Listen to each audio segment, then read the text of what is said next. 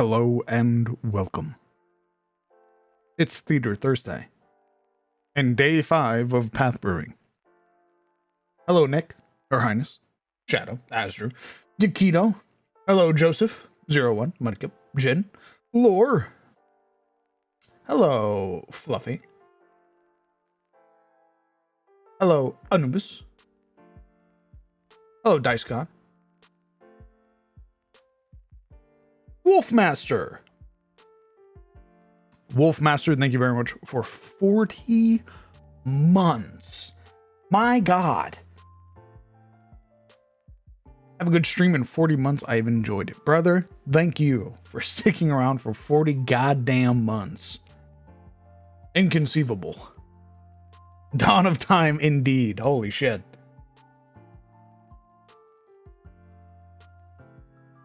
Hello, Bite. Hello, Drask. Hello, Crush. Let's see, I'm missing.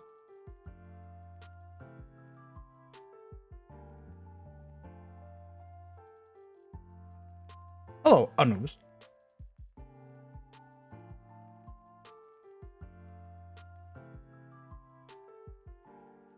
Hello, Skullthrone. Been waiting forever. Forever. I don't think so. I don't think you've been waiting forever. But don't worry. We're getting to work now.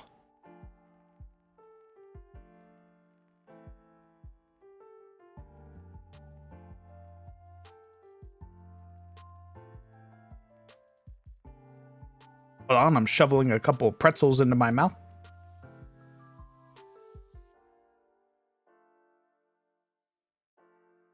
Because I am a hungry bear.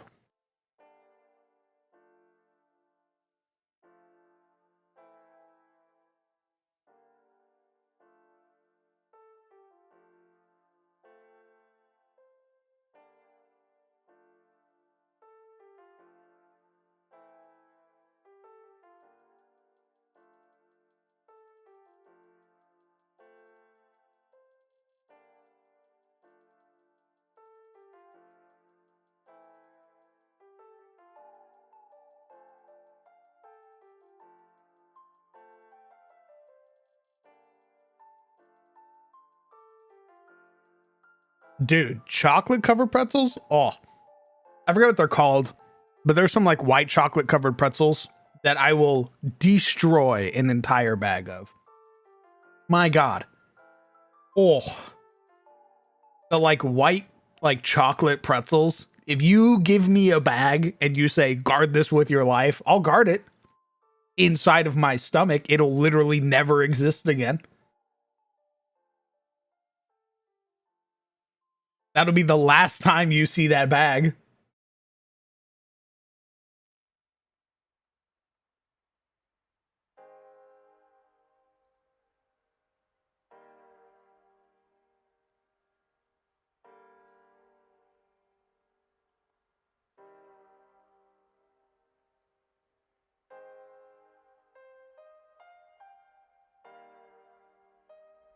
Thank you for reminding me. After stream today, I'm gonna get some peanut butter because I usually snack throughout the day. That's how I keep myself from being a fat piece of shit and eating like, I don't know, 2 pizzas back to back. I just snack on stuff. So I'm probably gonna get some peanut butter later today, and dip some pretzels in it. Oh, so good, so good. We can bribe you, brother. You've been able to bribe me for 3 years. That's not a surprise. You've been able to bribe me since the dawn of time. My morals are shaky. You hand me some cold hard cash, you hand me some food, oh, it's over.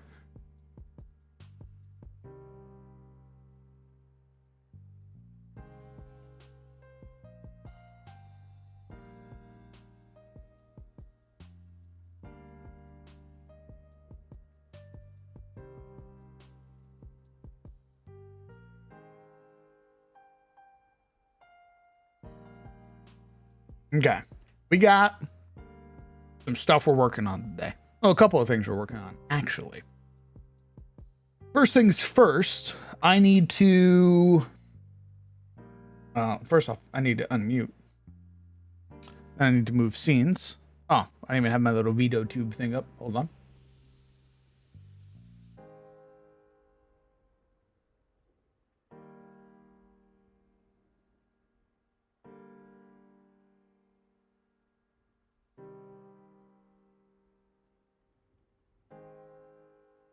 Ancestries. Maybe not right off the rip. I have a couple of items I want to make first.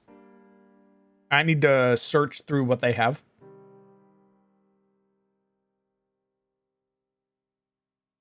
Oh, damn. My little... Sorry, Jen. I don't see them immediately. I have to, like, constantly go check my, my stream elements. Thank you very much for the 1,500 biddies, brother. That's very kind of you. Check vintage when you get a chance. I will check vintage after stream.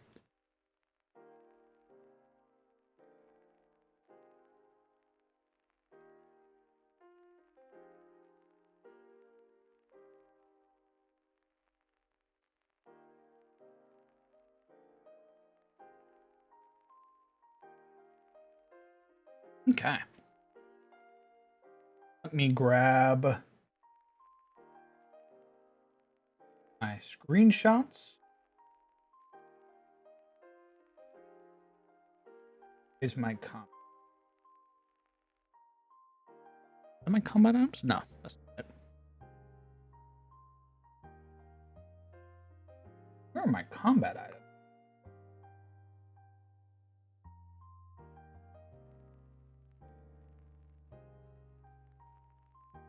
I definitely took pictures of them.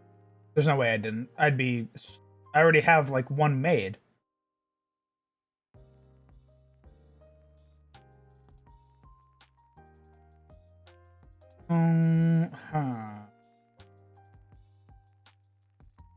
Herbs, whetstone.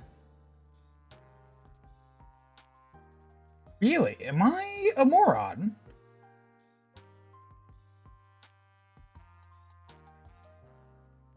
Huh. Where the hell did I copy this from then?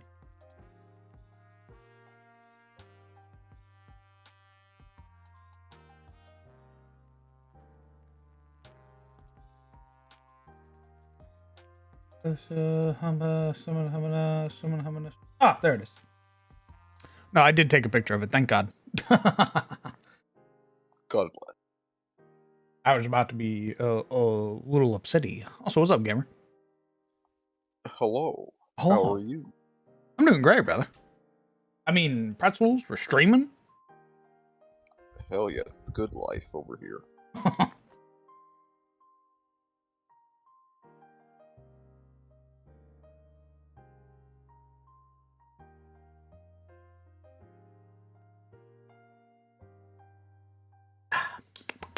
How's your day? My day is great, brother. Honest to God, somebody asked me yesterday. They were like, "How you been? How's life for you?" And I sat back and I went, "Brother, I think my life is good. I think the only thing I can complain about right now are first world problems. I don't think I have a single genuine complaint I can make. Life's good." Glad to hear.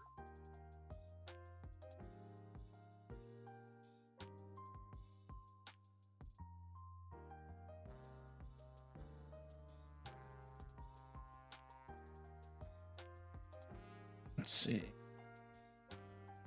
Need to make a new trait. Our homebrew elements. Or trait. I want to give it fast acting. Another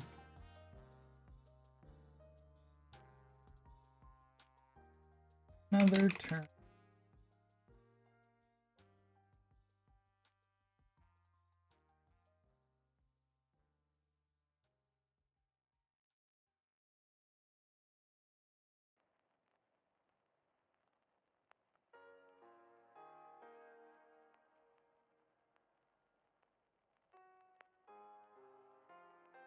Oh, alacrity could be. Oh, quick release. Oh, God, you're so smart.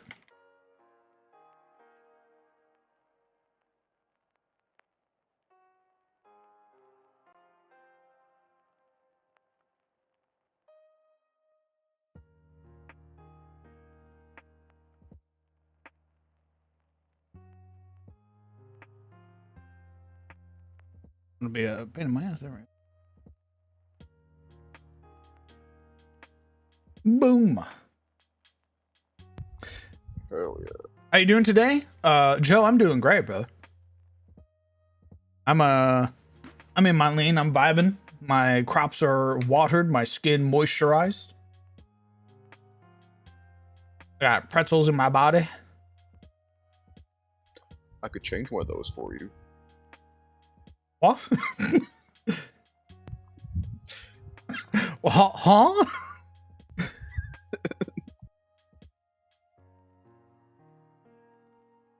How far have you delved into the Pathfinder monsters? I haven't. Well, that's not entirely true. I've kind of delved into the monsters. If you watched any of the Chaos and Caledor streams, you'll notice, especially the more keenly eyed and astute of you who've played Pathfinder before, will notice at a certain point in the beginner box, I just started homebrewing monsters. We kit bash a little onto this guy. We add an ability here. I give it an ability there. That was a lot of the beginner box. And it worked and they didn't die, so clearly he's a god at balancing. True. Thank you. Thank you. I'm glad somebody said it.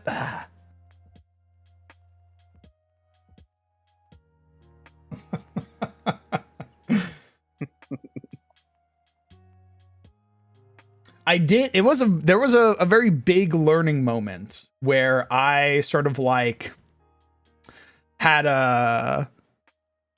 it was like a very big sort of like step back moment where I kind of like realized in that moment that I had fucked up. Thankfully my players were kind enough to allow me to essentially fuck them over for no reward whatsoever. Because I misinterpreted a rule. Did you know that if you step, which is an action that you can do, which allows you to move, I believe it's like 10 feet or like 5 feet, you do not provoke opportunity attacks. Yep. Even though it has the move tag. Even though there are certain abilities that proc off of the move tag. I was very like, oh. I thought I had ruled it correctly. I watched chat explode, and I went, I think I fucked up. I think you handled it pretty well, though, all things considered. Indeed they did.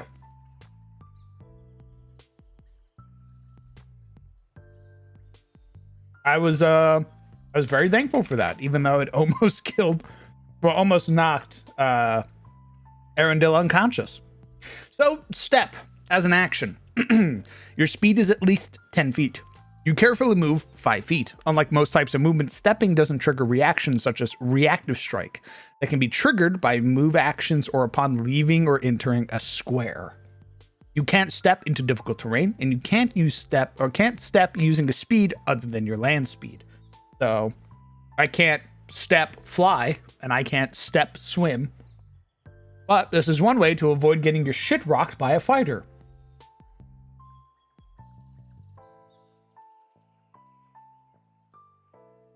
So many monsters could have been saved and prevented from getting exploded had I known step. Tragic. Monsters can use it too, by the way. That's what I mean. They could have got away from you safely in one piece. There are so many monsters that'd be, well, they wouldn't be alive because the party still would have exploded them, but they'd have lasted like another round. Yeah. Step is a very, very cool thing, I tend to find. Because, people talk about like how much damage you do and everything like that. But there's another side to the sort of defense in Pathfinder, which is manipulating action economy. if you can step to make 3 creatures have to stride after you, you've effectively denied 3 actions. If it's one big boss where you outnumber them and you step and that forces them to use an action to bridge the gap, you've effectively denied them 4 actions. If there's 4 players and them and they have to spend an action to close the gap, suddenly that's the equivalent of 4 of your guys' actions being wasted on the part of the creature. Is a little bit of mental maths, but movement is very, very, very useful. Especially if you have like reach weapons, which is why most reach weapons are two-handed, because you've got to have some sort of caveat. There's a bunch of stuff like that. Yeah, I'm already seeing like the bad guy up against the Flurry Ranger, and he steps, and that immediately steals an action from the Flurry Ranger. Who can no longer do everything they want to do. Correct. Like they had built themselves up to get to you. Now they're like, next turn, I'm going to do this, this, this, this. And the bad guy moves back 5 feet and suddenly ruin. I mean, there's more to it too. Let's say you're fighting a dragon, purely hypothetical here. If you stride away from the dragon or use the step action to get away from the dragon, they now have to, if they want to use their Draconic Frenzy, because there's, claw attacks involved in that and they don't have reach, they've got to now stride to get into range with you, do the Draconic Frenzy. Now they can't fly away because they've run out of actions. So now suddenly, because you moved and sort of kited the dragon into your space, that dragon no longer has the action economy to be able to get away to safety and deal damage at the same time. There's a lot of that in Pathfinder. I like that a lot, actually. It was a sort of like back and forth moment where it was my player teaching me in that moment, where Arundel's player was like, I'm going to use step. And I was like, huh? What day? You could definitely tell that I have like players in my group that have been like religiously reading the Pathfinder rules and stuff. It's great. Yeah, I think Momo said that, like at the end of the last episode, she was talking about when she was talking about Arundel, going through the books and like comparing what we think Swashbuckler should do to how it sort of fits into the economy of a party. I think that's very, very true. I definitely think that when we made these when we made these characters, there was definitely this sort of moment where people were like, we're playing a chunkier version of 5th edition. And that now that we've had like 7 sessions of it, people realize this is not 5th edition. We play very differently here.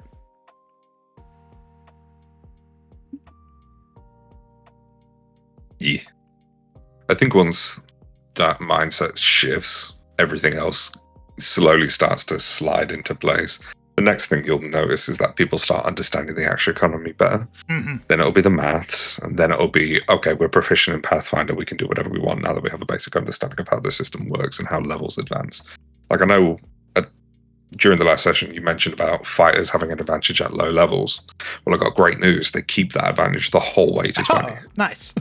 Yeah, they will always have a +2 to hit in comparison to everybody else. Sometimes more if you compare them to casters. So fighters fight. It's their whole job. Okay. Yeah. Don't ask them to help you get out of a forest, though, because typically fighters don't have a lot of skill proficiencies. They're not going to be able to save you from that.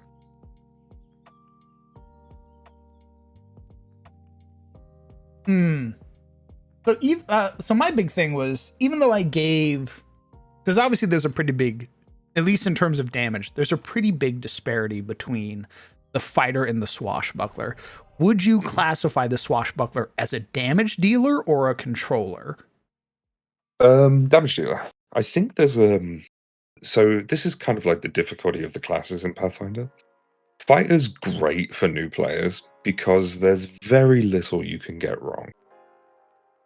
Even if you're a bad fighter, you're a very good combatant. When you become proficient in the game, suddenly fighter is a next level thing where you're constantly critting. Like there's a disconnect almost with but let's take hero points as an example. So everybody was holding on to that last hero point in case they went down. Mm-hmm. But the only person who needs to hold that hero point is the healer, because they're the only one who needs to get up in a pinch. They need to make it easier for everybody else to get them up.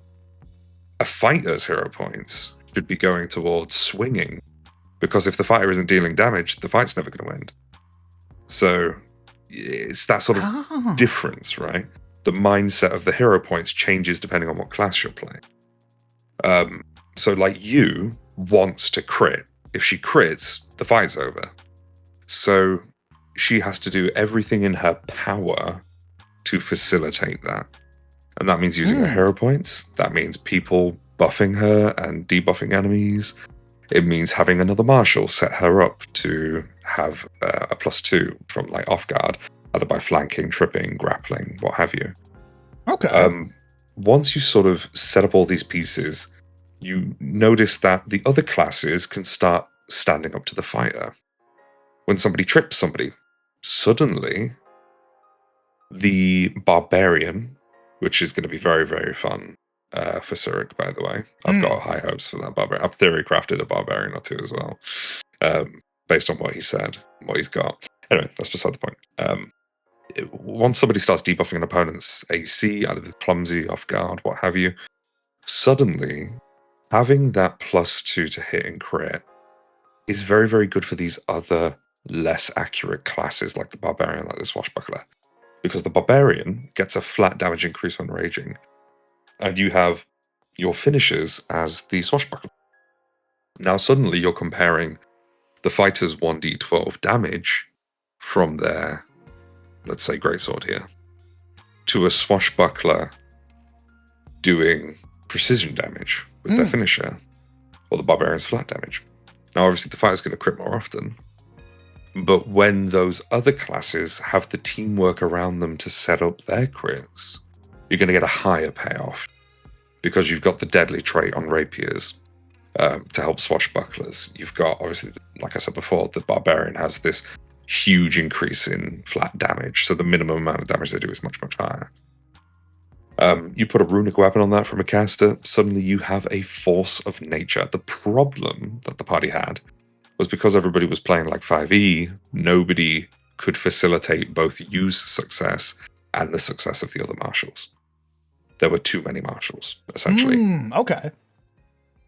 Yeah. If you had everybody buffed, everybody feeling great, like let's say there's a bard in the party, and the bard is giving everybody pluses to their attacks and pluses to their damage, suddenly all the marshals are very, very, very strong, right? But with just one druid, there's just not the action economy to support that kind of play. But I think they learned that, and I think they're going to learn more about that through experimentation and through like meeting NPCs who join them in combats, things like that.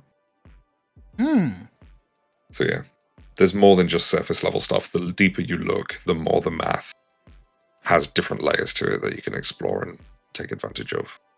Nice. I'm very excited to see what they end up doing then. Yeah, so am I. It's going to be great.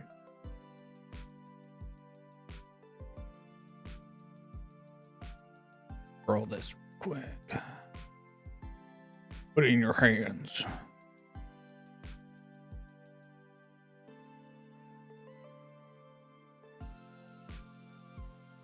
Oh, interesting. It doesn't show up there. What seems to be the problem, officer? I was just trying to make the spiked ball appear and, so he could throw it. Rather trying to get it so that way when he throws it, it A, leaves his hands. Or like leaves his pockets, basically. And also gets shown it gets shown in his inventory, but I wanted to show in his actions.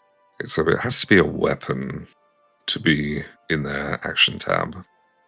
You want to look at alchemical fire as like a thing to copy and compare to. Here's what I was looking at. Grab it again. Hello. Hello. Hello. Hello. Alchemist. If I may ask, Okay. since I'm near the end of episode 7, but I am curious since you guys brought it up. Is are we continuing with CIC? Yes. Question mark. Oh, oh yeah, very excited. Oh. I want to see the aftermath of the whole, mind flare business and the dwarves, the Pirangar.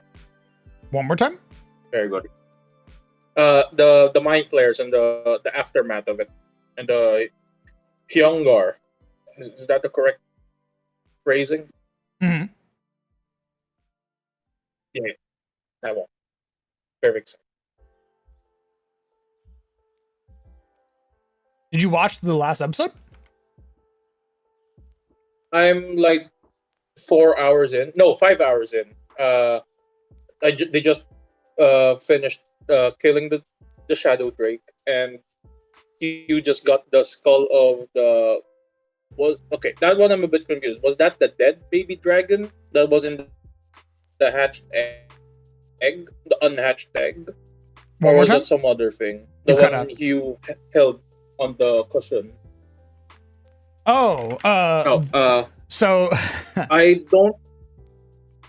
so Felgard, the shadow drake that's there, when they killed the dragon that the kobolds were watching over, Pyre Fury was a bastard. Is the easiest way to put it. Pyre Fury used the dragon that he killed to basically resurrect some fucked up version of this like legendary dragon, basically. Yeah. Yeah. That one, like, God. I'm just trying to. I'm trying to. So okay. What I had in my mind about using the components of the dead baby dragon as like the base for the revived Felguard was correct. Okay, understand. All right. Because I wasn't sure. Oh, sorry, I wasn't sure what skull you like took up. Was that the baby dragons? Was that Felguard's head? Was that the that was unhatched baby the dragon's head? unhatched baby The one in dragon's head. the egg. Okay, okay. I got confused there, but that's about it. Yeah, I'm nearing the final stretch, and I'll listen to it while I drive later. But yeah, I just wanted to know if we're continuing with CIC. We're gonna continue into CIC. We're gonna get it's basically gonna turn into like an actual AP, so more in line with how we run stuff like Shadows of Thorolund. So more character moments, more Adis lore, all that stuff.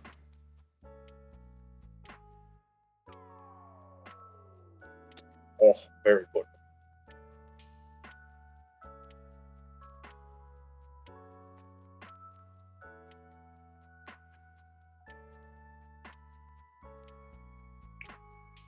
Just to sate my curiosity, did did Arundel's parents pop up No. or not yet? Okay, cool. Understood. So that time.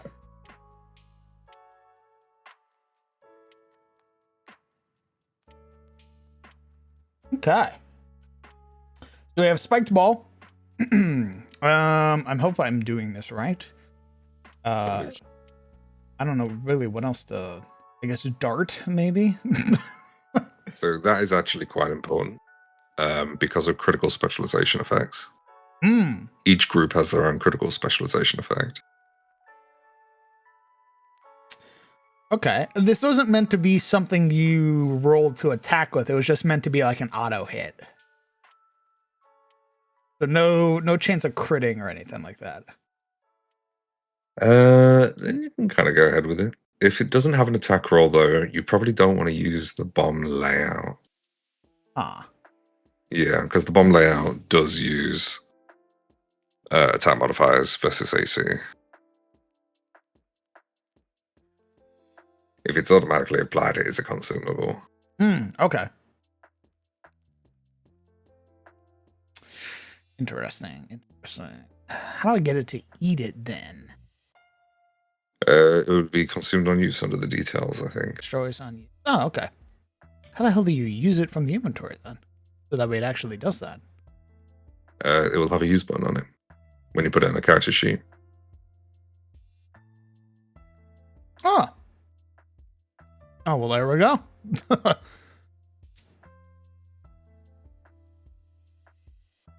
Oh yeah, if I may ask, what's on the docket for this path brewing? A lot. It's easier to go over things that aren't on the docket. Okay, so are you guys doing the homebrew races now, like what you were talking about before with the half giants, or not yet? No, I'm not working on ancestries right now. Okay. Nobody's Are you changing their working ancestry. on- People are keeping.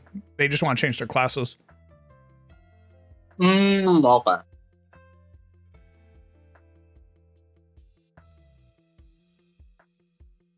Speaking of classes, are any classes available? I'm just throwing words out. Not any just putting class. things in the No, air. not any class. All right. Specifically, if we would put some words to it, hypothetically speaking. Like, I don't know. We won't see any exemplars. No exemplars. Very, very good. Highly Yeah. recommend. Probably no uncommon ones either. No inventors. Probably not. No. No gunslingers. Definitely no gunslingers. What if you don't give them guns? I know. Hypothetically It's been speaking. asked a bunch of times. Hey, give them crossbows or whatever. Listen, they have like 30 classes that they can play with before we even start touching the uncommon shit. Okay, go play a champion and figure that shit out first before you want to play inventor or something. Champions are pretty great. Give me like a They're chance. my second favorite. Yeah. Let's not dip our toes in. So, Crowned, What's up, handsome? the Department of Education shutting down. Well, how do you feel about that right now? I shoved the mic in front I of don't your go to face. school, so I don't give a shit. Education, that's for rich What people. of it? People don't need. I'm not educated. I'm doing just College. fine. I didn't go to college. collage I didn't get brain controlled by the communist left. by the damn woke liberal media left side motherfucking.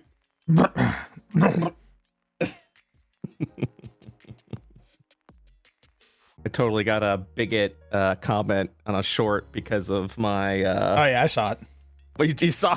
Yep.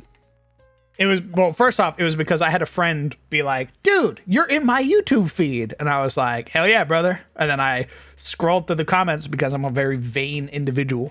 And I was looking for people talking about me. And I scroll all the way to the bottom and I see that stupid ass comment.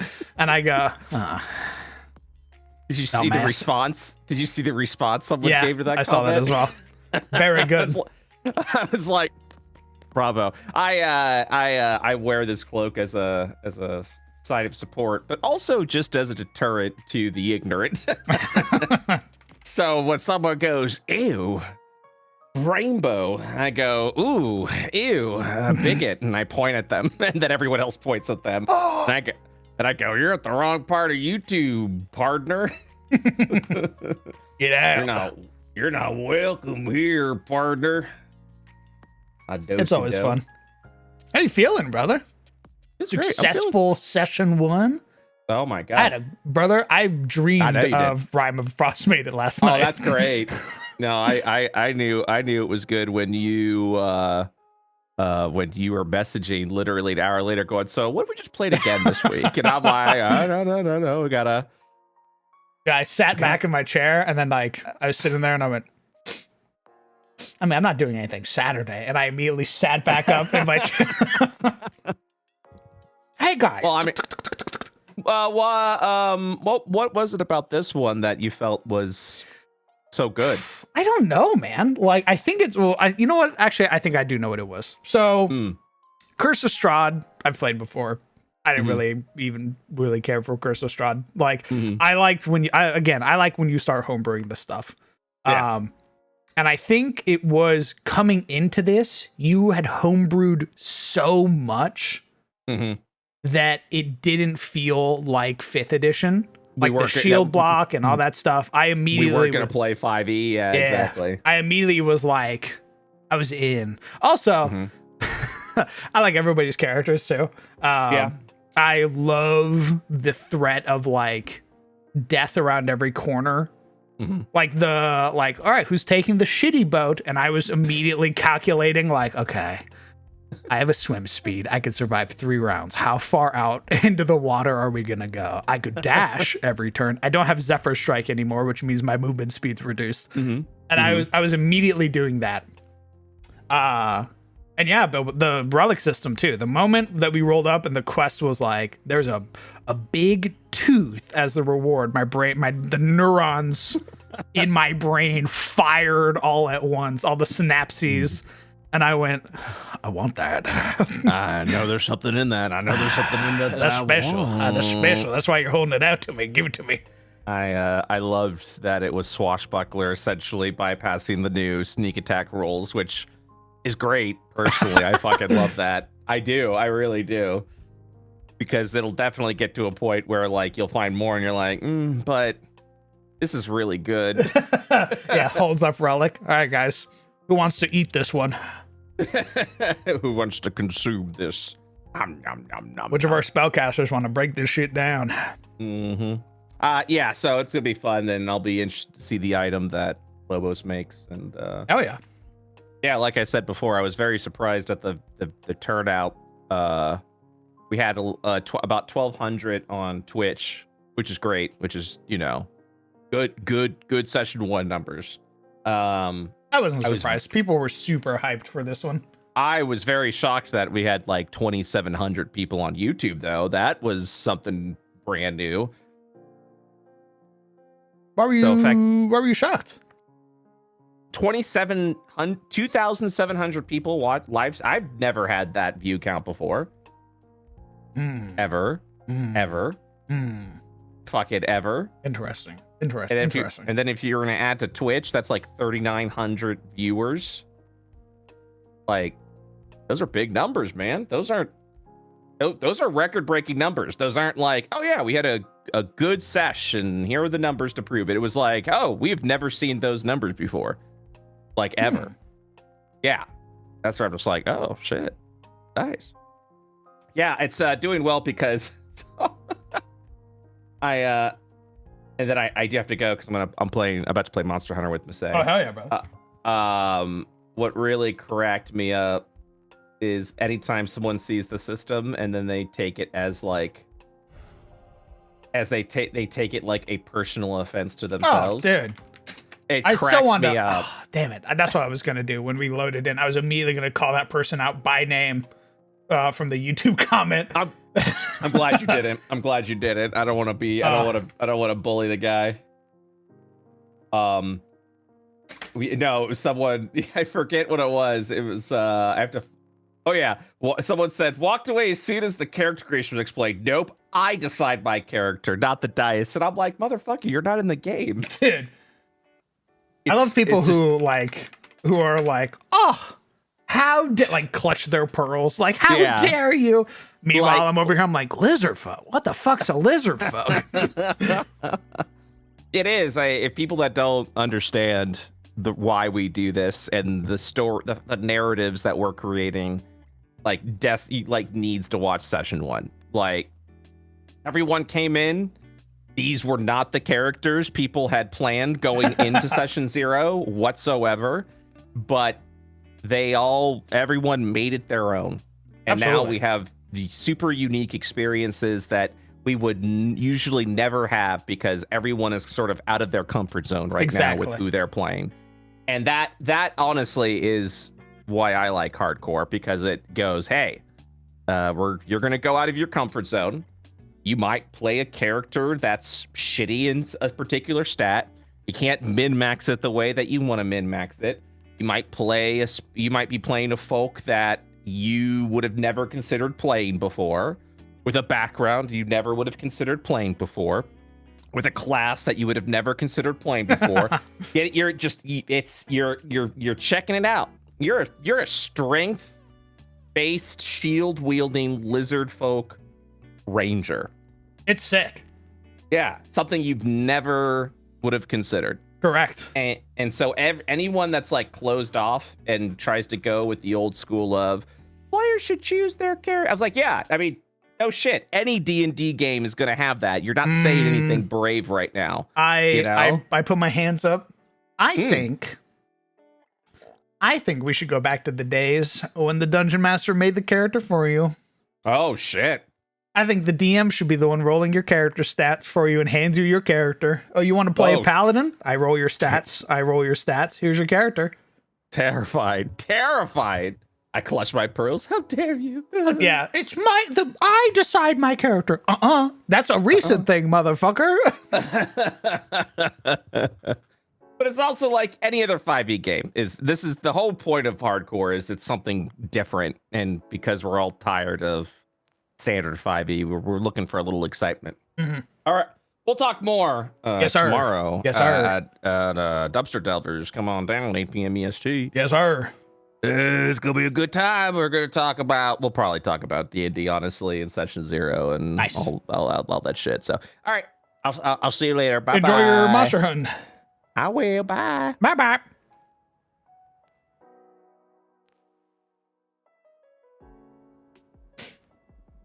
Oh. Hello? Hello. What's up, gamer? I was gonna ask something about items, but I think my thoughts were been derailed. Understood.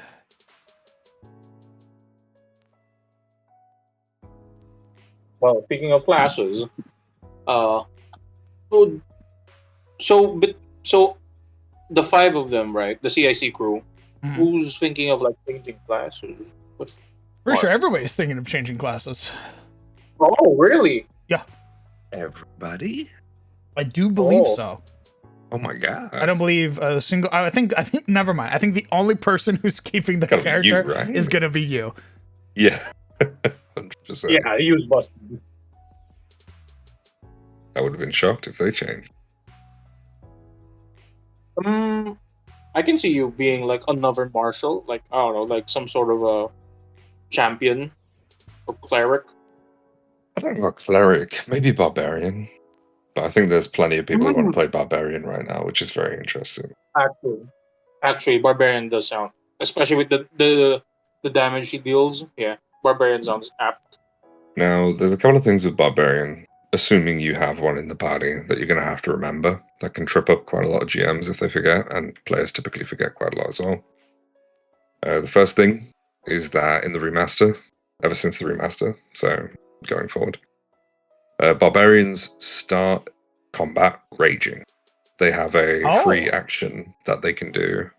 I forget what the name of it is, but they have a free action where when you roll initiative is the trigger, and you rage.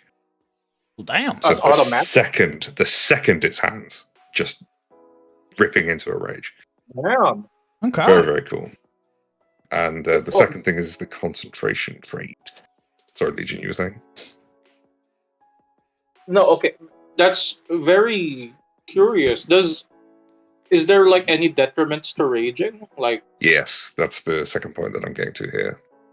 oh, Concentration is very hard when you're raging. So you can't use any action that has the concentrate trait. For example, command. So if you have an animal companion, you can't tell it what to do because you're too busy being angry. In addition, there's cast a spell. Can't do it while you're raging. I don't think seek. Maybe seek. I'm not 100% sure on seek. But definitely recalling knowledge. You'll know because all the actions have the concentration trait on them. Mm-hmm.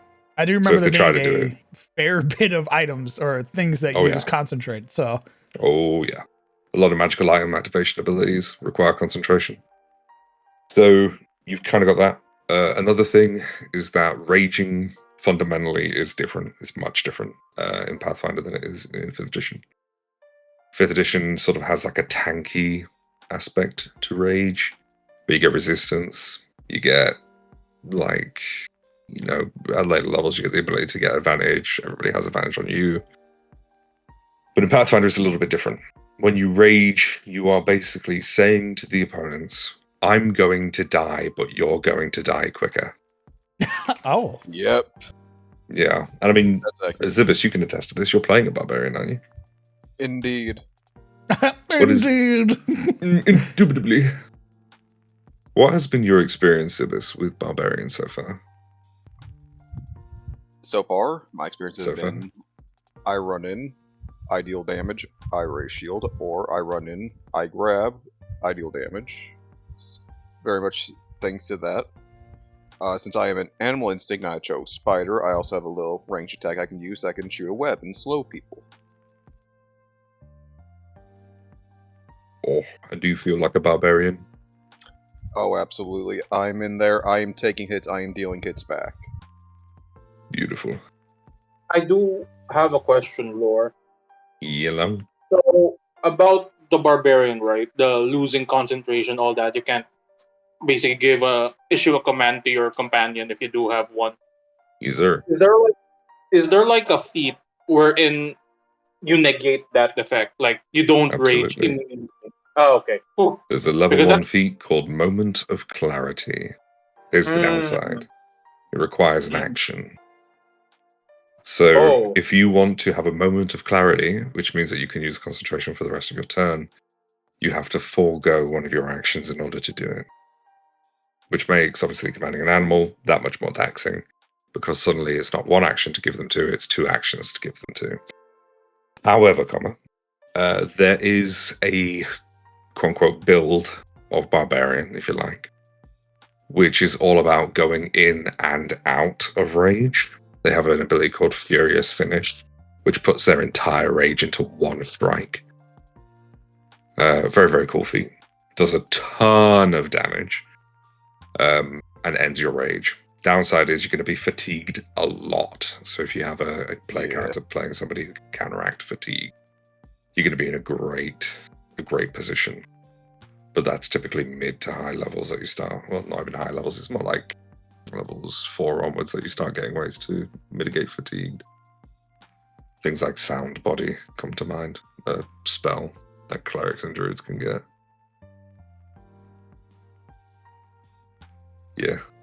Yeah, fatigued is the big one with barbarians.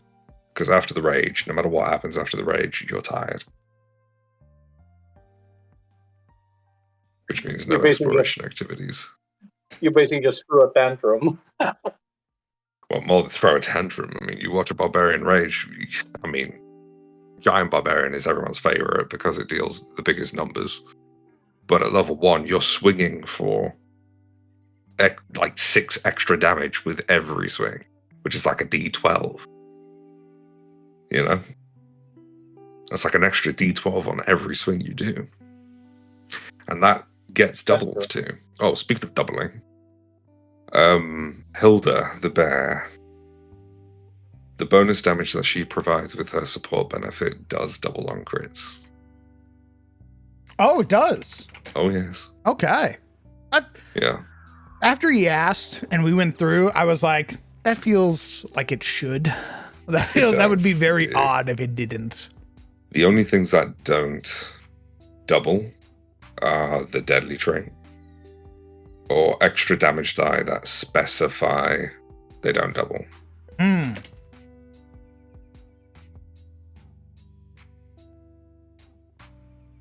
But yeah, apart from that, everything doubles. Okay. Sometimes you'll find that, you know, quality over quantity. Sometimes you will find that things don't just double, but they'll double and add a bit, like with deadly. You know, there's a bunch of abilities like that. Once you start getting a couple more runes on a melee weapon, you're going to start seeing, possibly from you, some disgusting numbers when she crits. I mean, but that's the point. We saw that already. You've seen that already. I don't got to tell you none. He's a you know the sport. drill. I was without runic weapon. Yeah. I think that was a big thing that kind of like not dissuaded, but definitely like kind of struck the ego of Arendelle was watching you do Yeah. so much damage, 100%. and they were like, I didn't do jack shit. Uh, I was Yeah. like, well, don't worry about that. Like, you know, you were kind of in a bad situation, and that's kind of how the whole game goes. Is if you're caught flat-footed, you got to sort of spend time to recover. And I guess there's more to it as well, where like if you put you in a ballroom, you is not going to be able to do a thing. But Eredin Oh, yeah. is going to Oh, flourish in that kind of social environment. Hmm. I mean, kind Yeah, of. setting Kinda. depends. But fascinating performance as well. Like you got to consider fascinating an opponent is incredibly powerful. Obviously, incapacitation is a thing, but that's where Eredin gets. Oh, sorry, not Eredin. Sorry, Arendelle. Erendil. Y'all I was all kinda have the like, same huh? name. I'm convinced. Me, the druid. Oh you've yeah, all got the so same I'm quite name. used It is to what it is. social gatherings. Recognize the elf moment. They don't have the incapacitation trait because they're a swashbuckler, which means that they can do it on things of equal level or higher, which is very, very good. So they can swarm. How dare you? How could you? That's right. I came here to provide zero knowledge or any input except memes. Oh my god. I'm here to be a problem. Okay, be helpful, you dumb bitch. What the fuck? I want problems No. always. We're talking about everybody's characters. Your characters are part of that. Yeah, whatever. It's fucking guy. So Yep. fascinated is very, very good. And it wasn't used nearly enough, unfortunately. Fascinated is basically a lot like rage, but put it on people. When somebody's fascinated by something, they can't use concentration on anything else, similar to a barbarian's rage. And I bet you any amount of money, most of the Herngar who were using actions used some level of concentration, either on spellcasting or on manipulating a certain flamethrower. Don't know if that had concentration, That's but it's a very, very common trait. Wow. So if they used fascinating performance on, say, that individual, suddenly the only person who can be targeted with the flamethrower is them. Good job, Eric. No, wait a minute. Is that a good thing?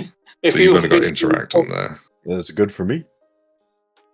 Yeah, you basically So- pull aggro on a squishy. Technically speaking, when you get to action activities, are you looking for the original? Yeah. Alchemists, something, I think. There it is. Alchemist. Interact fire. Interact fire. There you go. So it's only 2, but you'll find that typically interact is the first. If you have like a 1 action activity, interact is always going to be there for the most part. And then quickly behind it, concentration follows.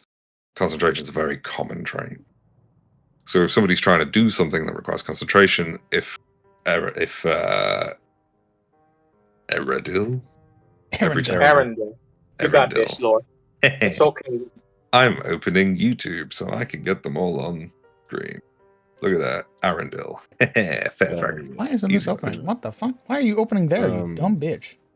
Sorry, go Then on. it basically means they can't concentrate on somebody else, which is the important part. Because that's basically saying, okay, all of these actions and abilities you've got, including spellcasting, you can't do anymore.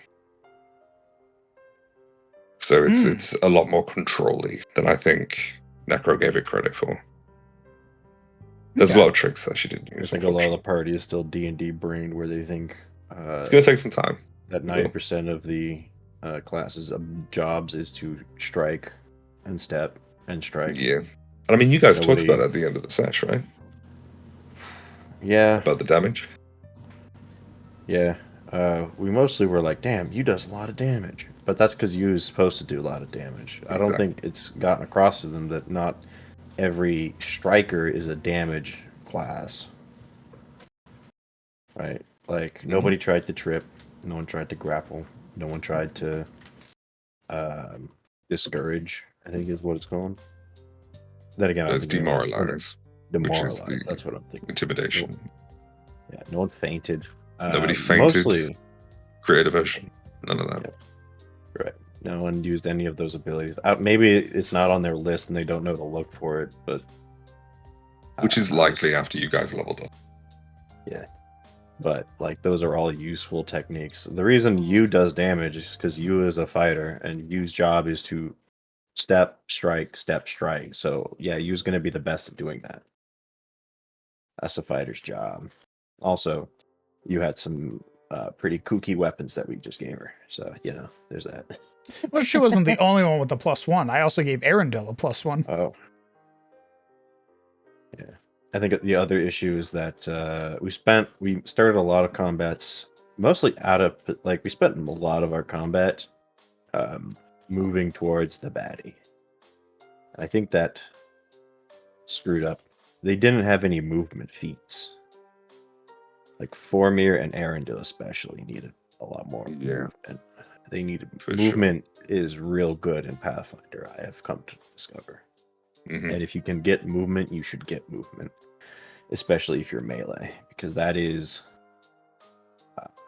because you mostly did damage because she was able to stride twice and then strike in 2 actions. Like that's pretty good.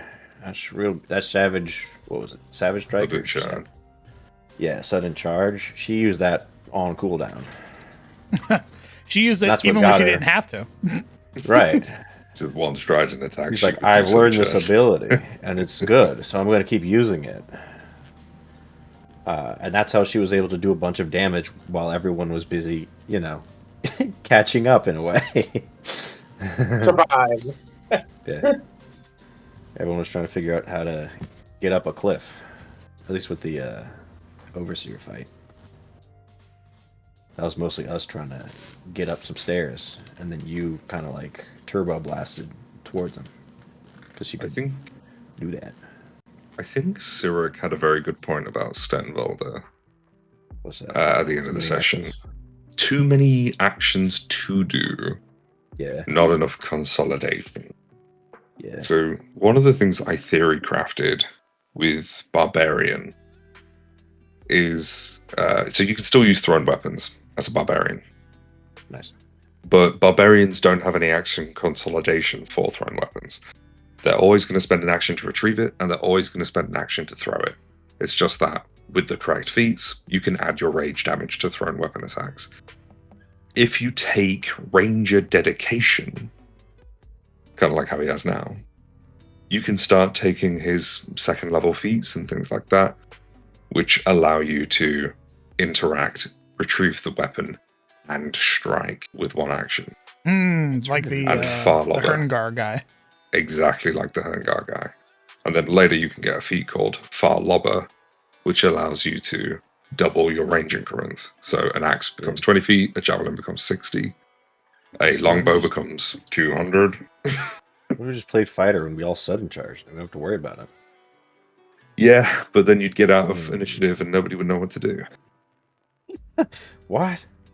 What do you mean? Of course we know what to do. We kill. We have athletics. That's our job. We can do anything. I persuade him with my athletics as I flex in the middle of the ball. There's a feat for that. Nice. See, it's Intimidating perfect. prowess. You build them right. Everyone can spread out like their 2 skill points that they get because they're fighters, and that would golden. We're golden. That'd be the fastest TPK I've probably ever seen. What's up? What do you mean? A full party of fighters would be the fastest TPK ever. All it takes is one wizard. Yeah. No, pretty much. No. One wizard. Grease. Yeah, but you hate wizards. Well, I love bad guy wizards. What do you mean? No, you don't. You love bad guy battle mages is what you like. That motherfucker's wiping the floor with a party full of fighters. You like knights who can cast spells is what you like. Hell yeah, I do. Oh, That's not a real mage. That's not a lich. That's not a wizard. I love liches That's too. not an What are you evil talking wizard about? It's because liches cheat. What is it? What? Where are they? Where are the liches? You say you love liches. Where are they? I learned my lesson. I learned my lesson. This isn't, bring it back. This isn't Come 2016. on, kill someone. Do it. You've already tried. You almost killed Grown me, weak, dude. old man. That was I great. also have Death hands. flag. Putting Arundel in a Yeah. position where I was like, you explode, and now I'm going to kill the guy you like as I look back at Aridin. I waved a little death flag. He holds all three that's been Oh, that fucking reminds pushed me. into his forehead. I interlace my fingers. DM, What's up, Hansel?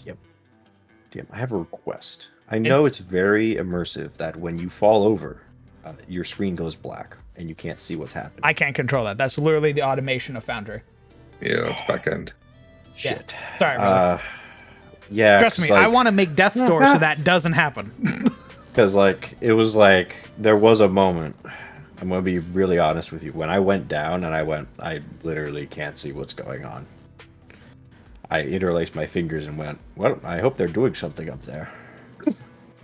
Did you Yeah, not even it see the was- token borders with the ripple effect? I saw the ripple effect, but I'm pretty sure that's only, like, where they are. Like, they didn't move, right? That's just, like, where Aridin last saw everything before he fell over, Oh, interesting. I could have sworn they moved I think. if the players moved. I don't think any players moved. Oh, maybe that was it. I think the dragon, Still. after it knocked you down, it stayed there because it was about to body Arundel and you. I see. Okay, well, still, it would be nice to see what's going. Seeing that I can no longer participate for as long as I'm unconscious, beyond rolling or spending hero points, it would be nice if I could at least see the board instead Okay. of just sort of like flipping over to your stream, so I can, like, you know, at least watch. Oh man, that's an extra viewer for the stream. Keep doing it. Leave that Right. AdSense. I You're so right. unfortunately don't You're know so how to right. adjust that because, again, it is automation on Foundry's side. That's a shame. Yeah, I mean, I get it. no It's idea. immersive, and it's like you want, you know. It's like, ooh, you're you don't know what's going on, the tension. But to me, it's more like Obnoxious. it was kind of annoying sitting, especially if you're there for, I don't know, the rest of the fight. Yeah, we did And you're run into just- that moment where I was like, Death's Door would have changed this fight. Yeah. Where I was like, well, I'm no longer. It was the I'm pulling out my phone now moment. Because not only can I not do anything, I also can't see. So I'm like doubly. I'm doubly out of it.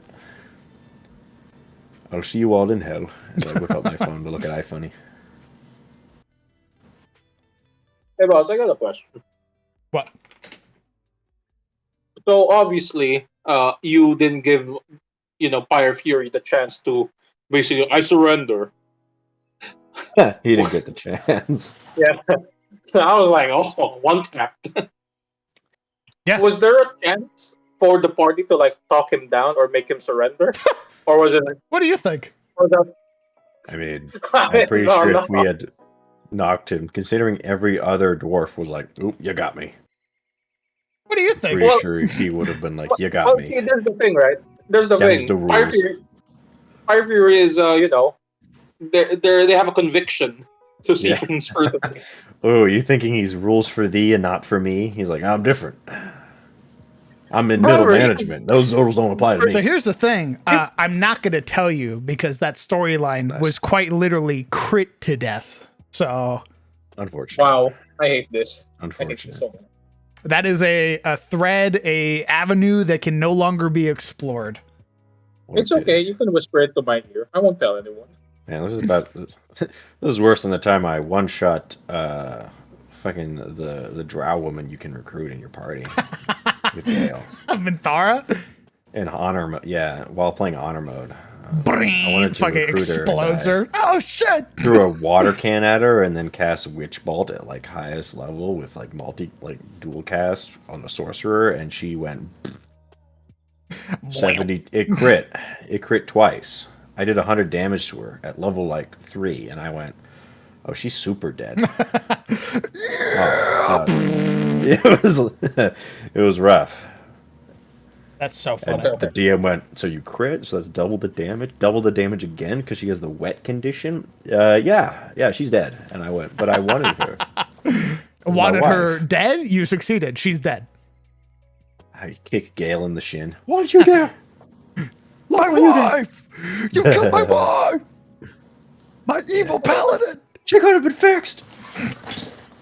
All right, Mr. Sizzle. Yes.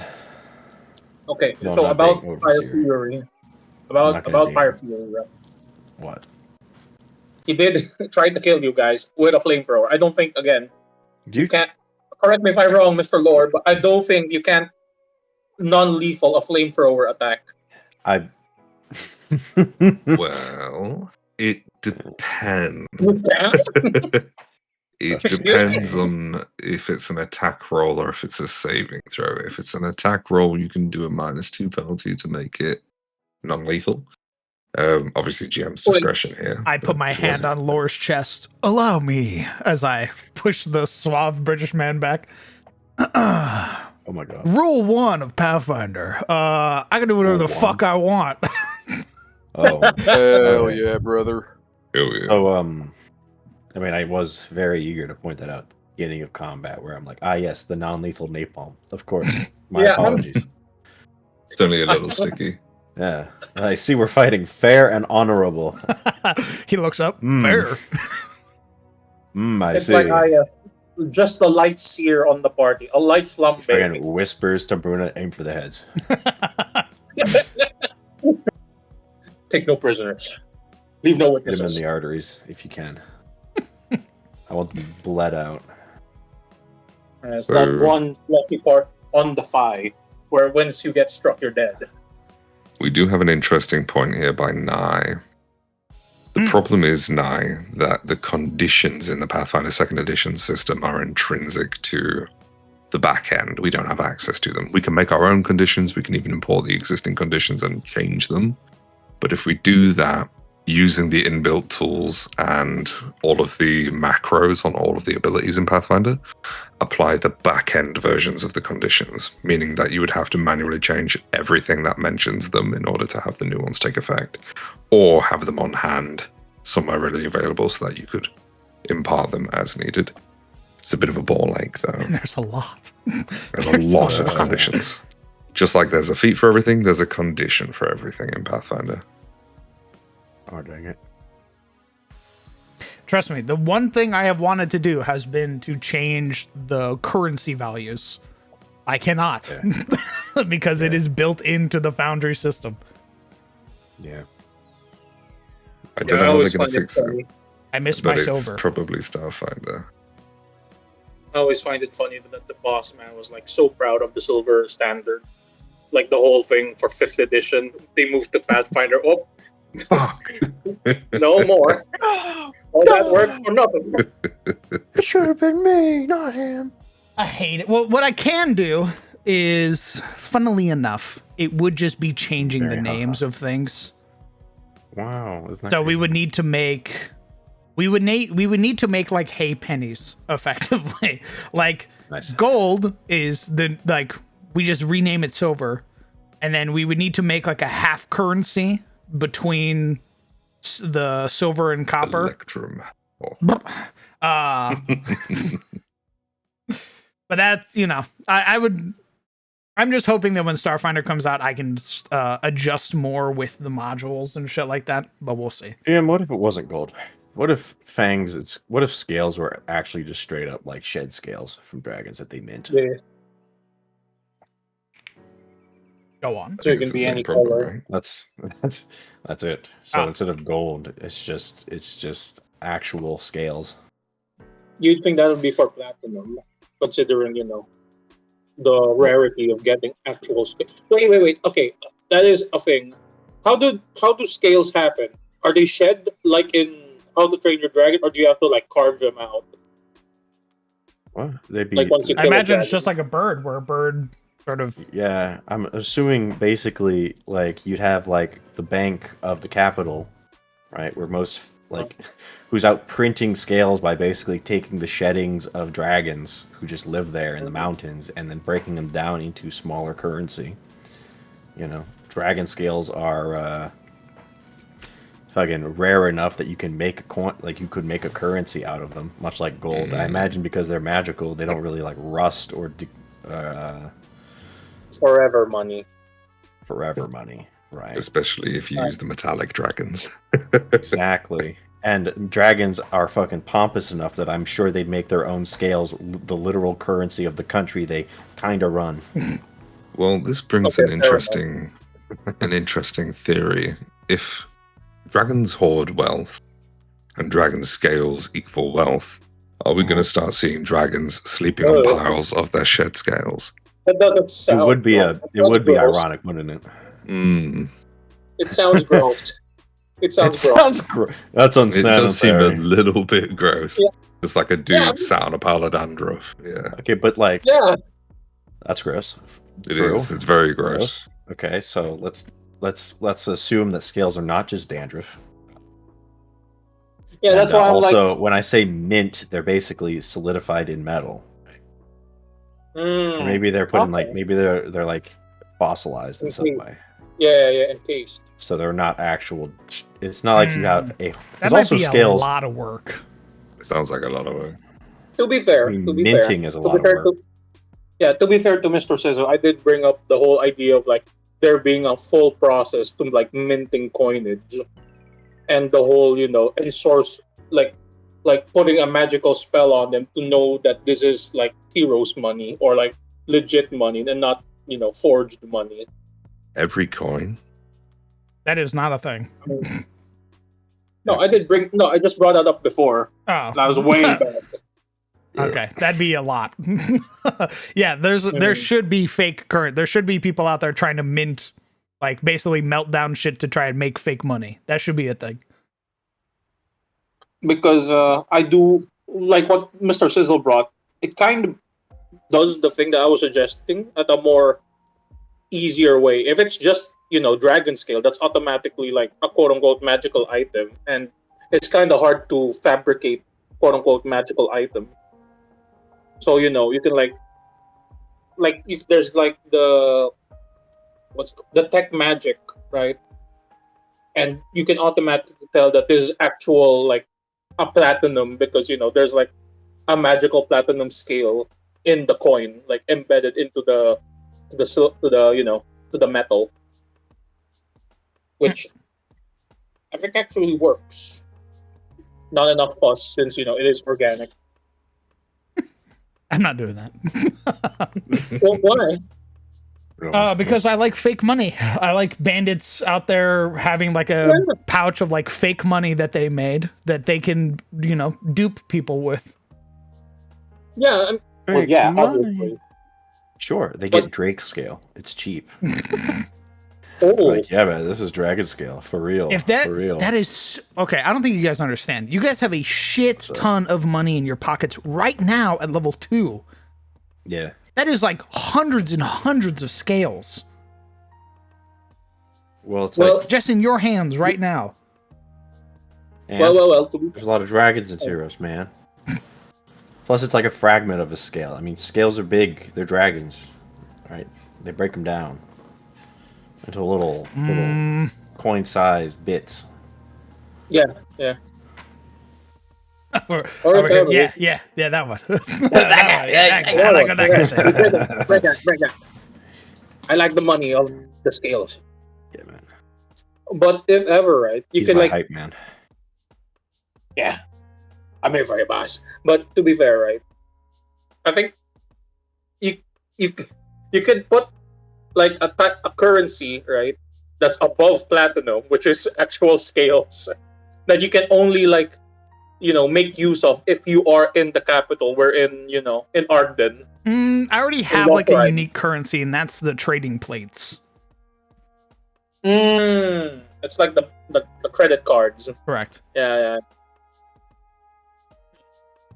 All right, what I tried. Anyway, back to fucking Pathfinder. What are we doing? Don't you again? worry. I'm your strongest soldier, Mr. Sizzle. I will continue with this. If they would allow, obviously. Oh no, Because I do like the coin. I see.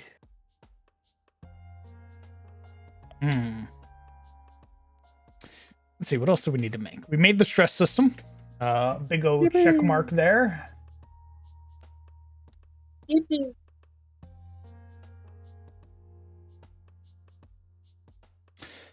made better consumables in the form of our health potions and the like.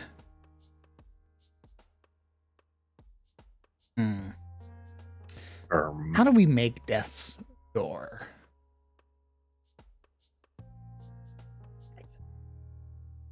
How do we make... Ooh, you sent me a prototype. Let's see if I can find that again. That was a while ago. What Do you remember where you sent it? God, would it be like making a probably module? text chat. Probably text chat. I'll see if I've got it here because I'm on the I'm on my Foundry world that I'm using to make all the homebrew. So, Death Store. There we go. Export. I'll just call it Death. Would it be like making a module itself, or I have something no you idea. just? Yeah, because I was like, oh. The other one, I mean, No, 5th no, edition, no. I didn't have to make a module for. It was just something that I did. Yeah, because you guys were talking about the whole part we're in. It's all like that's. I think I've noticed that's like one of the difficult things with Pathfinder, like the homebrew, considering a lot of things are intersect with one another. So if you change one bit, you kind of have to. It kind of affects everything else. So my thing right now is that it looks like if I remove your hit points, I'm gonna test this real quick. See if it does it if you're in combat.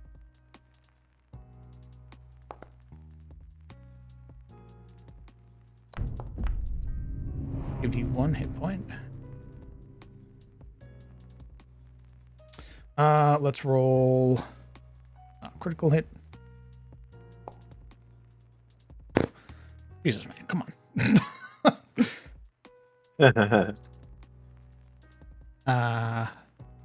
Damn. Roll that. Roll a fucking 1. There we go. Okay. Damn, he kind of fell off. Okay, so if I knock you to 0, you don't immediately get affected by all of the conditions. So I can apply a condition to you when I knock you to Death's Door. When I knock you to 0 hit points. And I have made some custom conditions. I don't know how to make a lot of them, but I do know how to make some. All right, let me download this. Let me create item. How the fuck do I import again? Right click. So may you export. Oh, very well. That's the door. Act. Condition. There, right click. Import data. Okay. You're reduced to the precipice of life and death. Whenever you be reduced to 0 hit points, you are instead reduced to 1 and gain this condition. You can still act and do not fall unconscious, nor does your initiative change. You gain the off guard and slowed condition for the duration. You follow the normal death and dying rules, increasing your dying value whenever you take damage. Though you no longer pose a threat to active combatants. If you are restored beyond 1 hit point or more, you lose the dying condition and Death's Door condition, gaining wounded as normal and act normally on your next turn. The GM determines how long you remain on Death's Door for a minimum of 10 minutes to several hours. If you are healed, you lose the Death's Door condition and can act normally on your next. What does slowed do? Reduces the number of actions you gain at the start of the turn. It's there's a very, very, very, very very strong, scary thing that you can do. So slowed is like there's a lot of conditions in Pathfinder that have like a weak version and a strong version and maybe even an even stronger version. Mm-hmm. Slowed is the baby version of stunned. They effectively do the same thing, but there's a little bit of difference in the wording. So slowed just means that whenever you would gain actions, reduce the number of actions you gain by the number of slowed that you have, and then continue. So if you have 3 slowed, you lose all your actions. If you have 2, you lose 2 of your actions, have 1 left. Do the action, the condition's gone, you carry on. If you have 5 slowed, don't know how you would, but if you did, you would lose 3 actions, still have 2 slowed, and then next turn lose 2 more actions. So it's a clock. Stunned is worse because it has 3 words at the beginning that make it very, very, very, very powerful. Okay. Here we go. You've become senseless. That's flavor. Here's the 3 words. You can't act.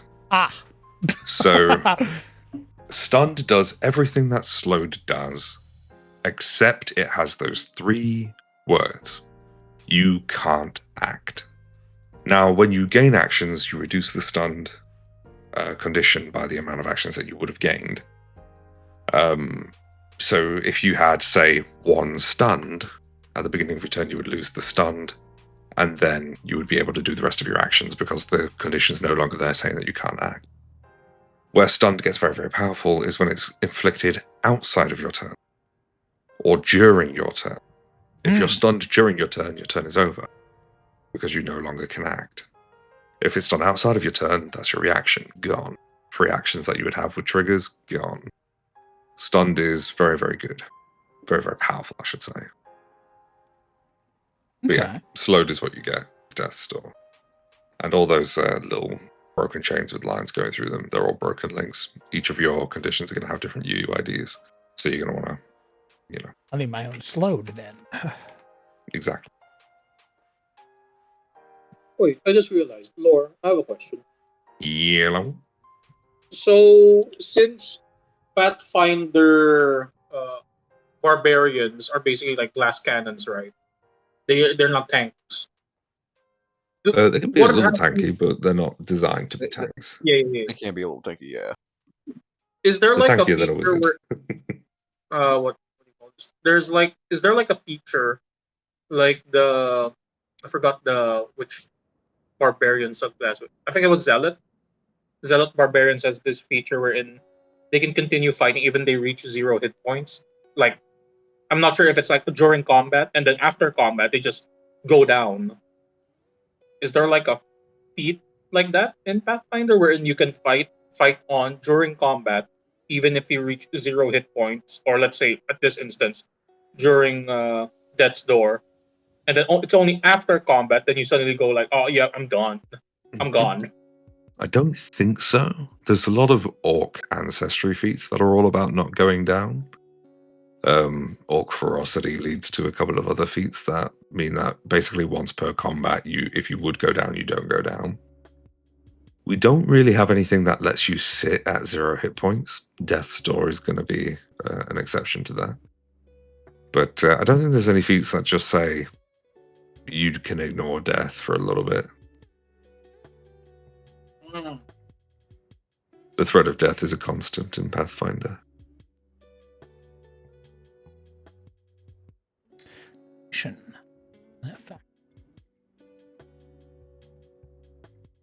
Am I blind? What's wrong?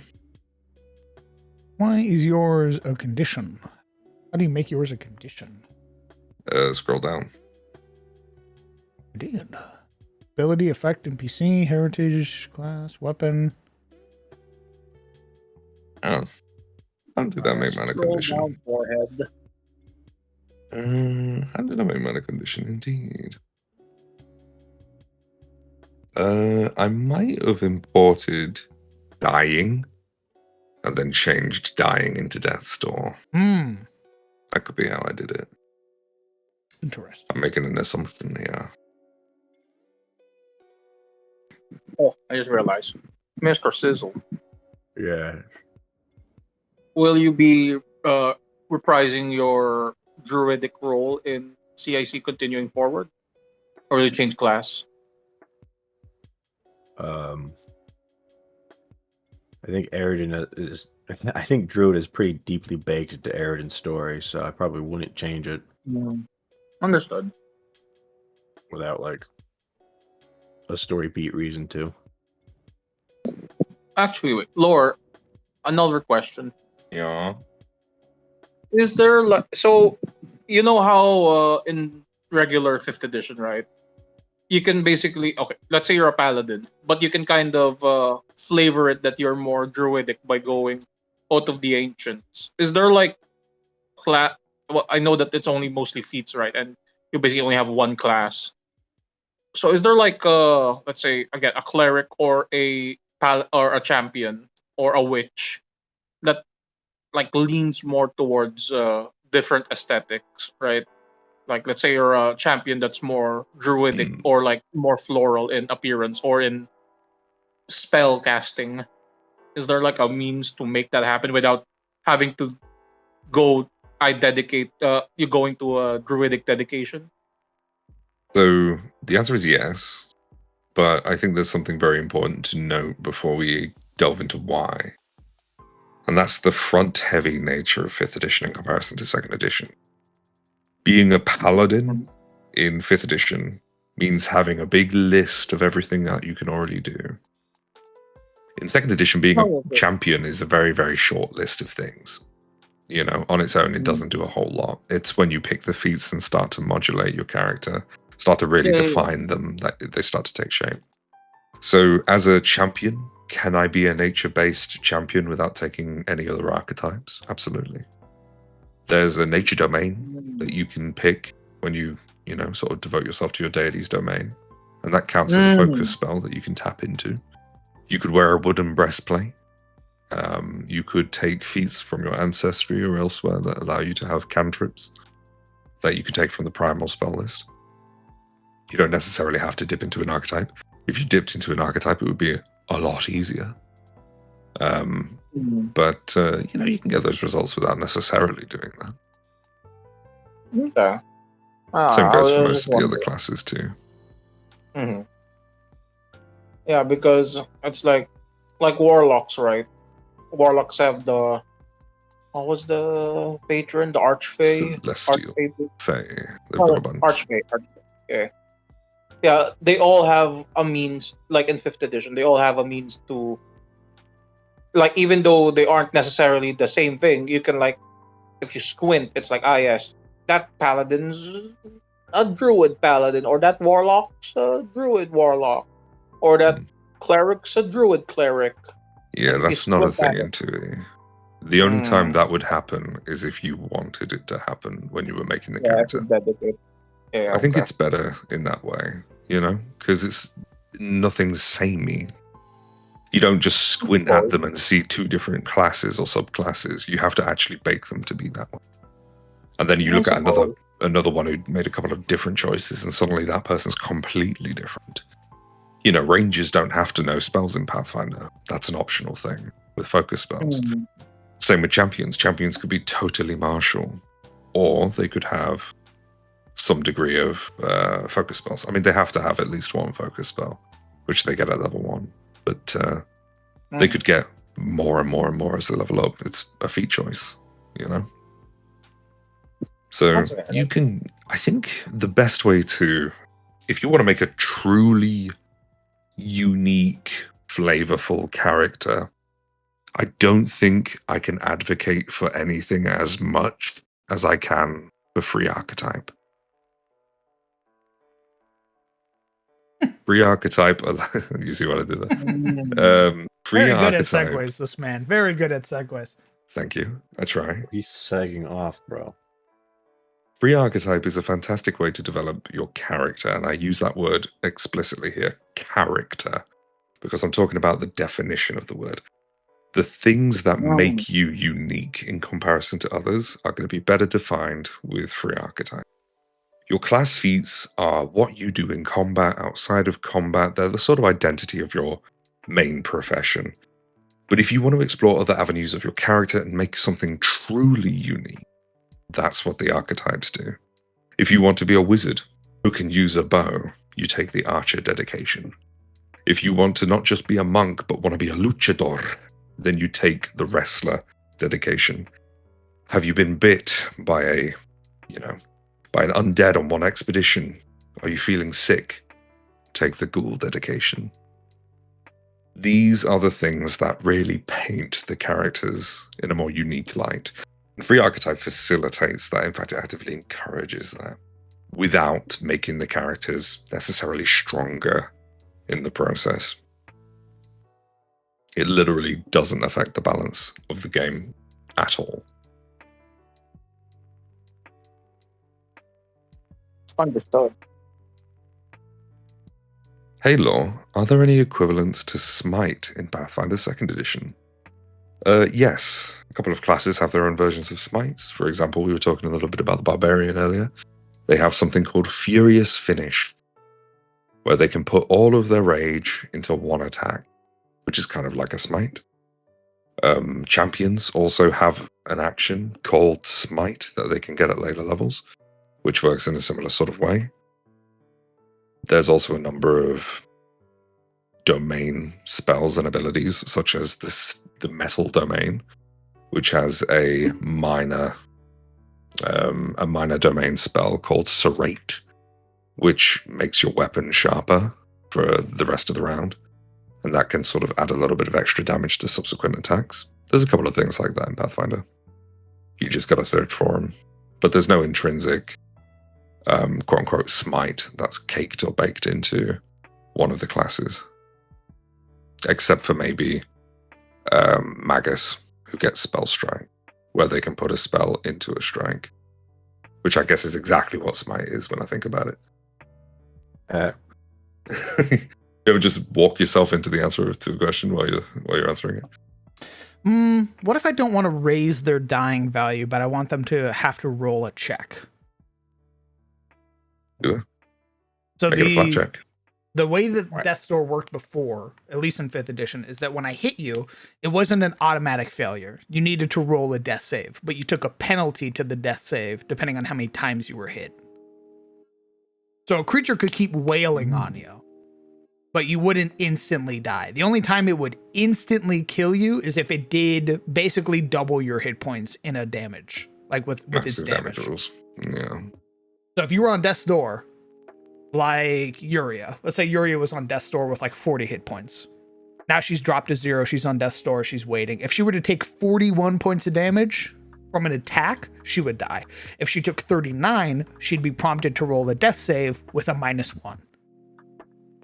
Because she'd taken one attack. Correct. She got hit again. Now it's -2. So would it be a recovery check? And then would you... Oh, here's a way you could do it. You could put a counter on Death's Door for the number of times that you've been hit while at Death's Door. So like Death Door 1, Death Door 2, Death Door 3. And then the DC becomes 10 plus Death Door value, just like recovery checks. And that also works for things like Die Hard that increase your dying value. You would just apply that to Death's Door. Oh, Okay. Could you write that down for me? I'm Oh god. a visual Kidding me. learner. Good. wait. I Does can't that remember what I mean- said. Wait, Lord. So does that mean that replaces the dying condition? If Replaces what the you dying said? condition. I think that's the Yeah, with intention of that- Death's Door, right? To replace the dying condition. Correct. wouldn't it be easier to just retype the dying condition then, so that you don't have to, That's what we're doing. create something new? Oh, okay. Okay. Clearly, my- what we're doing. Oh, I thought you guys were writing. I thought you were just making a new one entirely. I was like, wait a minute. Why don't you just replace the dying, like retype the dying words, the condition that The exists? issue is that already? so here's the thing. If I rewrite the dying condition, it fucks with the whole system. I can't actually I have to create a new effect that I drag onto your character. I see. Okay, so I was correct. You guys are making something new instead of just retyping what currently exists. Gotcha. I bounce your head off the ground. Why would you do that? There's Kitsune and funny. Catfolk in Leshy that have ancestral feats that allow them and others from going under at 0 hit points. Ooh, very, very cool. I don't think I've read those ones. There's a lot of very cool feats. I wouldn't be surprised if there's some I've missed, especially in like uncommon and rare territory.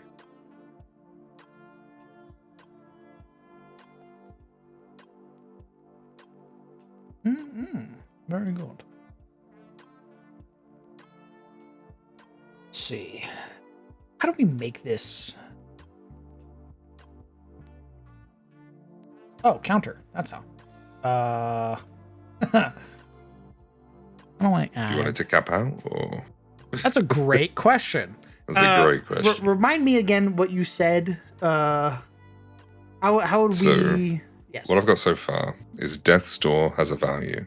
If you would take damage, increase this value by 1 and to make a flat check.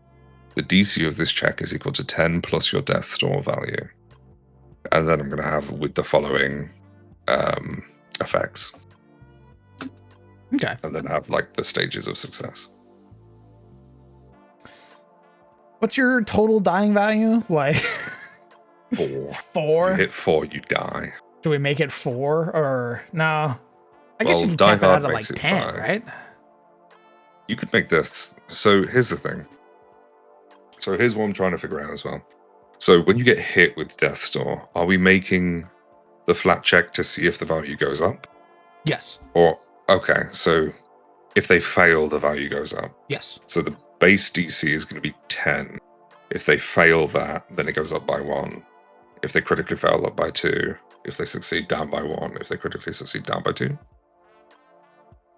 Sure. Is that what we're thinking? That sounds good. Sure. And then if they hit 0, are they back in the game with 1 HP? Or I think so, because the way we did in 5th edition is that if you nat 20'd your death save, you came back with 1 hit point. You basically pushed yourself off of Death's Door. I say if you brought yourself down to 0, yeah.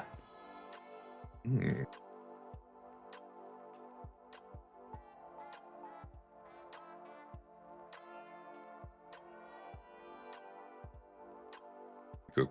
I'll be right back. But wait.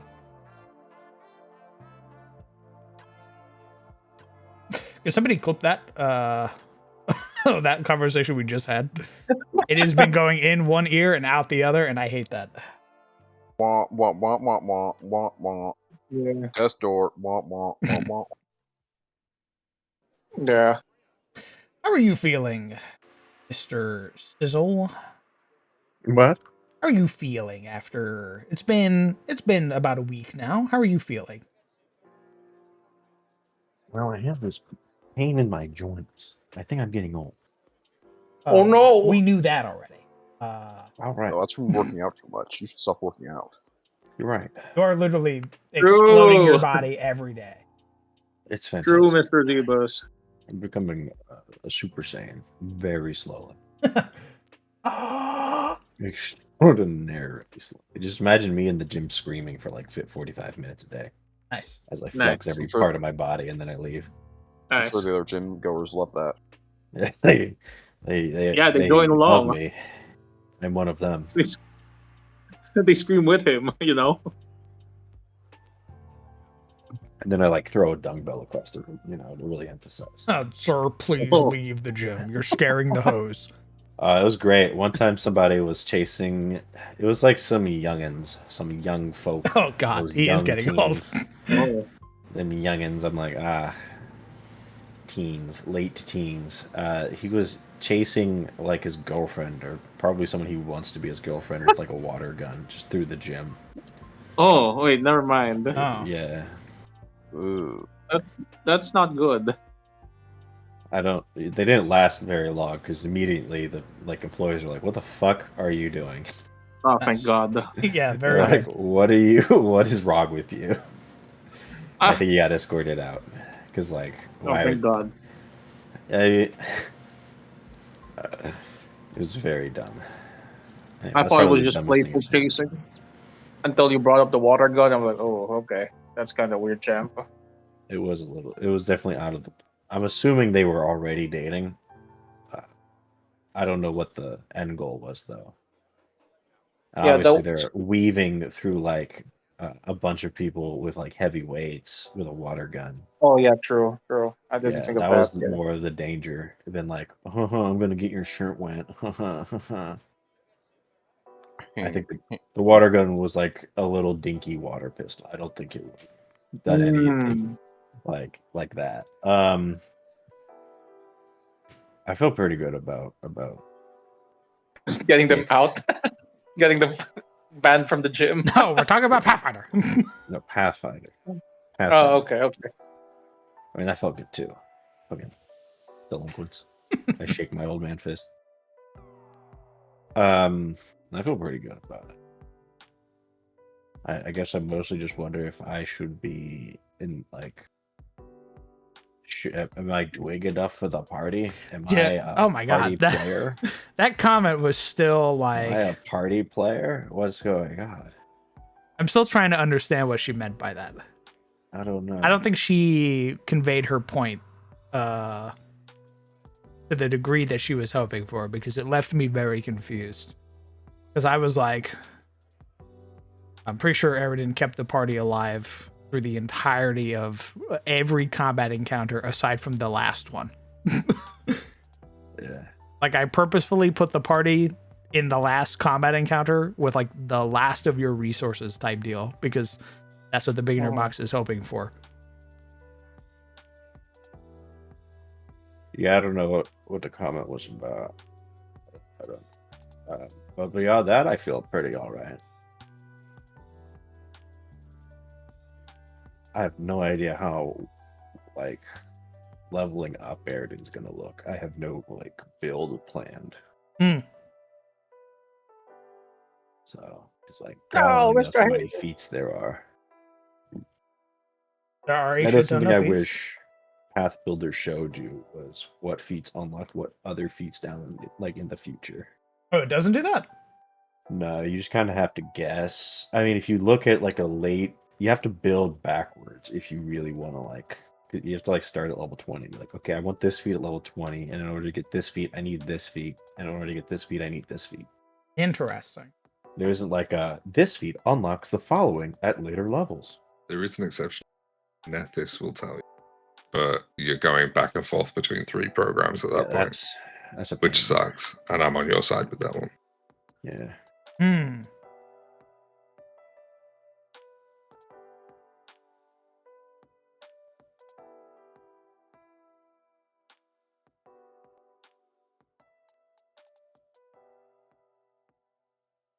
It would be nice to have somebody with a hint of intelligence in the party. That might be useful. Hey, boss. What? This is complete tangential about the Pathfinder thing. It just occurred to me because I saw something right now. Are you trying Apologies, but to derail the conversation we're having right now? I'm so sorry. I just need to. Okay, I can wait. I can wait until you're finished. Bro. It just occurred to me when I saw Over there the. Okay. kicking his feet. Hold literally on. I'm sorry. I'm sorry. Write it down. Write it down for later. Yeah, write it down so that way it's Okay, not White 2 minutes from now the you edge forget. of his chair. He's like that student in like kindergarten who's like, you can tell he's gonna like burst with the question he has, and the teacher is not giving them any attention whatsoever, and they're like, I've had my hands up for 30 minutes, please. Please. I do agree. I think the party kind of realized at the end how important recall knowledge was, and how important int skills were. Yeah. When I hit the party with roll me an Arcana check, and the whole party dead faced looked at their character sheets and realized none of them had Arcana. I think I have Arcana, but I have a 1 int, so. Right. You do not have Arcana. Oh, don't. Nice. Epic. You have nature. Nice. You're a nature boy. Nice. Perfect. I think that's because I taken Arcana so many times now as the resident spellcaster. I'm like, not this time. This time, I am a delinquent. Yeah.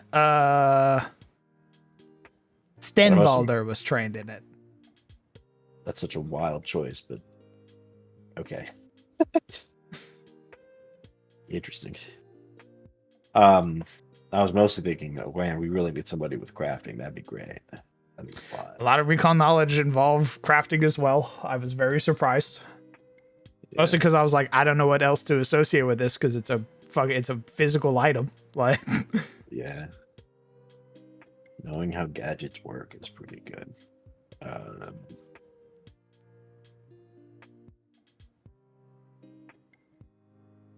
Yeah. Other than that, I feel pretty good, I guess. Feels pretty good. okay. Feels good, man. I don't know if I should. How specialized? I think I mentioned in Pathfinder or in our like end session when Stan was talking about action consolidation. It Mhm. feels like classes should be very, very specialized in doing a thing. Yeah, you very are well. definitely. You should focus on doing the one thing to the best of your abilities. So I'm assuming I should just mainly focus on healing and then buffing. I feel like those are Basically. hand in hand. What are they? Buffing and heal. I mean, those generally support usually falls within the same. Usually. Yeah, but this is Pathfinder. Support is split into multiple fields. You could count tripping and grappling as support. Yeah. You could have a support fighter or a support. Honestly, I think Formir should focus on, like, first off, Formir needs movement so badly. And they should leave damage to you and really just focus on grappling and tripping everyone in his path. Yeah. Monks don't do as much damage as fighters. That's just a fact. He should basically bamboozle, like Jackie Chan style, the enemy team. Mhm. And then you comes in and just stabs them Mop on them the up. ground. Yeah. Yeah. Well, you've got the added advantage of reactive strike too, which I don't know if I've mentioned this before, but technically speaking, rules is written. Obviously, if you don't like this, change it. I highly recommend that you do change it, in fact, because you've been having so much fun with it the incorrect way. But reactive strike doesn't trigger on attack. It doesn't. It doesn't. It's manipulate actions and move actions. Aren't attacks And manipulated actions? ranged weapons attacks are specified in the ability. Ooh. Oopsie daisy. I made her too strong. Yeah. This she was does very, very explain a strong. lot of the damage. Mm-hmm. I mean, Wait I a think it's- minute. She's killing everything. You just say you guys homebrewed it. It's fine. It's fine. Crown, just do whatever you want. Don't let the rules define you. Exactly. Be ungovernable. Okay, I followed the rules. So that way my monster doesn't die in 2 turns. I knew it was actually liberating. He's like, oh my god, yes, thank you. They might survive round. like a Remember, third round against Your you. monsters can do that too then. Oh Jesus, yeah, that's true. Very gently pet the rat. Thank you. Thank you for this knowledge. You're welcome. When all else fails, just double the hit points. Right That's now, what you're I've gonna been make a doing. monster that just all it does is reaction. It's reaction, Steve. Well, just triple the hit points then. Oh my god, true. I mean, when I doubled the dragon's hit points, yeah, I was like, all right, it's good. I don't need to double its hit points anymore. Mm. And then the 20 came in. And then You Nat know 20 did exploded Arendelle in one hit. And I went, yeah, that's what should happen. You know, It's a dragon. Who also made a creature do a bunch of reactions. Wizards of the Coast. They were going to make that the legendary actions were just going to be reactions. Cringe. We don't Yeah. have legendary actions here. Legendary actions are stupid. Stupid and dumb. So is legendary Now resistance. introducing mythic actions. Stupid and dumb. The Giga legendary action. I'm gonna add so many maneuvers and so many new actions. Oh, People aren't even gonna know what they're playing anymore. Oh, fuck. Oh my word. They're gonna be like, Oh my "Is it God. Pathfinder? Is I've it introduced Trip 2. D&D?" And then I'll be like, make a sanity check, and then I just hand you like 10 6-sided dices, and you're like, Cthulhu, what the fuck? What is Nice. this? And I'm just like, you don't even know what you're playing anymore. I like that. Yippee! Woohoo! You can't have system superiority when you don't even know what system you're playing. Oh yeah, true. One. Take damage while in death story. Ooh, Make a flat build check. a The DC meta. of the check equals 10. You don't even know what you're doing. And then whatever critical rolls do, I don't know what they're doing. I don't know what they're doing anymore. I don't know what they're doing. Who cares? Is this flat check? Would this be for your recovery check? Am I understanding what you wrote down, Laura? So, I've kind of done away with recovery checks specifically because I'm a little bit worried that if we do a recovery check from the character sheet, it's going to apply the dying condition, which would then obviously incur the blindness and everything like that. If we just make it a flat check and we program it to be a flat check, then it's not going to affect their dying or wounded values, hopefully. I don't think I can roll a recovery check. Like, They'd have to have the dying value first. And then you could, Mm. then you could. Oh, yep. I apply dying one to you. You immediately go blind. Exactly, and we want to avoid that if we can.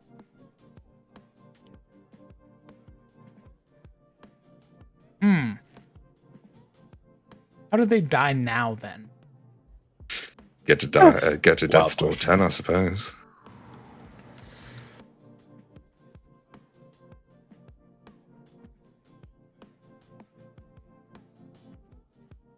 Get to death's door 20. Hmm. I don't know. 10 might be a little bit high, to be fair. This motherfucker wanting to roll vices right away. Yeah, man. What the fuck? You made them. Let me roll them. I didn't want to fucking add like 20 things session 1 and bog people down. We already have so much. Like what? What the fucking everything we talked about session 0? Huh? I didn't see them overwhelmed. I think you could have made them roll. I think you could have made them roll when they started talking to the NPC for the first time. I'm gonna tell you right now. I think it's got to be a slow burn. You know, make them want more. Be like session 2, session 3 comes around. Like, hey, guess what? New things are being introduced. We're gonna roll for some stuff now. People are like, what? There's still more. It's like stretching Christmas out through the final week of December. Oh my god. Instead of just one day where you open all the presents. Interesting. Yes. I love presents. I love presents too. This greedy bear wants it all. In a plane, do you just by hitting a Greedy little bear. Greedy little bear. He wants it all. I do. Whatever. He wants me to start adding your level to your attack bonuses and AC. Ah. I'm not gonna do it. Ah. Not gonna fucking do it. Mossback gets it. I just want to roll dice. What if I just had you roll dice? No, you didn't make me. Where is it, huh? I was do you promised mean? that we would roll dice at the start of the fucking session. For my What are vices. The fuck are you talking? I was supposed to roll a d10. No. Uh-huh. Uh-uh. You said so. Uh-uh. I'll go to the messages right now.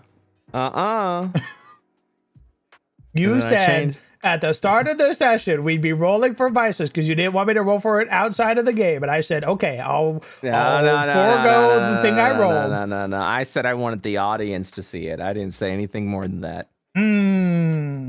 You made a lot of assumptions there. And that makes a dumpy out of you and me. Dumpsumptions. Dumpception. You fucking, did you just edit this? What? No. I didn't edit shit. How What come are the you message talking says about? edited beside it, huh? You just edit this in the middle of me I'm complaining? not even. I don't even know what's in. I am not in the chat. Oh Evidence my is god, clear. this guy. You are so fucking paranoid. It is This guy. ridiculous. I'm bringing this up tomorrow. Ridiculous. I'm bringing this up tomorrow. I bring it I up mean, all off you the want. rip. I'm not. Are I'm not. DMs trustworthy? I'm currently in off-topic art in the World of IO Just send more. Discord. From I'm not even in the fucking message. I like Anything my I story. edited was literally yesterday when I probably did a misspell or a mistype.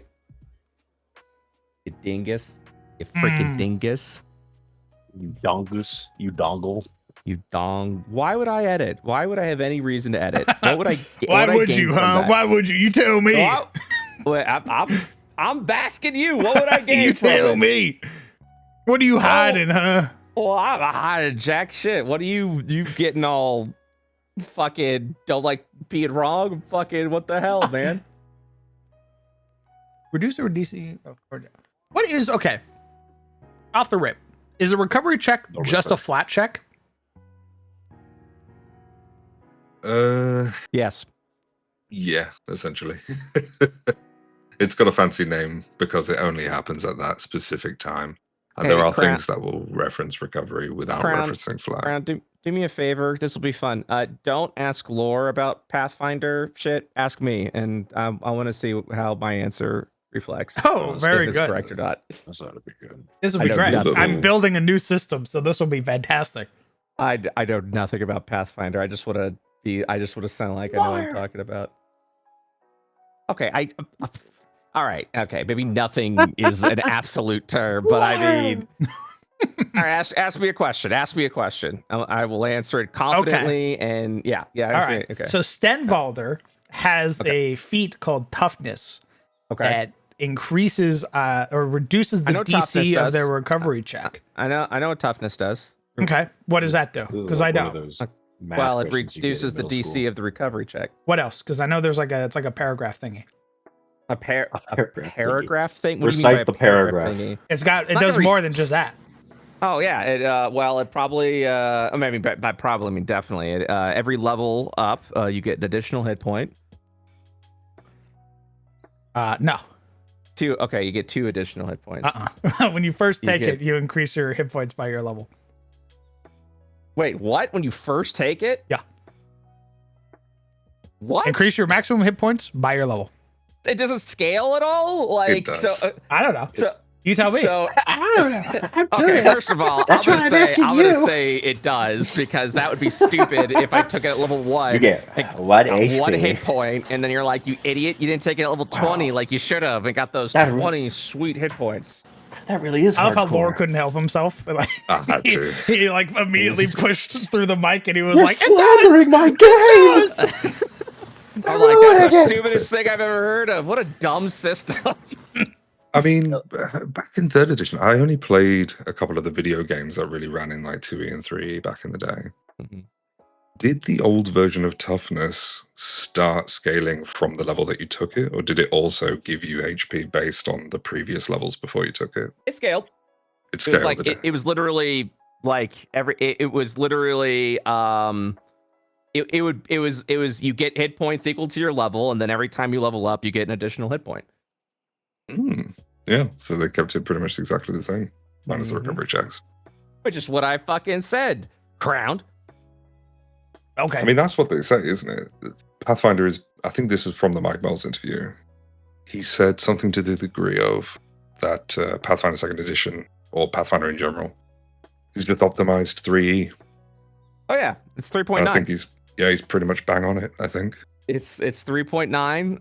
And then they also probably saw a little 4th edition and went, ooh, and then they started Yoink. picking that. And then they also went, hey, proficiency sounds pretty neat, and then they took that as well. So I mean, yeah, it's Made Yeah. it one beautiful package. all I'm saying. So Pathfinder is just quite literally looking at what D&D's doing, going, that's dumb, or that's good, or it's okay, but we can fix it. Did the I don't want to turn this into question time, but I never played 3E properly on table. Mm. Did the older editions like from a mathematical standpoint, was the math solved like it is in second edition, or did they? Because I know, like we talked a little bit about past level 20, where you get the ridiculous modifiers and everything. Yeah, well, that's because they added. There was no system past level 20 until later on when they released the Epic Level Handbook. The problem was the numbers. There was no cap, so there was 2 different systems that Epic levels were being taken care of. Forgotten Realms did it so that you were able to get like ability score increases and feats. It was a little more controlled. You were just kind of fleshing out your character a little bit more. If I remember correctly, Epic Level Handbook went, yeah, this is what happens when you get Epic levels. And they introduced things like Epic feats, and it was just fucking Crazy. insane. And because there was no cap, you could literally just, Epic Level Handbook had a CR 100 creature in it, so it was more of a theoretical. But if you went too high, it just went super fucking crazy. So it wasn't balanced at all. I don't know. No, I think you probably could have gotten away with like another 10, maybe another 20 levels, but because it was just continuously adding numbers with no limits, it was quite literally getting to the point where like some creatures would have like a triple digit attack bonuses and shit like that, where like I get like the D20 just didn't fucking matter, and if you didn't have an AC of 100 plus, you weren't gonna be able to block certain shit. And yeah, it was just more of a theoretical supplement than an actual system, like a system build. So yeah. So in theory, it was fun, and I think they even had like a spell crafting system in the Epic Level Handbook, and you want to like make like your own powerful ass spells, and like new meta magic. I'd have to look at it again, but yeah, it definitely like playing with I've actually played with that system one time, and I immediately was like, this isn't working. Like it just, I had to like essentially redo the leveling system once we got to epic levels, because we were just finding it a little too much. So I think 4E went up to 30th level if I remember correctly. But also 4E kind of had their math together. The numbers were just also just too big, and I think creatures personally had too many hit points. But in 4E, but that was also a while ago. All right. Do you feel? Well, hold on. I grab you before you leave. I gotta.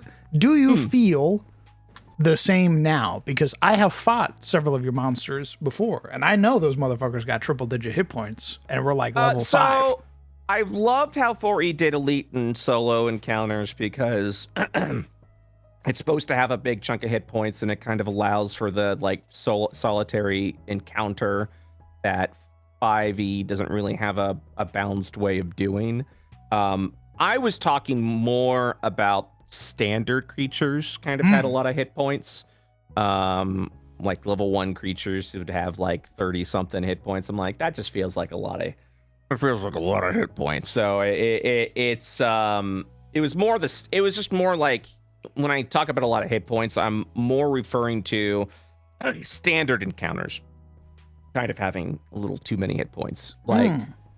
Like for our, like I'm working on a monster level system right now, and we're gonna kind of do it the way 4E did, where there's gonna be just a bunch of like creature archetypes like brutes and defenders and strikers and et cetera, nice. And they're just gonna have a different build out where essentially it's gonna follow the same monster creation rules as 5E, but it's built into the roles itself mainly as a tool for the DM. So that way, if they're like, shit, I've got a game in like 4 hours and I need to fucking make a golem here. And you're like, okay, you would make what level's the party? All right, and let's make a level 10 defender. And you would literally just go to the defender section. You go to level 10, you would copy and paste that, and then you'd be like, all right, I made it. There it is. It's done, and you could literally like, I'll add these attributes. And the attributes will tell you like how to modify the creature. So like for example, like I can't even think about it right now. I mean, it literally would be like certain effects would be like, yeah, if they have this ability, lower the AC by 2, and it'll still remain within the bounds, you know. And the reason why is because instead of just having an open system where you kind of make whatever you want, you can literally just go off of tables and be like, I need a defender, and a defender type is quite literally a creature that has a really high AC. And it's like it'd probably be like standard hit points, high AC, and their attacks are going to be a bit lowered from attack bonuses and how much damage they can do and things like that. So it'd have that kind of archetype. Or a brute, for example, I think is one of the best examples. A brute has a lot of hit points, but their AC is dog shit. So like if they're supposed to have a standard like AC 15, you know, they have an AC 11, but their hit points are like that of a creature 2 levels higher, effectively. And it's just in case you're like, yeah, I want a fucking hit point stick over here. And you're like, yeah, I need somebody to eat actions right now. yes. You would literally go to the brute section.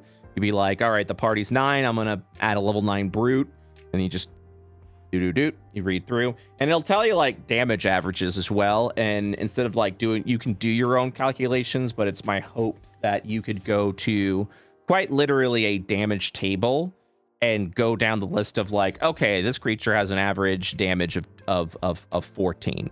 You know, you can then go down to 14 and be like, here are some dice that you can break down with 14, you know, and it'll be and it'll tell you exactly what dice you can put in if you want to do a mega attack, or if you want to like split it up attacks and be like, all right, I want them to have multi attack.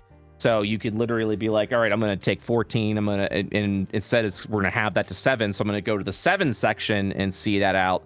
And because they have a certain attack bonus, you kind of want the damage to match that attack bonus minus proficiency. So you would just look for the dice formula that has the damage bonus equal to the ability score that you want. So you're like, okay, so if I'm gonna have an attack bonus of 5 and it's a level, 9 creature, 8 creature, that's a proficiency bonus of 3. So I need my creature to have a strength score of 15 so I get the +2 mod, which means if I'm doing that, I need the damage to also say +2. So then you go to the section, you see where the damage mod is 2, and you go, oh, okay, that's the dice mod I need, essentially. And then you grab that, and then you just plug it in, and then that's it. It essentially is the idea is much what they did in 4E, where like if you should be able to build a creature really fucking fast. It like last minute and not just reskin an existing creature. Just literally be like, damn, I need a fucking giant, iron golem over here. And you just go, okay, level 8 defender, boom, boom, boom. This is the damage they do. I want it to have a 1 big slam attack. So if the average damage is 14 to 16, let me find one that works with the stat array that I have here. Grabs, puts over, and then go, okay, there it is, golem. And let me look at some traits. There's some freebie traits that won't affect affect the creature at all, so I can literally just attach that on if I want. Or if I want to just add like, oh, I want to do magic resistance, I want to slap magic resistance on this, that might tell you, okay, lower, if you apply magic resistance, reduce this creature's AC by 2. And then you go, okay, done. And then you plug that in, and that's it. It's just plug and play at that point, and Nice. that's the system that I want to build. And the system, I think, Wizards coach to build, but then decide not to. That's all I'm saying. Not that All I'm I'm throwing shade or anything. Yeah, no I shade. am. I'm throwing shade. Look, I'm just a little guy. That's at the end. Look at me. I'm just a little raccoon guy. I'm just a little guy. It's me. It's just me, making this shit. And for me, it's more of like, that shouldn't be the case. You know what I'm saying? Like, I shouldn't be coming up with these ideas. These are things that should have already been handled by the fucking professionals, that is part of the company. How is it me, just a little guy, vomits out a system, and you And this is a theoretical system, but even in the theoretics of it, like you're still saying, Crown, like, oh, neat, like that makes sense. That totally makes sense. What'd you say? I said send it. Yeah, it just makes sense. It totally fucking makes sense. You know, you don't have to build your own you're not given this open-ended system to build your own. I mean, the open-ended system is still there if you really want to get into the nitty-gritty, right? But you could totally build in like these sort of presets of like, you know, you have the defense, you know, for this, their defense CR is going to be 2 levels higher. We're going to lower the attack CR 2 levels lower. You know, and then going in the defense, we're like, oh, I want them to be tanky. So we're going to raise the AC by a lot. We're going to keep the HP the same. And that's what kind of adjusts that. And then the damage is going to be lower, you know, and instead of you being like, all right, what would a defender do? And then doing that on your own, you would just have a table that just be like, this is what we use for our defenders. And it's just, there's the list of all the stats. And you go, okay, pick a level, attach it there, boom. And done. That's it. You know, that's all that needs to be done. And I really would. And for monster level specifically, I want it so that a creature of a level should have the same equivalent amount of strength as your level. So if you're a level 5 person and you're facing off against level 5 creature, it should be a sort of like even footing, you know, because right now one of the biggest issues with D&D, and this might actually be I need to break down the numbers a little bit, is 100 goblins will always be stronger than an ancient dragon. That's right, baby. That's just all there is to it. As they fucking assail the dragon. Yeah, you get 100 goblins tackling on you, you're gonna fucking die. You know, because each of them has the potential to do 4 to 6 points of damage, which means if somehow they all land their hits, that's 400 to 600 damage around.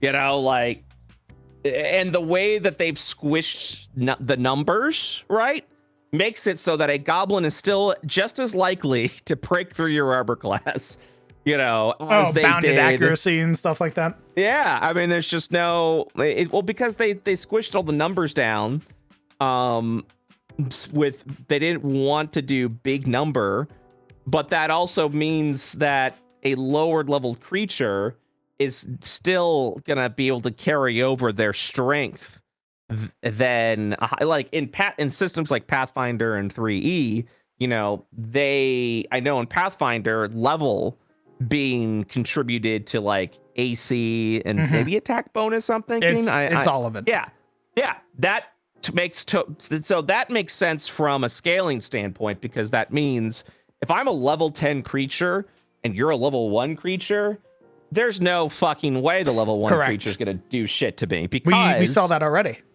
Yeah, but in D&D, you still have to use level 1 creatures as sort of like fodder that can like soak up resources and deal damage to the party, because they still have a fair shot of hitting you and doing things to you. But in Pathfinder or in D&D 3E, you know, more Pathfinder, just because the way they do their levels, the level scaling, level discrepancy is a big fucking thing.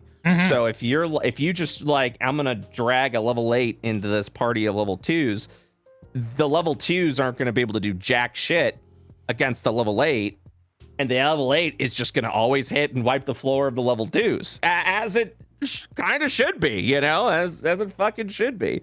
The only thing that scales in D&D is damage. And even then, the damage scaling really doesn't make a lot of sense with how characters level up and how they get their shit. But because of that, the caveat is a level 1 creature just has only a slightly smaller chance of missing you than a level 10 or a level 20 creature would, you know. And because of that, you know, damage and scaling and things like that, if you get ambushed by 10 or 20 anythings, it's going to be a dangerous time for just about anyone, because all you need is a few lucky hits and it all just fucking goes downhill at that point in time. Yeah, and it just fucking, it just immediately drops down there. And it's because they didn't want big numbers for 5e, and I understand that, so that it's a little bit easier to digest.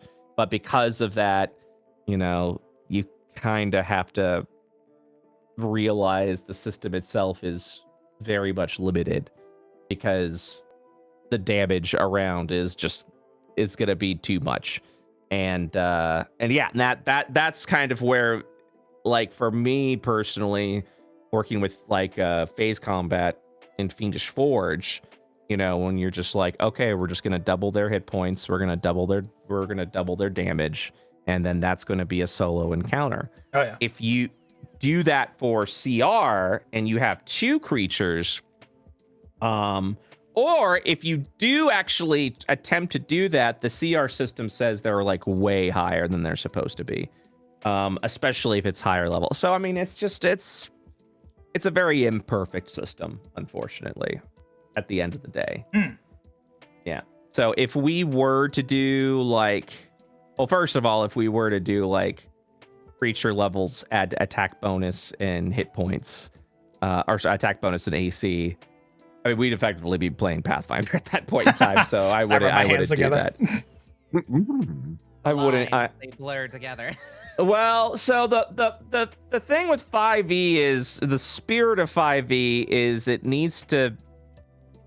shit needs to be resolved quickly, and unfortunately big numbers slows down that. So if you were to add, you effectively are just playing Pathfinder at that point in time, and there's really no reason to do that, because you could then just play Pathfinder. Like, there's already Why resist?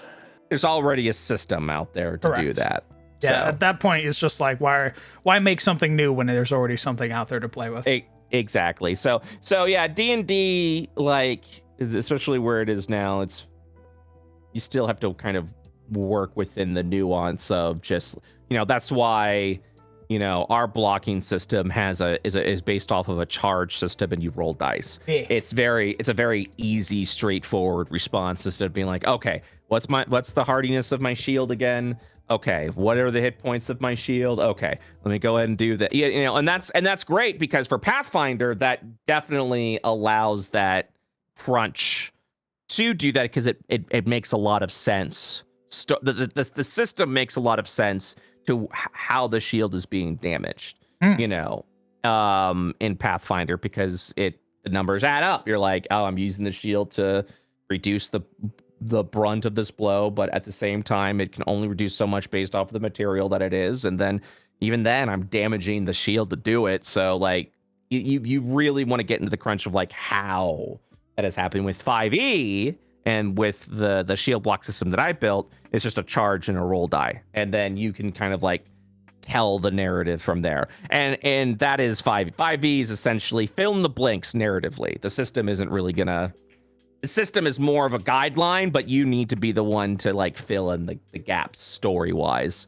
And that's 5e. That's 5e versus Pathfinder. That's how it is. In a nutshell. Pathfinder lends into the system telling the story, where 5e just kind of functions more as a guideline for you to tell the story. And yeah. Nice. That's the comparison. Those are 2 things. I look forward to All right. discussing this more tomorrow. Oh yeah, absolutely. always. We always will. Okay.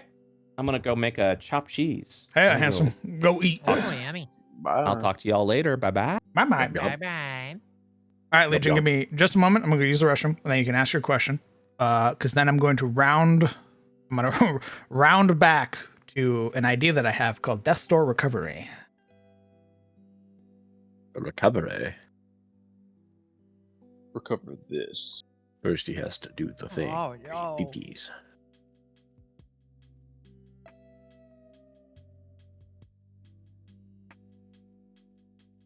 Why is he pressing? 6 cups of sweetened iced tea. That was not the statement you should have made right after piss was mentioned. Hey, I'm trying to play to the tale being told. My God. The yes and method. Yeah. Did somebody say tea? Oh no, not the tea that you're familiar with. Not the tea guy. Oh, He's back. let me tell you about Earl Grey. No. Let me tell you about Southern sweet tea.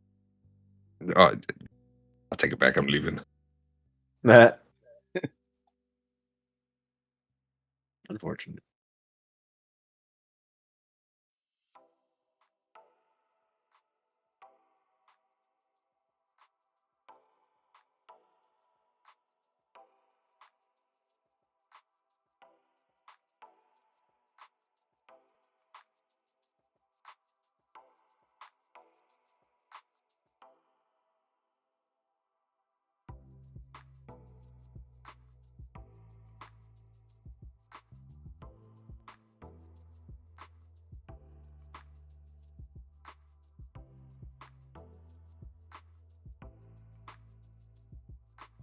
Now that I think about it, while they were chatting, I was thinking about something, and I don't think in second edition, I don't think we use charges very often. I think outside of staves, like magical staffs, we don't really use them. Charges. I can't really think of any off the dome. And why not? I'm back. I don't really know. Hey, I have thoughts, hi but I there. just had a pepper kernel go down my throat. Uh-oh. He's I'm dying.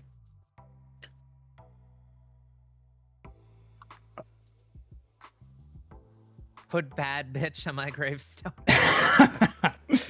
You got it, Queen. I'll put choked on it. Oh my god. Oh my god. Let me. Hit my water. God damn it. So first thing, let's see. Let me scroll up so I can get their message. No Guard Knight. It's funny you mentioned that because a lot of the people who worked on 4th edition work on 2nd edition now. So you're going to see a lot of similarities, which I love. Impossible. There's a big reason I like Pathfinder so much is because it's basically just another version of 4th edition. And I think 4th edition was a great version of the game. So. And I'm tired of pretending it's not. That's right. All the people out here fucking, no, it was just World of Warcraft. No, you got that off of a fucking YouTube video and you've just been fucking mimicking it the entire time. Yeah, so it came out right around like either just before or a little bit after like World of Warcraft launched. And World of Warcraft fucking killed so many gaming groups. Yeah. And a lot of people looked at the actions of how you did stuff in 4th edition and were like, oh my gosh, just like an MMO. They went, wait a minute. And they're like, no, it was for ease of access on a virtual tabletop that we didn't get to put out because of the OGL bullshit again. Whatever. I won't get into that. Also, D&D boy. Great tomorrow. name, by the way. What a very fun name to bring into a Pathfinder stream. I can tell just based off of your comments, you are not a fan of Pathfinder, or at least you're joking and tugging at my chain. Name. Both of them, great, very fun. I would ask why you don't like Pathfinder, as I point you out. In the chat, D&D boy. Also, Legion, you may ask your question. Hopefully you wrote it down. You hear an audible exhale. Hail's suffocating me. Well, fucking, you guys are foxes. Figure it out. Fight back. I hope it's consensual, question mark?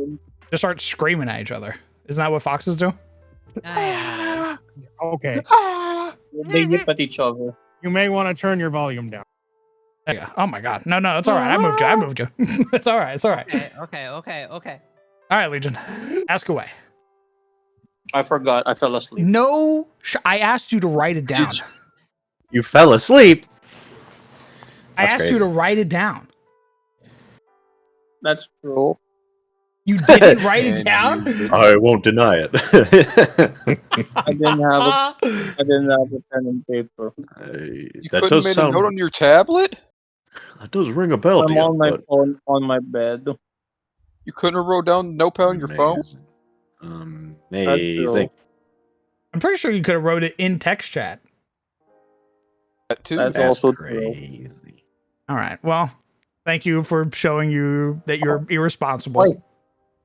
I remember. Oh,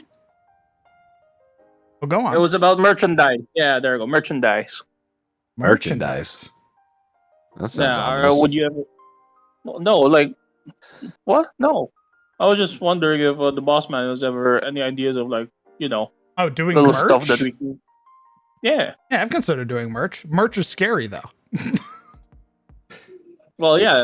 It's always scary because again, lots of expenses to get it done. But would you consider like doing like small things like yes, the ATIS sticker pack you can buy at your local Target or I'm pretty Or, you sure know, for what? any of those things, What? like shirts, stickers, all that stuff, whatever company you work with, you need to have like proof of sale, basically, or like that people are going to buy it. So I need to Yeah. come to them and say, hey, I have 100 people. Here's their orders for these shirts for them to even consider making them. So all right, this Oh. there was a period of time where that was a thing. Obviously, there are a couple of businesses that have come and gone and went up and burned to the ground, side-eyeing a company that I felt very close to first couple of TwitchCons. But I will say this, the Uwu Market people are very good. What an unfortunate Because name. in fact, I know. But they ride that train. They came to me on that matter. If you ever get the desire to take that dive, I can talk to my rep, put them in contact with you. Oh, I will probably refrain just for a little. I might consider merch and stuff like that around like 7K followers. Fair. Totally fair. I feel like that's a great segue for a subathon. It's like, yes, at 7K subscribe, not 7K subscribe. Oh, Jesus. Subscribe. Jesus.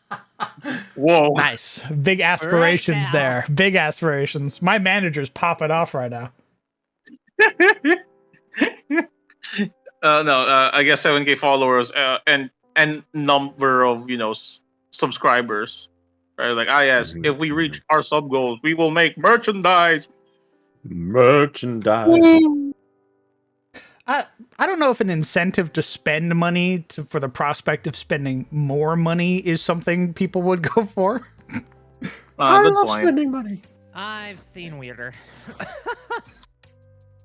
Yeah, Giga Debt. Yeah, I don't know if it's like sub to the subathon to then have the opportunity to spend more money. Hey! To be fair, look at Japan. They're like, yes, join the lottery to have the chance to win. The ability to get these tickets. Most of my fans live in the United States. It's all good. We bring a little Most. Japan into the United States. I think like I can count on on my hand at least the people I've talked to in Discord who are from other places. Like you and Gren from the Philippines. Lore? No, from Gren's not in the British. Philippines. Oh, okay. This guy's Gren's Where's doxing not Gren everyone. from? I thought they were from the Philippines. He's from Middle Earth. Yes. Nice. Yes, of course. The land of Also known as New No, Zealand. Oh, Yes. all right. Okay. Okay. So New Zealand, British, Philippines. Then you have Jin, who's French, probably in France, I assume. Your You also Honor, have French. Australian down under. We do have Beta, Aussie. Aussie. Oi, oi, oi, oi, oi. Well, who else? Soup's from Canada, but we'll see how long that lasts. Stop. Get out. Stop. You have a Dane, I think. I forgot which one was the Danish. Oh, that was Bungard. I don't remember. I don't remember. Multicultural, boss man. Multicultural. I mean, yes, I love that. That's great. But like, when I look at my statistics, there's a big fat percentage bar that says 97% USA. Woo, USA, USA. Woo! America Hashtag number 3%. one.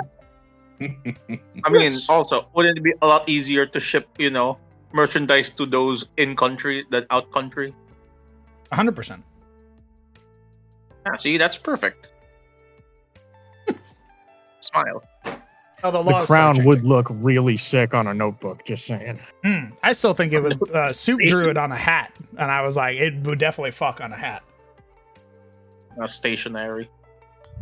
What if you actually like made the crown itself? Oh my god, I don't think I Oh. can. It's like Oh, a wow. free floating. It's like basically like a broken halo. I mean, you could You if can, you're like, you could do a paper craft thing, and everyone can make their own Yeah. Burger King version of the crown. okay, calm down. Okay, that would Grab go me. super hard though. That's so funny. You can just get it stencils out. But wait. About the crown though, you could make little enamel pins. Smile. Yeah, Yeah, enamel pins. pins for sure. I could see pins. hmm Easy buy. Or little You could get Badges. like a singularity pin. That would go pretty hard. That'd be pretty dope. But also stickers. I think that'll be fun. Stickers are great. Mm-hmm. Desk mat, something like that. Big Mm. mouse pad. Trading cards. Get a mouse pad with the two raised bumps on it. I'll let you think about what that could be. Oh, okay. Yes, the What ergonomic would- mouse pad. What Exactly. would my titty mouse pad be? It's obviously Is it bare just my ass, two but- paws? Is it just my two paws holding up your Yeah, it wrist? could No, be it's your bear. paws. No, it's your bare ass. It's the two peaks, You the want my two fucking? mountains. You want my Oh my God. dumpy? That's what you want. Yeah. I knew you were a Alright. pervert. What? No, wait a minute. It works. There's the two really bumps, and there's a third little bump on top of the tail. So what?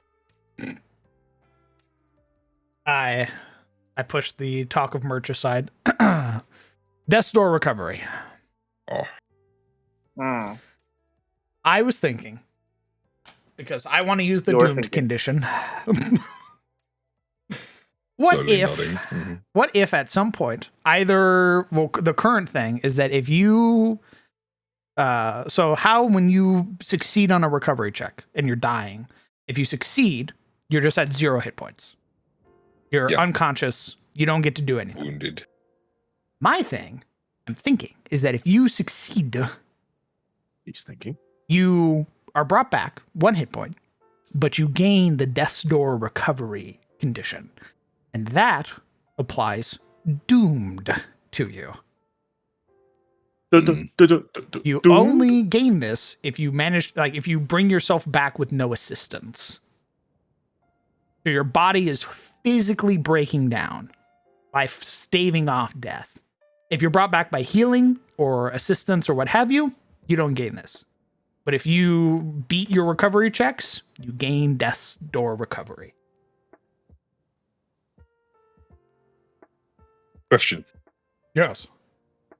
Technically 2 questions, but we'll start with the first one. Yes.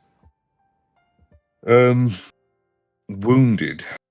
Where does wounded fit into this equation? Would it just be overwritten by Death's Door recovery, or because wounded is essentially Death's Door recovery for the dying condition? And that leads to the second question, which you might be able to answer at the same time. How would you be able to interact with these with hero points? Because, to give an example, in raw Pathfinder, you can, at any point that the dying value would increase, spend all of your hero points to stabilize. And you don't gain the wounded condition when you do this. Would that be a similar thing? Where if your death door value goes up, you can spend all of your hero points to exit death's door without going into death's door recovery? Yes. Okay.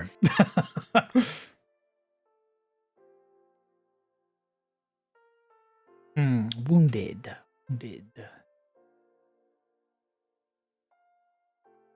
Yeah, wounded is basically just a counter that counts how many times you've been unconscious. And it's important because wounded is interacted with by a bunch of medicine skill actions, things like that. So would Death's Door Recovery replace wounded, or could we put the stuff from Death's Door Recovery onto wounded and keep it as wounded for the purpose of interaction with these abilities and actions? That could work. So you gain your wounded value is your Death's Door recovery value. Yeah, essentially. It'd be the same number. Okay. How do I add in Doom? He will not Now, go on Doom. I'm going to be away. real. I'm going to be real with Doomed. You've got to be careful adding Doomed to something like Death's Door Recovery, because Doomed is a very separate mechanic. You're going to find creatures at specifically higher levels that inflict Doomed. So you don't want a situation where you get to higher levels thinking that you've got this great mechanic that you've been using for years, and then suddenly something else is inflicting Doomed on top of yourself inflicting it, and suddenly you drop dead from a heart attack. I mean... All right. I mean, that sounds pretty terrifying. All right. There's nothing worse than your character dying without a good reason. And going close to the dragon lich or what have you could not be a good enough reason to just simply drop dead. Okay. Something to consider. I'm going to read Death's Door. I would like opinions. And then we're going to go and we're going to try and figure out how Death's Door recovery works. Death's Door. Whenever a hero reaches 0 hit points, you're reduced to 1 instead and gain this condition. You can still act and do not fall unconscious, nor does your initiative change like with unconscious. You gain the off guard and slowed condition for the duration. You follow the normal death and dying rules, increasing your dying value whenever you take damage, though you no longer pose a threat to active combatants unless you affect them with your actions. If you are restored beyond 1 hit point or more, you lose the dying and Death's Door conditions, gaining wounded as normal and can act normally on your next turn. The DM determines how long you remain on Death's Door for a minimum of 10 minutes to several hours. If you are healed, you lose the Death's Door condition and can act normally on your next turn.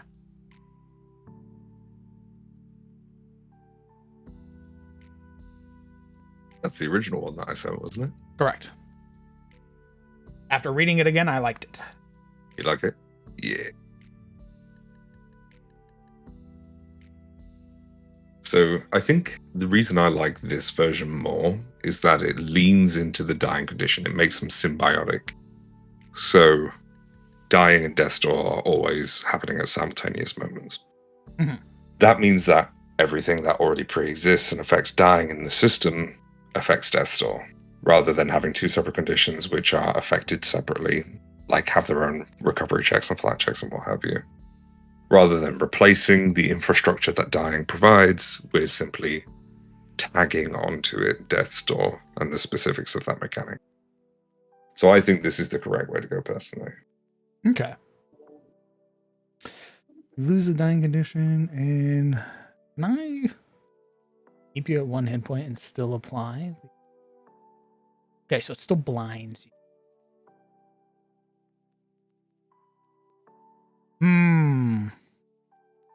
How the fuck That's do the I tricky part. increase your dying value?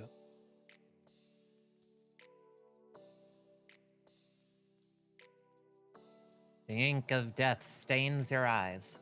There might be a way. It might be a little obnoxious. So let's see. The way I could do it is we would add a counter to Death's Door, and that counts your dying value. And that's just a way to track it. I'm going to theory craft something, and maybe you can do it at the same time. But if you import dying, remove the rule that adds blind, and then apply that version of dying to a character and increase its dying value through the character sheet by making a recovery check, does it overwrite our dying with the original dying? We've got rules. It applies unconscious. So, okay, so we've got to import unconscious and change unconscious and then put our new version of unconscious into our new version of dying. Nice. I know this is getting more obnoxious Hell by the second. I love this. I actually kind of fuck with this, like having to figure out how to make it work. Okay, so we would need to remove blinded. Yeah, so if we just ditch blinded, Okay, and then I go we to dying. remove. I'm this. Go and I grab its UID. And I put the new No. UID in there. Grab it by the throat. And then I slap.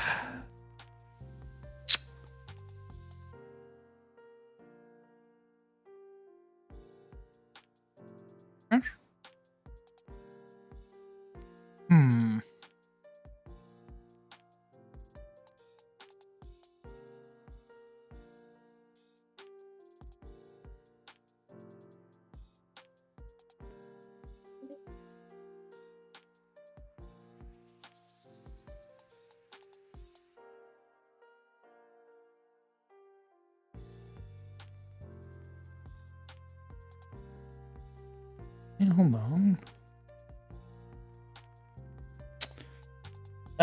Okay. So there's something forcing blind. Blinded, yeah, I just noticed that.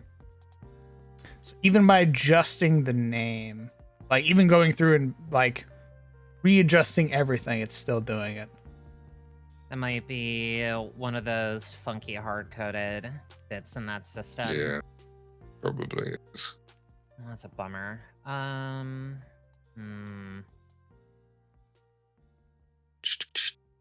well, how about this one? Oh, I can't even apply it. Oh, so if I change, it has to be in effect. If I change the condition at all, it immediately makes it null. I can't use it. If you go back to dying, is it blank now on Grand Titan? Because I just got that. Or it deleted itself from it. No, my dying stayed the same, even though I've changed what it applies. I see. But the moment I changed unconscious, it immediately like removed itself. Oh, now I can. All right, how about nope, still applies blind. There's something that's like in the code that's like has unconscious apply blind. Yeah, it's apparently locked, whatever that means.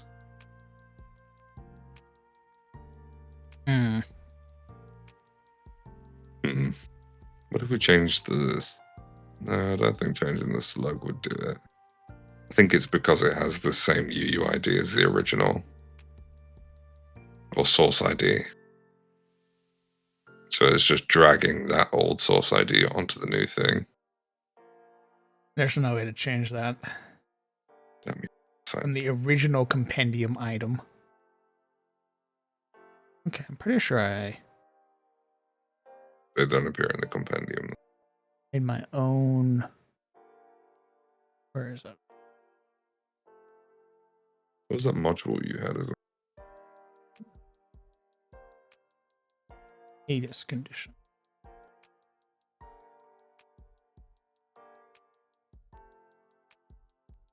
Oh, what if I import my own dying condition?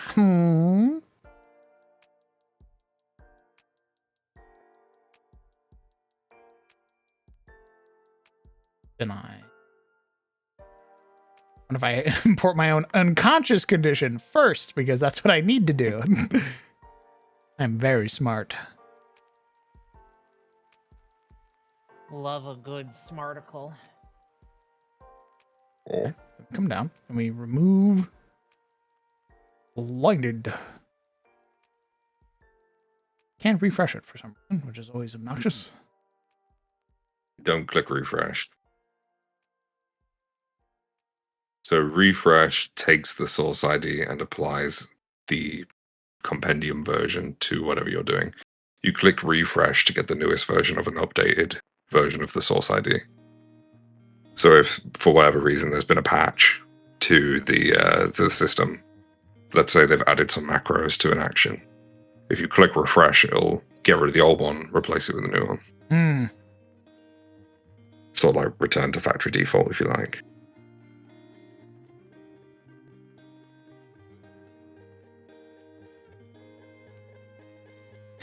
No, even importing my own. Mm. Mm-mm. So it's maybe it's applying it based off of not only regular UUID stuff, but wording. There's some back end stuff. Yeah. I remember bringing it up on the. I told this story before, but I brought this up on the Discord, the Foundry Discord, and I had two mods reply to me. The first guy told me to fuck off, and the second guy said in nicer terms that it's not possible with the current version. So I assume the first guy's been asked more than once. More than likely. Uh-huh. What a guy. So this is a common thing. Immediately upon seeing the question, fuck off! I just saw it and I was like, all right. That tells me everything I need to know. A just caller. Very well. So we hit the old dusty trail. Message received and understood. Okay, then I think the easiest thing to do to keep track of it would be me using death's door counter The tracker. to track your dying value. Now that does mean that when it's removed, you may not. Now, would you still be at dying 1 when you're at death's door? Because then when dying's removed, wounded might automatically apply if you do that in the settings. If you want wounded to automatically apply. Oh. Is there a way to like apply an effect once I remove it? What do you mean? So if I remove your dying condition, does it Is there a way to automatically apply automatically do wounded? it? It does if you have it enabled in the settings. I don't know if there's anything that we can add to the item to do that. I actually have no idea about that.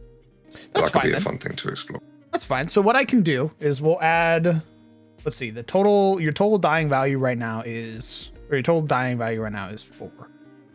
So I'm just going to set it to infinity because that's the easiest thing to do. I grab Aridin. And then I boimp, dead with Death Door 4. You succeed. I knock it down by 1 or 2. And then once you reach 0, all that stuff falls off.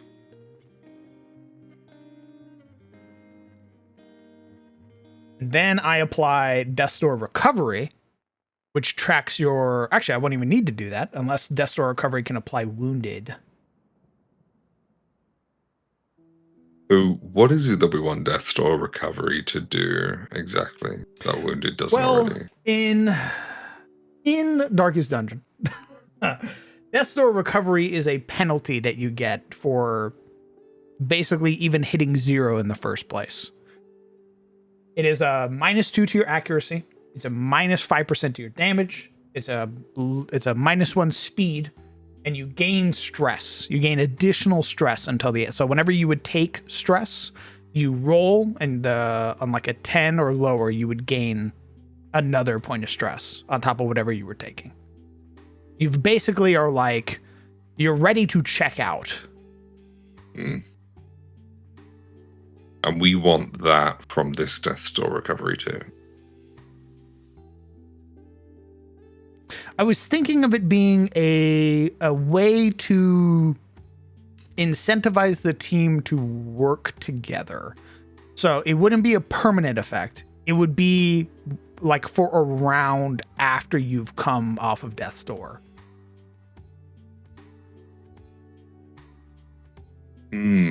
So where would the doomed condition come into that? I don't know. Would I you just be want to doomed add for? So his okay. So let's get down to brass tacks. I'll be very honest. I just saw Dude and I was like, I should use that. That's got to go in here somewhere, right? So wounded and doomed are effectively the same condition, just with different ways of healing it and different things that afflict you with it. Wounded makes you start at a higher dying value. Doomed decreases the number that your dying value has to be before you die. They effectively do the same thing. It's one step closer to death. If you're wounded, you're basically achieving the same outcome as if you're doomed. So you don't necessarily have to throw doomed at people, especially if they are also getting wounded from recovering from the dying condition, because that's doubling up on the wounded condition, essentially, which is very, very bad. You don't want to do that. Because you'll kill your players very, very quickly. Okay. So I think Death Door recovery doesn't necessarily need to have doomed on it. Or if it does, then you just want to not use wounded. The only downside of that is that now you've got a problem where wounded, which is a caked in system, we've talked about this before, there's a bunch of these. Wounded is a resource that the game expects you to account for between combat encounters and get rid of with medicine checks and things like that. So if you switched wounded for doomed, that balance would be changed. Something to consider. I have no idea what that would be doing. That's a Wild West as far as I'm concerned. Yeah, you could probably, I don't know if there's a way to modify wounded to add all of the extra jazz that you want, and then have wounded instead of Death Door recovery. So I think what I'm gonna do is, for a round after you've come off Death's Door to incentivize teamwork, you're gonna remain off guard. You're still sort of reeling from death. The only way I could think of you not getting Death's Door recovery is if you spend a hero point while on Death's Door, because that doesn't incur wounded, right? Correct. And I assume there's heals and stuff like that at higher level that bring people back without incurring a wounded value. There's I want to say level 9 human ancestry feat. Okay. So really the only way to come off of Death's Door is without like unscathed would be to do a hero point. Essentially. Okay. That's perfect then.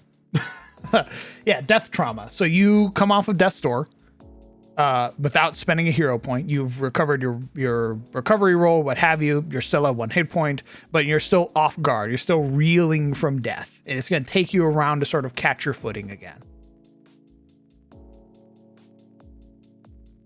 So Death Door recovery lasts for 1 turn. Yes. Okay. We can actually automate that with the duration. That's actually kind of cool. And then all it does is grants you off guard. Anything else? Well, it was doomed. Stress. Don't do doomed. when you go to Death's Door, you automatically take a point of stress. Okay, yeah, that's from the stress rules, right? Yeah. It could be.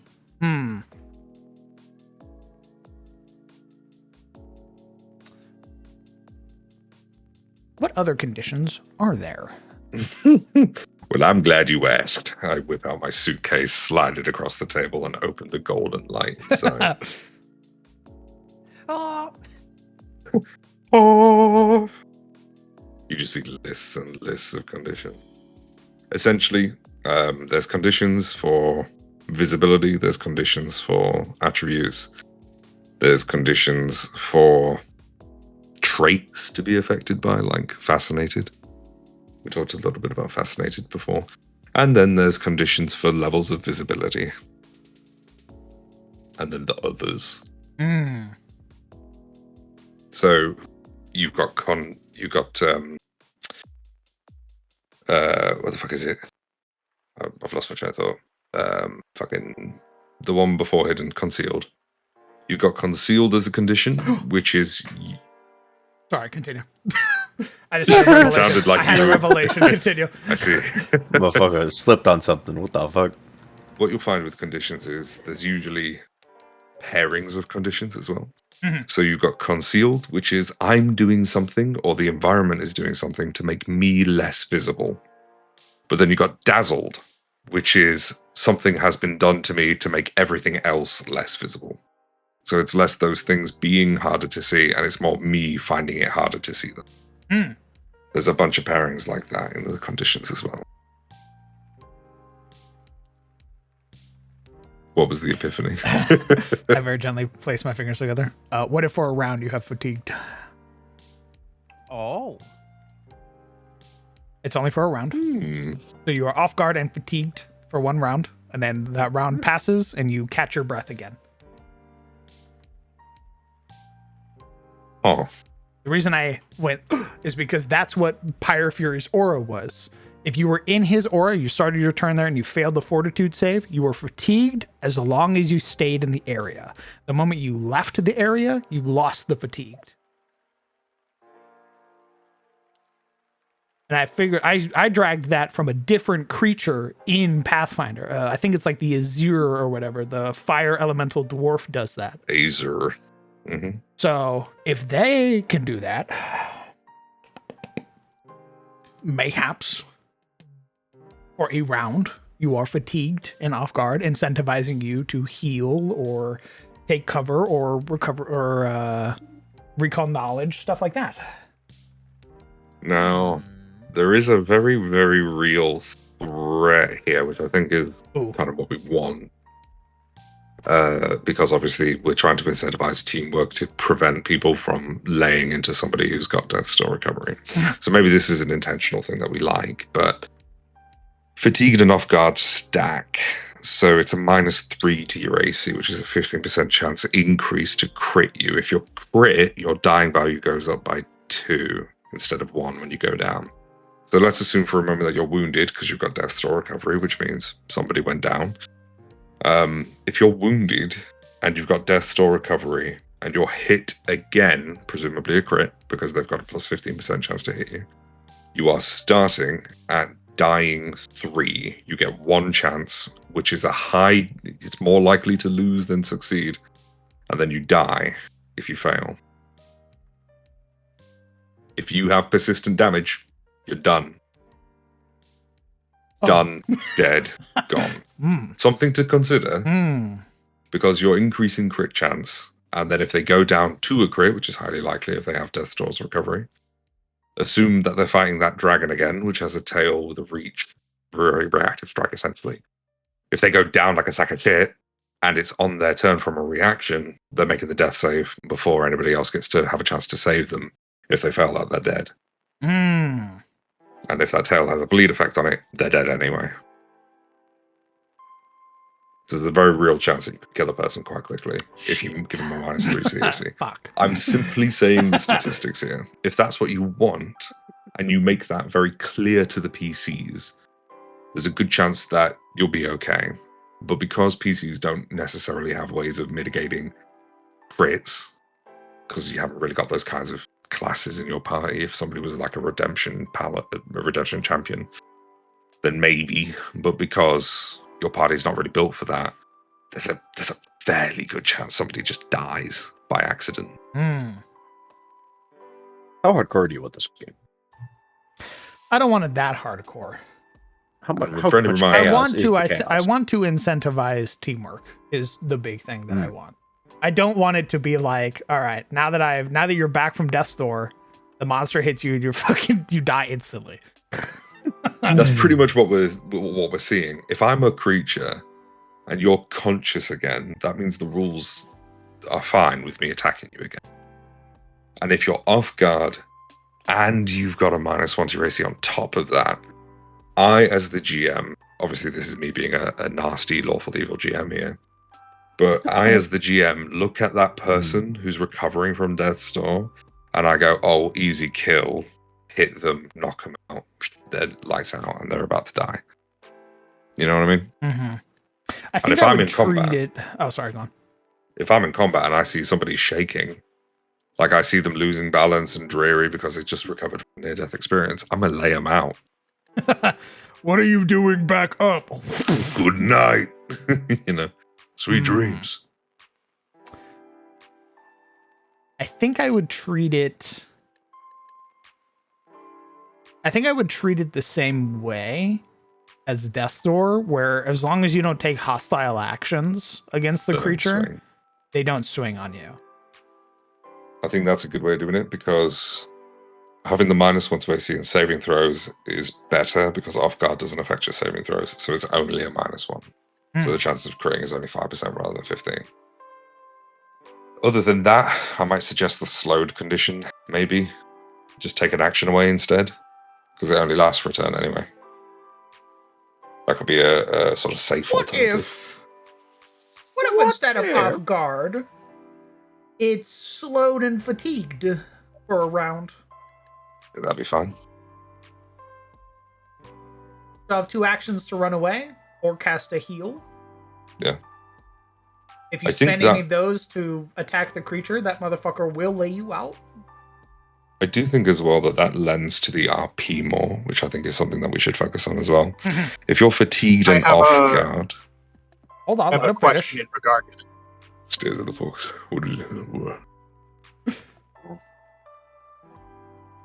Continue. Who me? So, what does fatigued do specifically? You're tired and can't summon much energy. You take a -1 status penalty to AC and saving throws. You can't use exploration activities performed while traveling. You recover from fatigue after a full night's rest. That's base fatigued. Okay, so what if fatigued took effect after you recovered from Death's Door instead of during it? That's what we're applying to Death's Door recovery. But it's So only for one turn. Yeah, when you come out of Death's Door, you're fatigued for a round and you are slowed. Now, I would love nothing more than you're just fatigued. The moment you come out of Death's Door, you're fatigued, and the only way to get rid of that shit is by resting. I would love that to be just like you just now have Death's Door recovery on you, because that also incentivizes. Oh, actually, hold on. Wait a minute. I sit Oh. back. Hold on. What Another if? brain blast has hit the bear. What if Death's Door recovery does apply slowed for a round, but it applies fatigued forever until you either rest or one of your homies with a healer's kit or what have you treats your wounds and then they get rid of it. So I'm gonna be real with you. You don't need that last bit. There's Oh. plenty of feats already that do that. Okay. Perfect then. So basically, anybody who has access to lay on hands will eventually get access to feats that can remove fatigued. Anybody with the medic archetype can eventually counteract fatigued. Anybody with the cleric class can eventually counteract fatigued. would There's ways to Aridin, get rid of fatigued. would Aridin eventually have access to that if he continued down his path? I believe so. Sound body, I think, is on his spell list. Sound body, and let's take a look.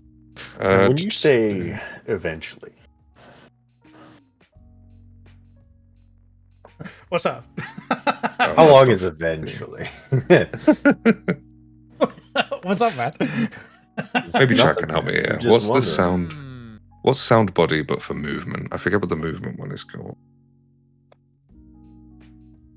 I'll see if I can find it real quick. Bear with. Sounds like somebody wants that survivability while being in the starter adventure. They would only be second rank spells, so you'd have them in spell scrolls at least, and you could prepare them at level 3. Oh, nice. I'll see if I can find Easy. that. Easy. Suddenly starts putting it in more. Oh, you could heal Say from fatigue? less. I'm gonna make you do that. You trip, fatigue. You fall in a pit, fatigue. Monster hit you, Well, fatigue. You probably don't want to lean too much into it because you do potentially have a barbarian in the party who's going to be sucking up all those fatigue heals. Oh, interesting. So you already have a source of a player who's begging you to fix their fatigue. Oh, is that how their rage? They're like they come out of it gasped, Yeah, basically. Exactly. Ah, okay. And I think they have to rest for like 10 minutes or an hour dead. or something like that. I bet. I super bet. Hold up. I bet there's like a fucking.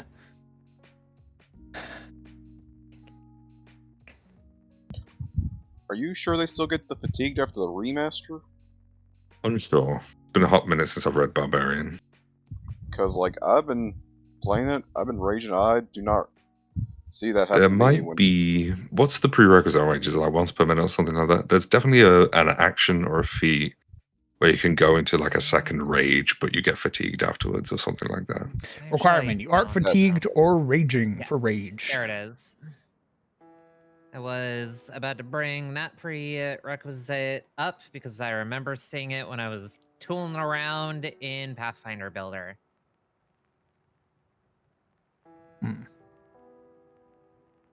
I don't see anything about it raging until you fall unconscious or until the encounter ends, whichever comes first. I don't see anything about it incurring a penalty afterwards. Yeah, the only thing that happens when you stop raging is lose your temp. And you can't do it again until a minute. Well, I'm not seeing a way to cure fatigue. Well, here's the easy thing, right? A We just make massage. items. Well, touche. You want antivenoms? You want bandages? Don't worry. I got fucking smelling salts that get rid of your fatigue. Boom. You can sell coffee. I rub my hands Round together. gloves of the masseuse. Lesser. Yes. Or you want the greater ones. Yeah, going back to the original point. The gloves of masseuse don't exist. Wow. I was offering medicine. Yet. Oh, I to you. see. I gotcha. Oh, were you searching for it? Yeah, I was like, oh, interesting. I almost gaslit him. I believed it. Oh my god. Shadow, you're a genius. The adrenaline tonic that we had from 5th edition. Oh, It cures fatigue yeah. now. And it gives you stress. Ooh, that's a good idea. Mm. Failing forward. Very, very Oh. good idea. I'm rubbing That's my the one, hands I together think. like a fly. I'm excited. Very good. Yeah, that won me I over. love And that's. walking up to the Lich Dragon full of ketamine. My eyes haven't shut in the last 15 minutes. Yeah. I see more than just the dragon in front of me. Whenever a hero loses the Death's Door condition by succeeding on a recovery check,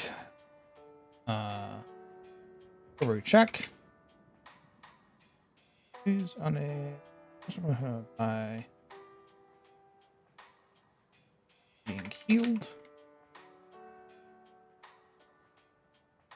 being recovery check, or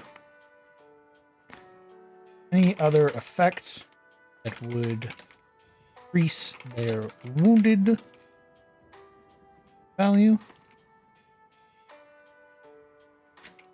They gain plus or recovery.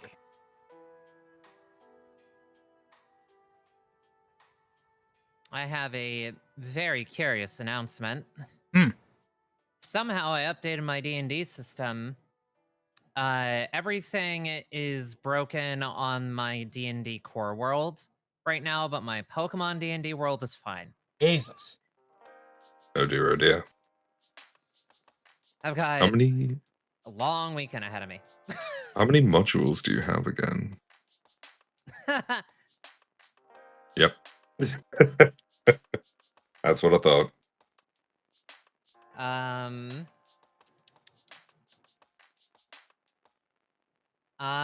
Around well, Pokemon, or well, the Poke D&D world has 273.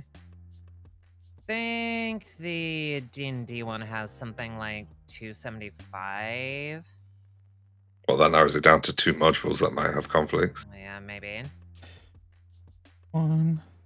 I wouldn't be surprised if it's one of the system version 2 to 3 modules causing that. D&D's only on version 3. No, they're on system version 4.3.6. Oh, I'm gonna have to download it to my native Foundry program, and I'm gonna have to rip it apart, go under the hood. May I offer an alternative? Where? Get my salesman pitch ready. Have you ever heard of Pathfinder 2nd Edition? I have. I'm just going to leave that on the table. I'm not going to say anything else. I'm just going to leave that right there. When I have the time and money to be able to purchase a new system. Over here loses the death store condition. Check. What the fuck? How did you rewrite that? There we go. Whenever a hero loses I a was death feeling silly, bud. Yeah, it decided it wanted to goof around. Whenever a hero loses the death door condition by being healed, succeeding on a recovery check, or any other effect that would increase their wounded value, they gain death door recovery. Heroes with death door recovery are slowed 1 until the start of their next turn, as well they're fatigued 1 and lose the condition as they would. Does that make sense?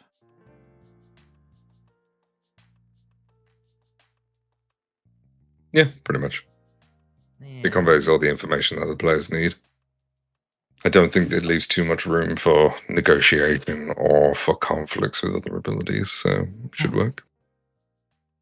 Is there anything you would add? Oh god. Third one, fatigued 1. Look at this other anomaly. Maybe that. I mean, we can make it worse. Oh? You know, you cannot use any actions or abilities that have the concentration trait. So that you can't just like recover from death store and immediately recall knowledge on what you're fighting. But maybe you want a situation where somebody comes out of a near-death experience and goes, "What the fuck hit me?" and figures out, you know, from recall knowledge what that is. I think that'd kind be of great. depends on what you want to do. I think that'd be, I think you should come out of that and be like, "What the fuck?" and immediately point Yeah, that's at kinda the where I'm at. creature. Or like immediately tell your animal companion, "We gotta get out of here." Oh. So, idea.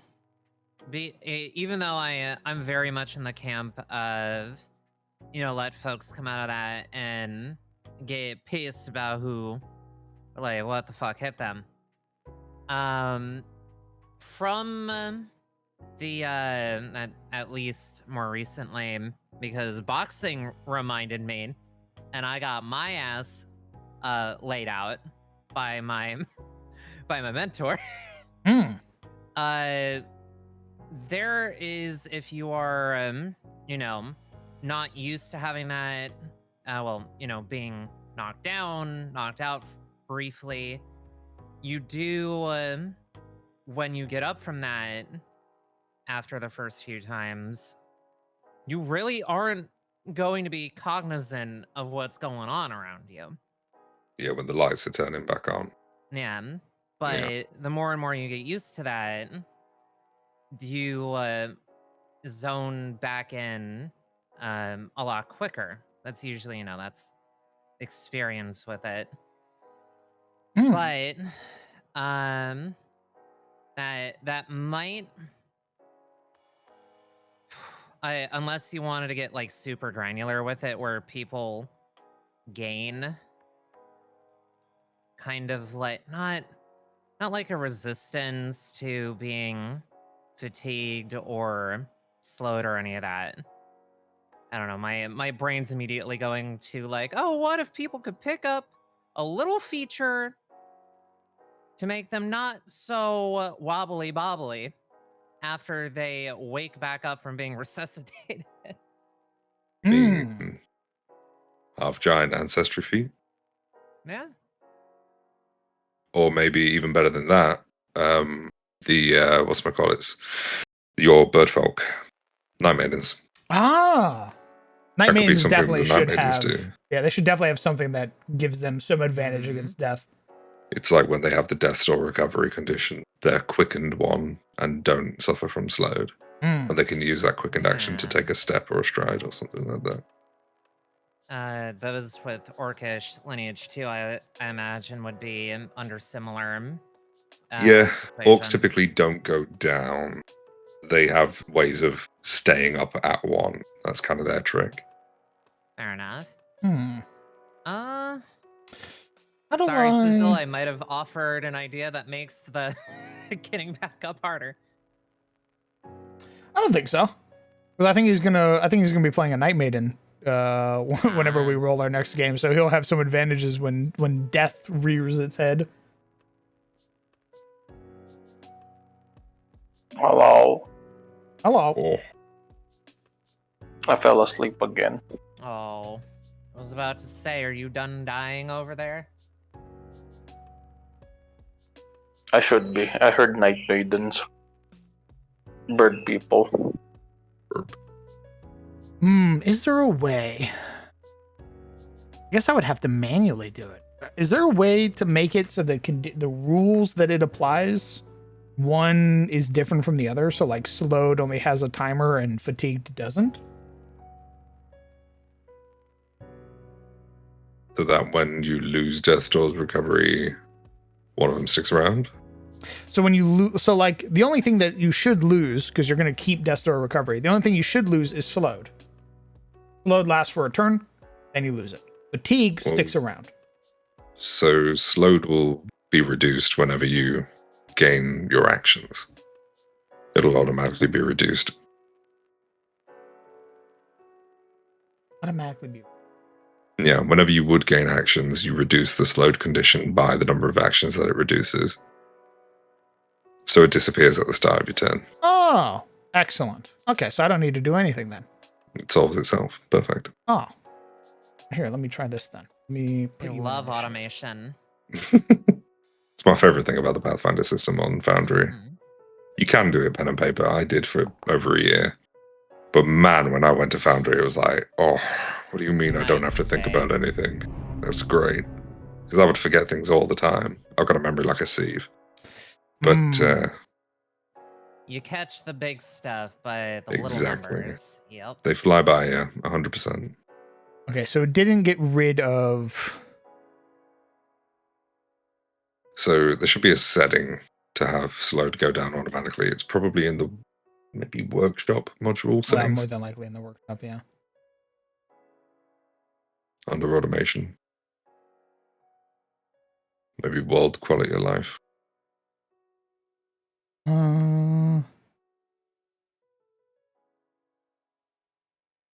There you go. Reduce stunned on turn start. I bet if you do that, it'll do it for slowed too.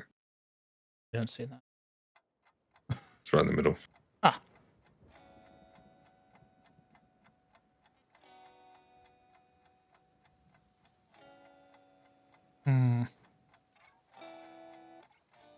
Just stunned? Really? Oh, you know what it is? It's because Death Store recovery is granting it. So as long as it remains granted, it's not going to go anywhere.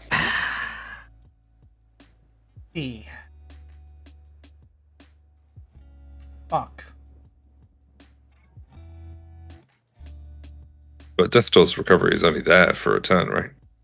Death Store, well, I have it marked there so that way players know where their fatigue is coming from.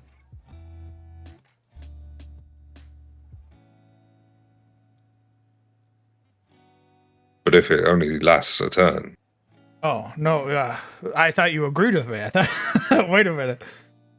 I thought you. oh, agreed. you wanted it to Yeah. make fatigue last forever. But Yeah. would they still have death or recovery on them, or would it just be the fatigued condition? I mean, technically, it would just be the fatigued condition, but I wanted So the you- death door recovery thing to be there to show them, like, hey, this is where you're getting it from. Oh, I see what you're saying. So that way a player goes, why the fuck do I have fatigued again? And I can gesture to the gray skull on their head. I'm not sure sources matter too much in Pathfinder. You know what I mean? Like, what is the benefit of tracking the source of the condition? Outside of, like, diseases. Does knowing that it came from Death's Door affect anything mechanical?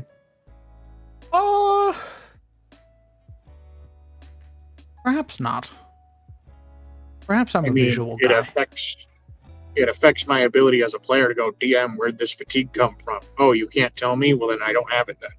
Yeah, but there's going to be plenty of situations where they don't know where the fatigue's coming from anyway, just from diseases and poisons that they don't know about. So there's going to be plenty of scenarios where they have conditions and they don't know where it's coming from, and that's part of the mystery. I think it might be like an RP thing as well. I want them to be able to role play out Death Door recovery. Just like start a session, see they've got it, and be like, ah, yes, I'm dying. That's right. I got my shit rocked last session. So one thing that you could do is have Death's Door's recovery, don't use grunt item, and then put the macros into the description and then drag them on. Interesting. Specifically for Slowed. Oh, I can do that actually. Okay, so I won't grant you the item. So you can keep the fatigued grunt items and then ditch the slowed, but put slowed in the description. And then you've just got to remember, maybe have it like at the bottom by itself to add it.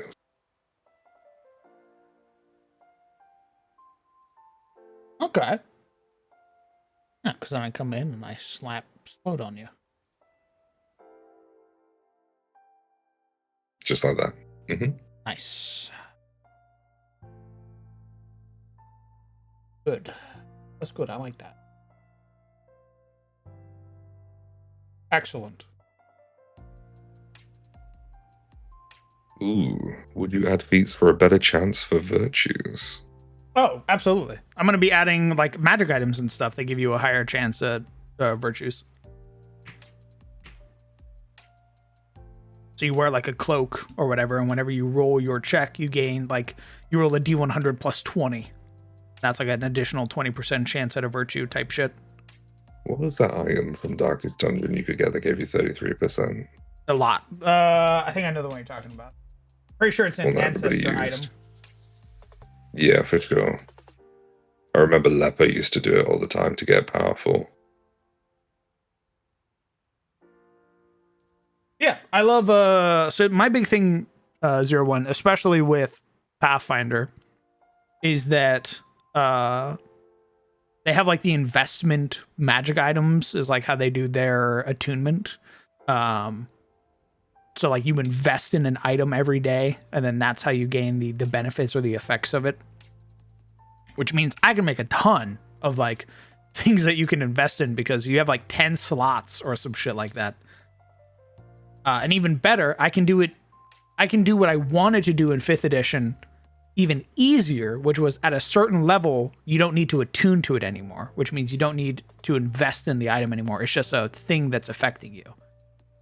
So you have like a trinket that hangs off you that for the first 10 levels you need to invest in, but at level 11, now it's just an effect that you keep on your person. You don't need to invest in it anymore. Okay. Back. Welcome back. Thanks.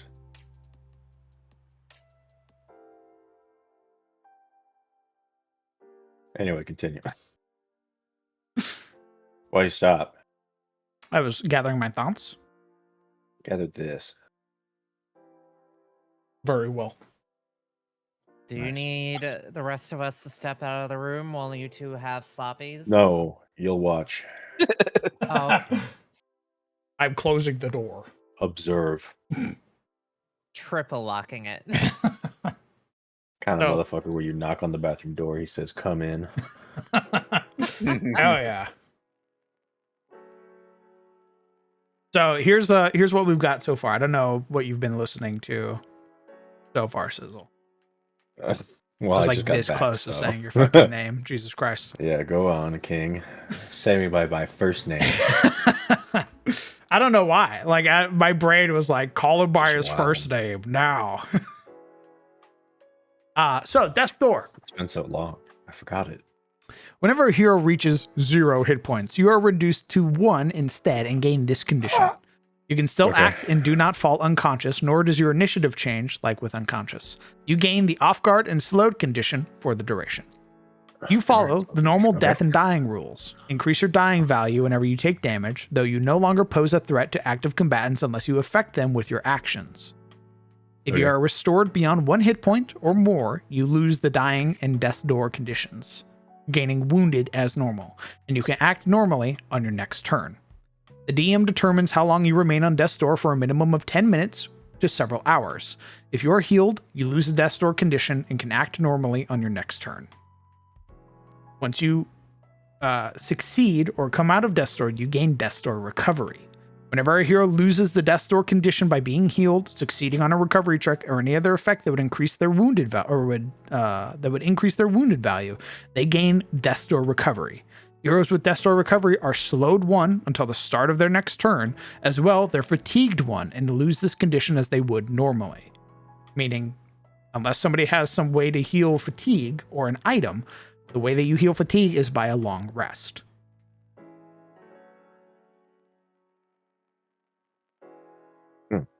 So this will keep you from basically blacking out in the middle of combat.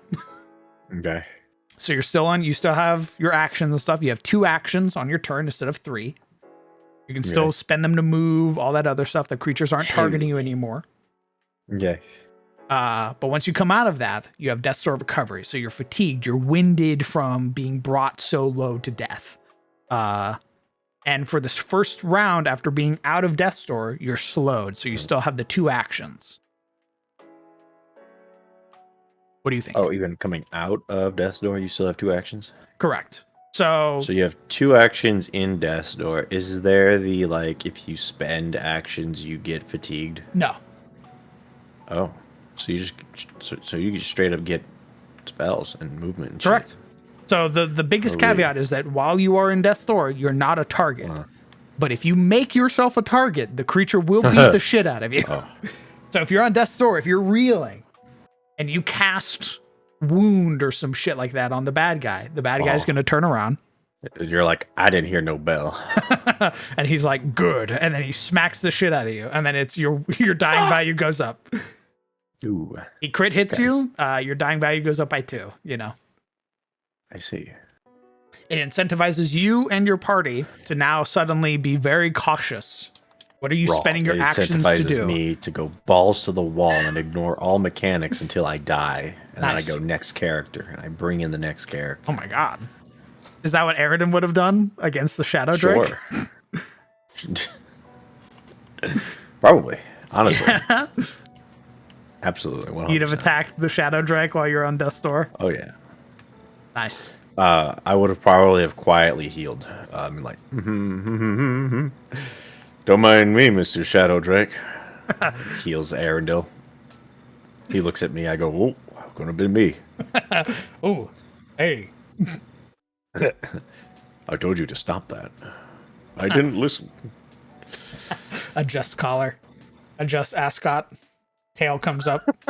Gentlemen, I salute. it's been an honor. I think we all know where this is going. Dropping the dumpy. I always wanted to get sit on by a dragon. Each time. With our arms right up here. I close my Breathe eyes. the I think of drink with a open white-haired goth arms. girl in my final moments before death. Oh, I go, this was meant to be.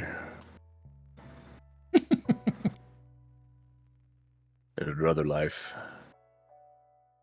Fagard would have been a hottie. Falcar. Oh, nice. Smooth In hair another back. life. If only. Oh.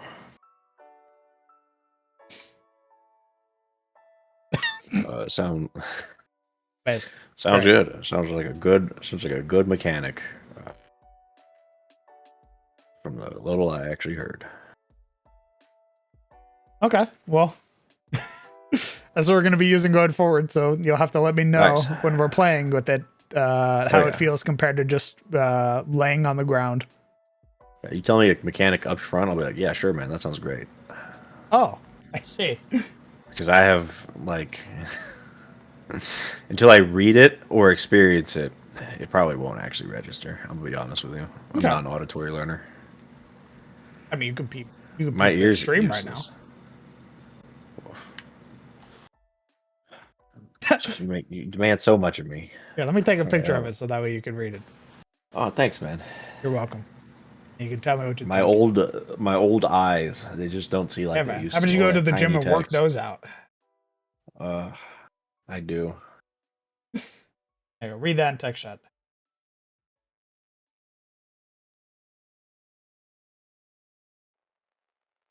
What do we think, chat? What do you guys think of what we've made so far? This is my answer to technically the same conundrum that 5th edition went through, where players would die or be dying, get to their turn, roll 1d20, and then basically skip and have to wait, 10, 20, however long your guys' combat would be, however many players you have, right? That was a big thing with Tales of Sunfall, was a lot of players voiced that they disliked that when they were unconscious, that was it. That was their whole fucking turn. DM, you misspelled determines. What? You misspelled determines in the last paragraph, first sentence. Yikes. Thank Now, you. how am I supposed to read this? And you obviously read it all the way to the end. You can't read it past that point. Just Okay, hard go stops. on. Yeah. Error in code.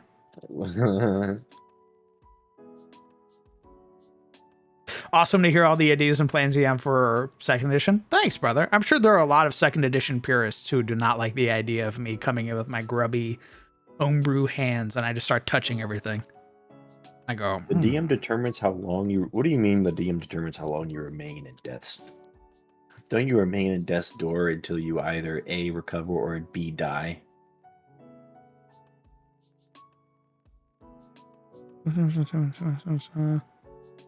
So I think it's for outside of combat. Don't you remain in death's door until you A, recover, or B, explode? That's a great point, actually. Lore, explain. Sorry. Well, the way that I see it is that you would remove the wounded value on a character with treat wounds, which is a 10-minute activity using the medicine skill check. Maybe it would be something similar, where like you can take the edge off. Maybe you're magically healed or something. Or if somebody with the medicine skill tends to your wounds, death door's gone anyway. So, or it just gives you a tool as a GM to use in RP for where death door could be subsided after enough time has elapsed, some indeterminate amount of time. How does being unconscious outside of combat normally work in Pathfinder?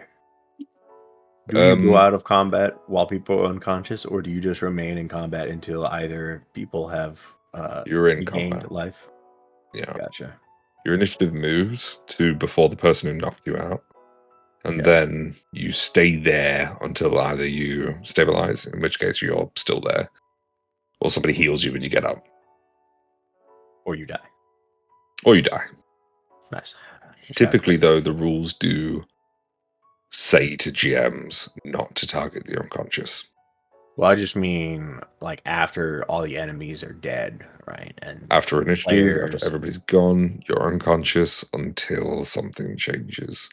This can be somebody doing a medicine check to heal you with true wounds, or But it are could be somebody.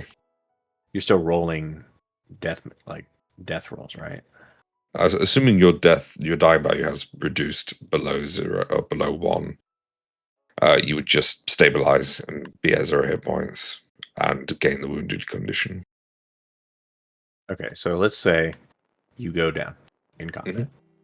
Party kills all the enemies. You're still down. You're rolling for death, right?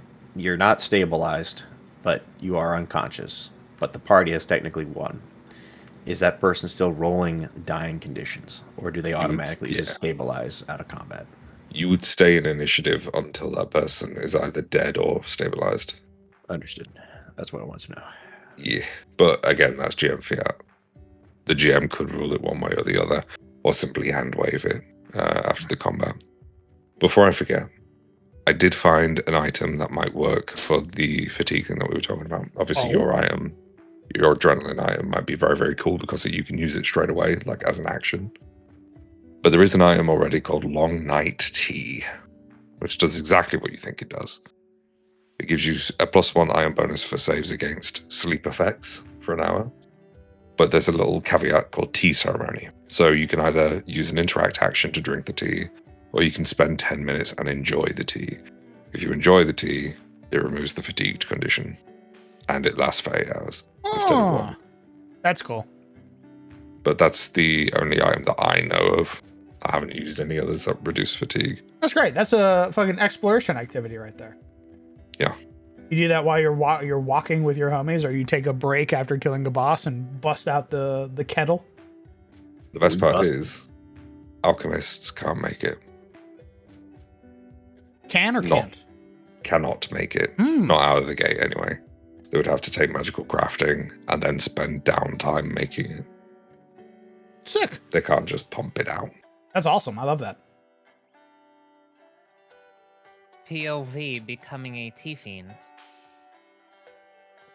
Just scratching your Lovely arms. cuppa. We do drink an awful lot of tea in this country. I mean, There are. you guys do make good tea. It's good. It's good. I remember even when I was in school, you would see these like teenagers walking around on their 6th cup. Oh my god. That was a thing. You know, we had to invent decaf just to survive. You know what I mean? God, no. shit that I saw when I was studying abroad in Glasgow. Oh my god. Yeah, they like the tea up I there was too. looking around, Almost like, as much as it's they okay. like their drinks. I know it's a joke, but Oh, like, I feel like they actually need help over there. I know we Maybe. drink a lot of coffee, but like, You know, basically it's just a cultural coffee, thing. isn't it? it's a addiction's a cultural thing. Yeah. Yeah. Some You would've wanna cultures. infringe on the Podcast culture. it wouldn't down you? to us. Exactly. Yeah. It's You're not so a right. bad thing, he so says, scratching his eyes out.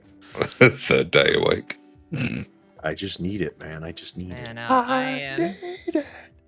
Here's the thing. In the UK, a sign of endearment and almost like it's almost a default action that we take. If you go to a friend's house or if you meet up with somebody and you have a kettle nearby, it's customary to make some tea. You know? If you're in the office, one of the customs in an office is for your boss or for a coworker to make a round of tea for everybody. And then next time somebody else does it, so on and so forth, until eventually you've had one per person in the group. Doesn't happen all the time. Obviously, if you hate everybody you work with, it's not going to happen. But in a supportive teamwork environment, you will find that you drink more coffee and more tea. Monka. Monka. I already drink like 3 cups of coffee a day. I don't need that in my life. Yeah, it ain't healthy. But we do it, One damn of it, the- because that's tradition. We run on One it. of the things I find funny about English tea culture is we've had, investigators come through every now and then to give talks and stuff. And one of the things that one of the gentlemen who came for a visit said is like, oh, yeah, if we're doing like, a check on someone's house, if we're going to like report a death or even just question somebody, they'll just like ask themselves in for a cup of tea and they'll talk about it over the kitchen table. Yeah, Hmm. that's the thing over here. If you have, so here's another cool thing. Let's say you're a laborer who works on the street. Maybe you do cabling or you're an electrician, whatever. It's customary for somebody, at least a nice person, if there's laborers working on the street nearby, because we're a bunch of nosy people, we want to see what's going on. So a good What way you of got ticking there? all the what's going on. When you go out to investigate, you offer them tea, and then you have a chat with them over the cuppa, and you can get to know what's going on. Awesome. And it's customary to say yes to that cuppa. I also love gossip. Very good. Exactly. And it's common knowledge, like the number of sugars you take in your tea says a lot about you. There's a code. What? Oh. So if you're going for the long day, let's say you're on your third cup, you might take a sugar. Might take a sugar. If you're rocking 2 sugars per cup, every cup, you're on the warpath. And if you're a laborer, you could say any fucking number. And people understand that, yeah, you're a laborer just by the number of sugars you take. So you might be in a completely isolated environment. Nobody knows you're a laborer there. The second you ask for 6 or more sugars in your tea, everybody knows you're a laborer. It's crazy. It's You crazy, know, but, you know, that, hundreds of that years of it. explains. It's a lot. Lot It's a things, lot, yeah. but yeah, 100%. And if you ask for iced tea, American. yeah, they'll be like, yeah, but how many sugars? That'd I ju- explain why Rory would ask me that. How do you take it is another common question. Yep. I love the idea. I love the idea of me rolling up with my Arnold Palmer. What is that? People wouldn't know what it is. They'd assume you're drinking in the street. Oh, excellent. They think it's a can of Guinea or something. Oh, this? No. It's tea. And then I watch them throw up. I honestly, I think they'd stop talking to you. Depending on who you show, they'd either be very, very interested in a sort of, you know, English, oh, look at that Egyptian tomb kind of way, or Nice. or they would immediately be, they wouldn't understand, I suppose. There's no kettle involved. It's like, well, what do you mean? What do you mean you drink it cold? It's best when it's cold. I shake it as I shake the can. That's crazy. Yeah. Before I even processed the words, I was shaking my head. Excellent. Yeah. You gotta get Absolutely you not. gotta carbonate it. So in Pathfinder, we don't have flaws and character traits. We We have gotta edicts get and off anathema. the tea conversation before we make it mad. I'm going to bring it back, don't worry. It's We have good. these things called edicts and anathema. Edicts are basically the codes that you follow. They are like ways to drive your character forward. Mhm. Anathema are things that you don't do. So you'll find that certain classes and features give you anathema. So if you pray to a certain deity, they might have some edicts that they expect you to follow, and they might have some anathema that they expect you to follow, same with champion causes. Mhm. The English have an anathema, which is whatever the fuck you guys are drinking. Nice. Excellent. Yeah, we've skipped that whole process. We go straight to energy drinks and just pure caffeine right in the bloodstream. We Correct. have Monster over here and like Red Do Bull. you? Yeah, of course. Oh, I mean, you guys Yeah. can't have Mountain Dews. I figured you couldn't have that Yeah. either. But that's taurine. That's different. If a drink has taurine in it, it's not the same classification. People will just drink those over here, like pop, like fizzy drinks. Hmm. You know, I had a Monster today. I had a green can of Monster because I couldn't get a coffee, and I was like, "Fuck it, I'll grab an emergency Monster." And that's what I'm riding right now as I stare at the clock. What is it? Fucking. Oh yeah, it's like in the AM for you right now. I'm rocking a cool 233. Hmm. Eh. Hey. Hey.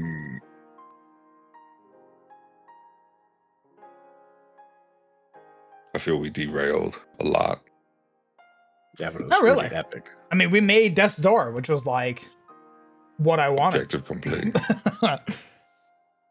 I also made my consumable items, the familiar consumable items from 5th edition. What about the adrenaline?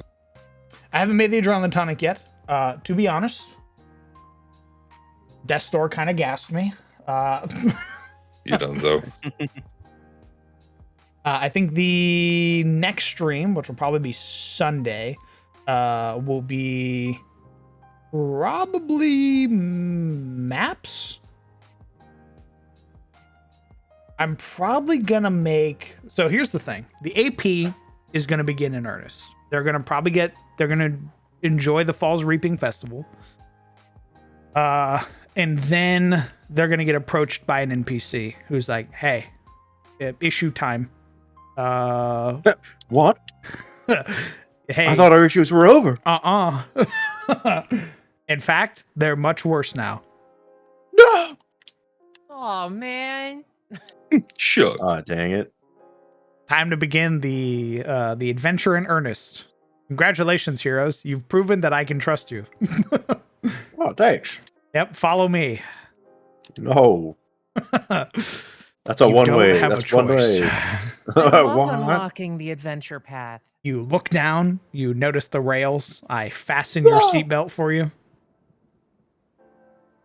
Oh no, my good sir. This isn't Shadows of Thorlin. This is an adventure. No What? sandbox here. Is this a module? That's right. No.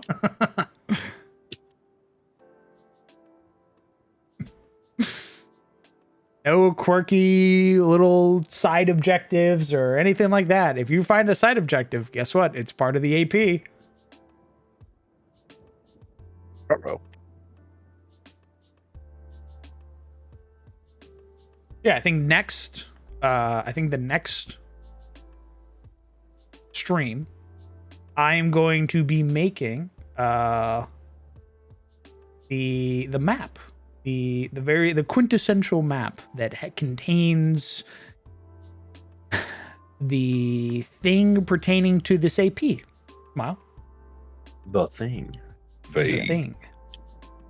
Vague thing TM. That's right. Wow. A very important object. The hand of Vecna. No. The what? Okay. I didn't know if you guys kept Vecna because you guys kept Vancy and Magic. It's We don't have quietly. Vecna. We have Google it. Tarbathon. It's a little bit different. Hmm. Tarbathon is Same. better than Vecna, IMO. Hmm. Jesus. He has an actual story which is actually compelling. This guy really will just say anything to get you to buy Pathfinder. That's great. Hey, I like some Faerunian lore. Like the purple dragons, you know. The they, when done properly. Like the old lore. I really love the origin of the orcs. And One Eye, and how he got his one eye. Things like that. Really, really like. Really like the Zentarum. I think the Zentarum are a really cool idea. Carsus's Folly and the Spell Plague. Great story. When Helm was the only god allowed to retain its godhood when everybody else went down during Planescape. I think it was Planescape. Oh, I know me lore. I know me lore for both games. Rablet, I'll let you know we're not coming back next week. We're gonna come back once I have enough material to basically sustain me for a while in the AP. So probably the first dungeon. Once I have completed the first dungeon worth of materials, that's when we'll come back. That's usually how I run my games, by the way. I'll make a dungeon or content or whatever, like Durant's Spear and all that stuff.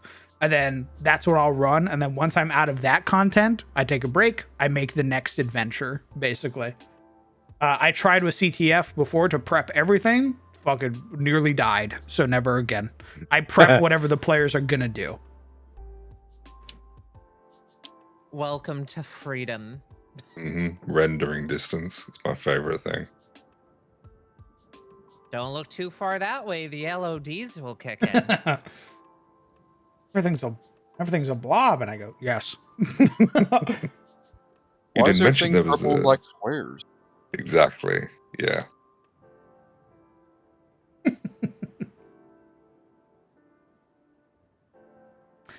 What about NPC creation? I still have to do that too. Though not really. Not as heavily since you are doing a module. Correct. I am probably I think the next thing that I'm gonna make. Well, I'm gonna peruse the monster manual first. I'm gonna figure out who the next boss is gonna be. Oh my. Now we're talking. And then build around that. I of course want to build Morlings because Morlings are like quintessential to Tyros. But there's nothing saying that they have to fight Morlings right now. There's still plenty of monsters in the monster manual. Time for them to fight Morlings that inflict fatigue. Yippee! I think You got a it ton would of be NPCs fun. already in town. Sure. But like that's only really like I only really make the NPCs necessary if the players are interested in them. Like there are tons of NPCs in Elion, but the party only really interacts with like 4 of them. So there's no reason to flesh out the others. I could see you fleshing out some just as sources of character creation. That's about it. I can see that, sure. That'd be the only reason. But that's an exception to Allion, since at the moment that's mostly where our characters come from. Yeah, with Astari, I don't really need to flesh out. Like, I'm not building character sheets for these characters, for the Astari NPCs. They're going to be in Astari. Like, I might make... attack that random villager over there. I might make, like, a retainer. Like, I might try to make the Vestal, the Grave Robber, the bounty hunter. I might try to make those that the party can recruit. Yeah, I recruit that guy. I point at the fucking skeleton in a chair. He stands up, grabs sword, boss bar appears. The flagellant. I was wrong about that, by the way. There are hirelings in the game. Really? Yeah. Nice. Well, there you go. That saves me a lot of issue. And Nice. NPC Core has everything you need for stat blocks, so I won't be too worried about that. Didn't they just put out a new book too about making NPCs and shit like that? NPC Core, yeah. I Oh, yeah. check my legally sourced, It's in there. very legally sourced books given to me legally, purchased with a credit card somewhere. Locally grown. I'm really convinced. Rule books. What's it called again? NPC Core? NPC Core, yeah. What would it be under? Theoretically. Rulebooks. Oh, I found it. Theoretically speaking, yeah. Right, we hit the load button. Legally sourced. What are you downloading? That's over right. there? A legally sourced book, of course, Oh, good. from That's Nethys. I'm glad. 3 megabytes. Interesting. Oh, there we go. It's up. It's downloading faster. Oh, I'll have to check it. I don't think it will have anybody's email, but let me double check. no, it should be blank. Excellent. Well, then we can look at that next stream. We'll go over the new book. Yeah, Little heads up for the book, though. Just for ease of use, if you go to the very, very back of the book, it's split up into different sort of types of NPCs. At the very back is a level chart that you can grab from. That's handy. I Very immediately want to know one NPC in particular because I think both Sizzle and I would our eyes would immediately glue to that character. I'm gonna take a picture of this, and I want to know which That would be character good. you look at immediately, Sizzle. I see. I'm gonna post it in. We text chat. typecasting each other now. No. But the cool thing about this is that all of these NPCs have unique abilities that only they can do.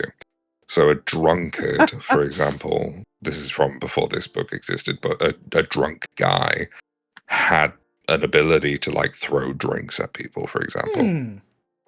And like a trader had a will save of 20 despite being a level 2 character, because you can't haggle with a merchant. The merchant always wins. Hey, Sizzle. If you try to play him at that level. Yeah, what's up? Who'd you look at? Well, clearly it's the bald lady whispering to a guy, of course. Of course. Yeah. Of course. No, you know who it is. You know it was. I want to you knew know who it that was is. The masked woman with the white hair. Correct. Like, obviously. Correct. I saw that and I immediately went, oh. Yeah, of course. Looking vaguely insectoid, too. Like, sick-ass armor. Like, Who that is? That's what I want to know. I shake lore. Who is why that? are they the most important What, character? the bottom left, or Yeah, the white-haired, black armor individual with the greatsword or the bastard sword. Who is that? she looks like a champion of Callista. The Savored Sting, just based on that wasp on her cloth. Oh, she's oh god. That Goddess of goddess, huh? revenge and lust. Yeah. Nice. Looks like an elf as well, based on the shoulder span. And how thin the legs are. Oh, here she is. She's a knight. I'm shocked. Is she in the book as well? Yeah, she's Word. on Oh. page 16. 16? Oh, I'm on my way. I'm on Oh, look at that. Oh, actually, it might be human. That's a better picture of it. I'm disappointed. She's a level Mm. 7 creature with 110 hit points. Oh, thick. 27 AC while shield is raised. 4 strength, 3 dex, 3 con, 0 int, 2 wisdom, 1 charisma. Humanoid. I like them. They can beat the shit out of you with their gauntlet, apparently. They have a plus 17 to hit with their gauntlet. Wow. 1d4 plus 10 bludgeoning damage. Oh my god. Jesus. The 1d4 is just a formality.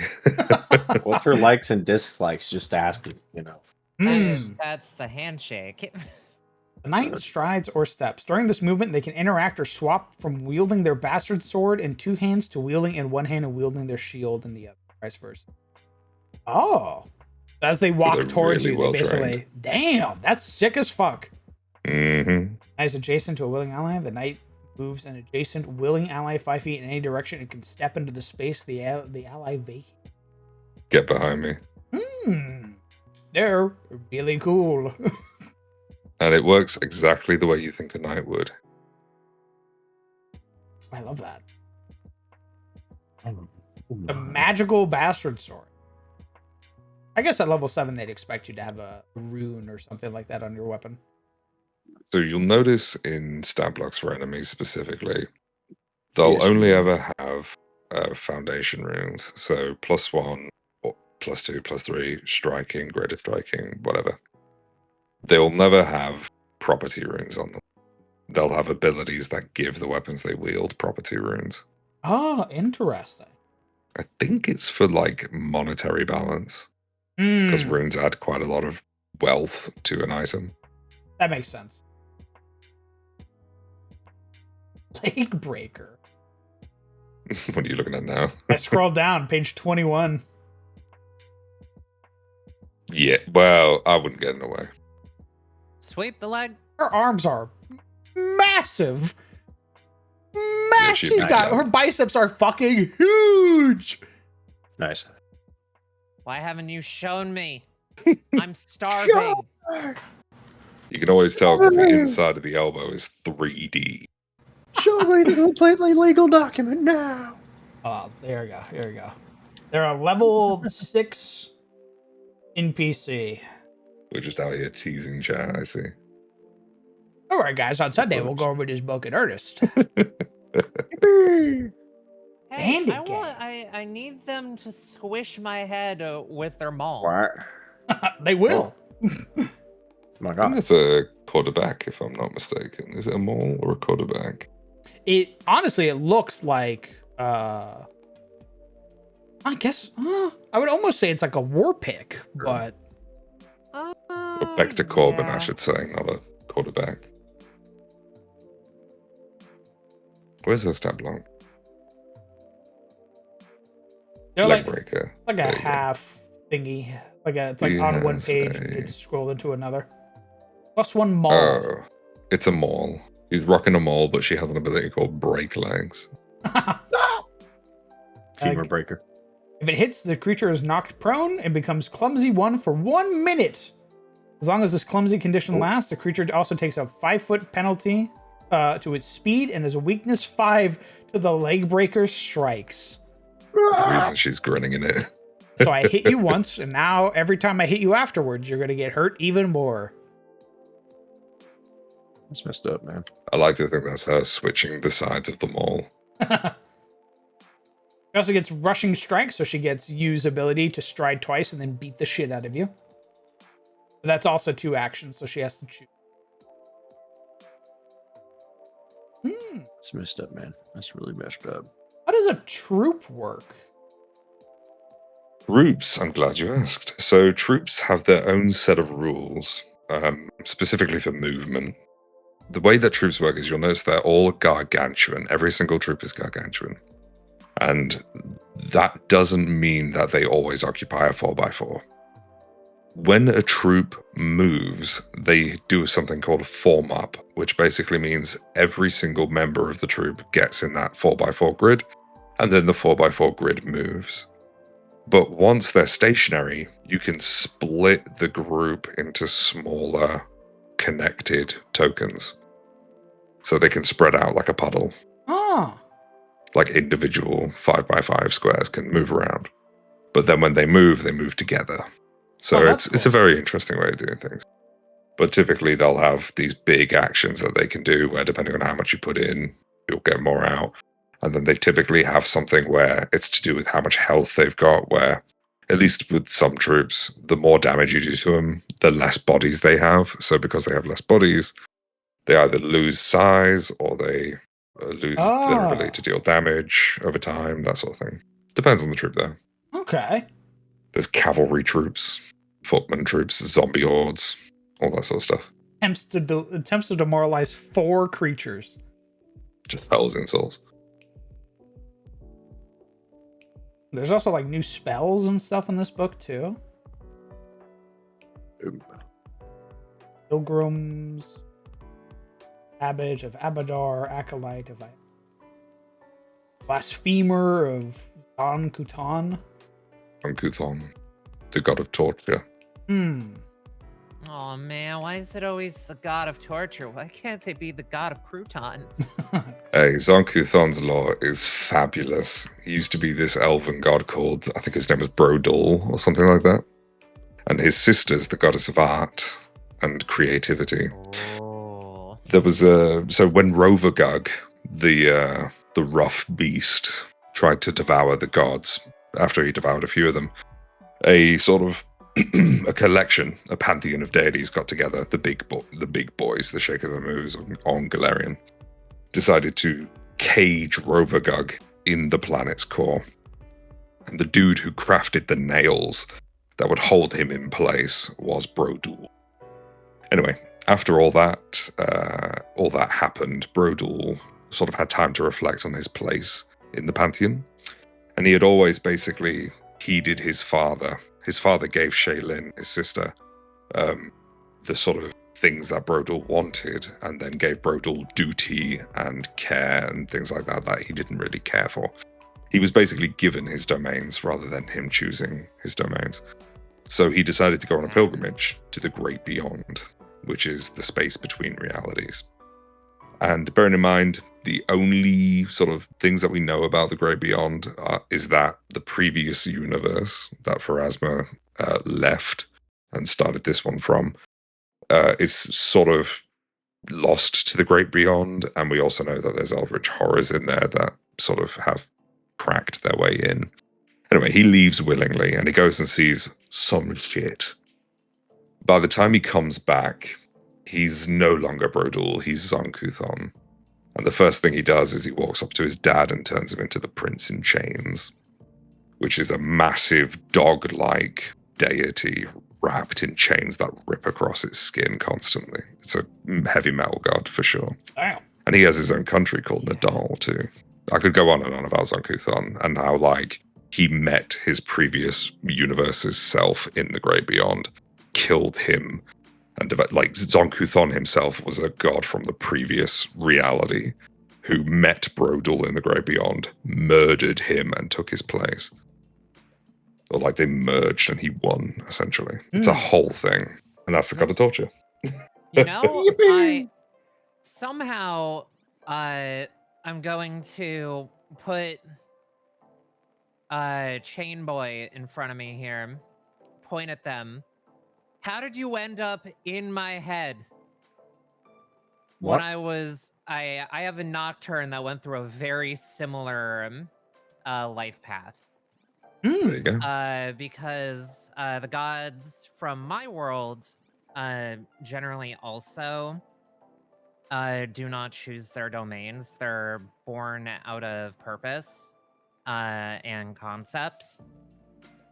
So there is one guy that went to the far realm, came back and was like, hey guys, I like whips and chains now. No. All right, bad. Oh, man. That's cool, I guess. Please get away from me. Hey. Yeah, the gods in Galarian are fabulous, and they've all got great story. I Big fan. adjust my collar. I pull out the little box in my pocket and I hold it out to the deific vessel of Ugathoa. I go, wife, Ogatho is my favorite god. wife, wife, Yeah, wife. Wife. she knows what's up. So the cool thing about Ogathoa, despite being the very first undead, a woman who had such willpower that in the face of judgment in Pharasma's courts, she told the goddess of death, no, I'm not done yet, and immediately became a god from pure willpower. Oh. She spat in the face of everything that existed before her and lives sort of in blasphemy of it. So she's not only the goddess of disease, flies, death and decay, but opulence and gluttony. So you are just as likely to find an urchin praying to Ogathoa as you are the lord that rules over that urchin. Hmm. And they both pray to her in different ways.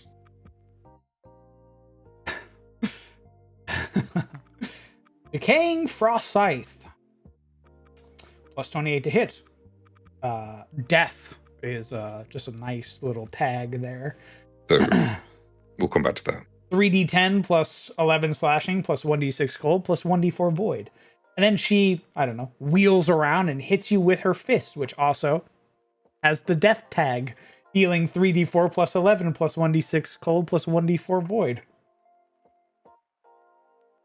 I'm pretty sure death as a tag is just you die. Insta-kill. If you hit 0 from a death effect, you die. It just goes, "Hada," and then you hit 0, and there's no death door. You just... She flicks your forehead and you drop dead instantly, pretty much. Now, when do you start seeing that? Because she's level 15, and I imagine that's when you start seeing death as like a tag on a weapon. The first instance is Vampiric Touch. I think they renamed that in the remaster. Vampires are also high level, if I remember correctly, right? Vampires can be, not all of them are. So, yeah, it's Vampiric Feast, and that's a 3rd rank spell. That has the death trait. That's the very, very first time you'll see it outside of unique creatures. Okay, so it's not on a vampire count. A mastermind? Oops. Might be worth searching by the vampire trait in the compendium. Well, that would be smart, I guess. I suppose. Perhaps. I guess. god, you think you're so clever. I'm just throwing out ideas. Mastermind. You said it's called what? Vampire what? I was just saying you might want to search by the vampire trait. The ability that you were saying. Oh, Vampiric Feast. It's a spell. Peace.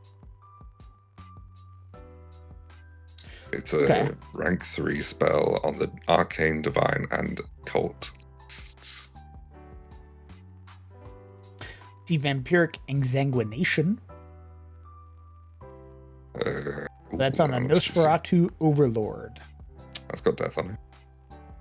Level 15. Okay. That's a wicked looking guy. Your deal. Vampiric Touch. 5th rank. Death. Level 10. Okay.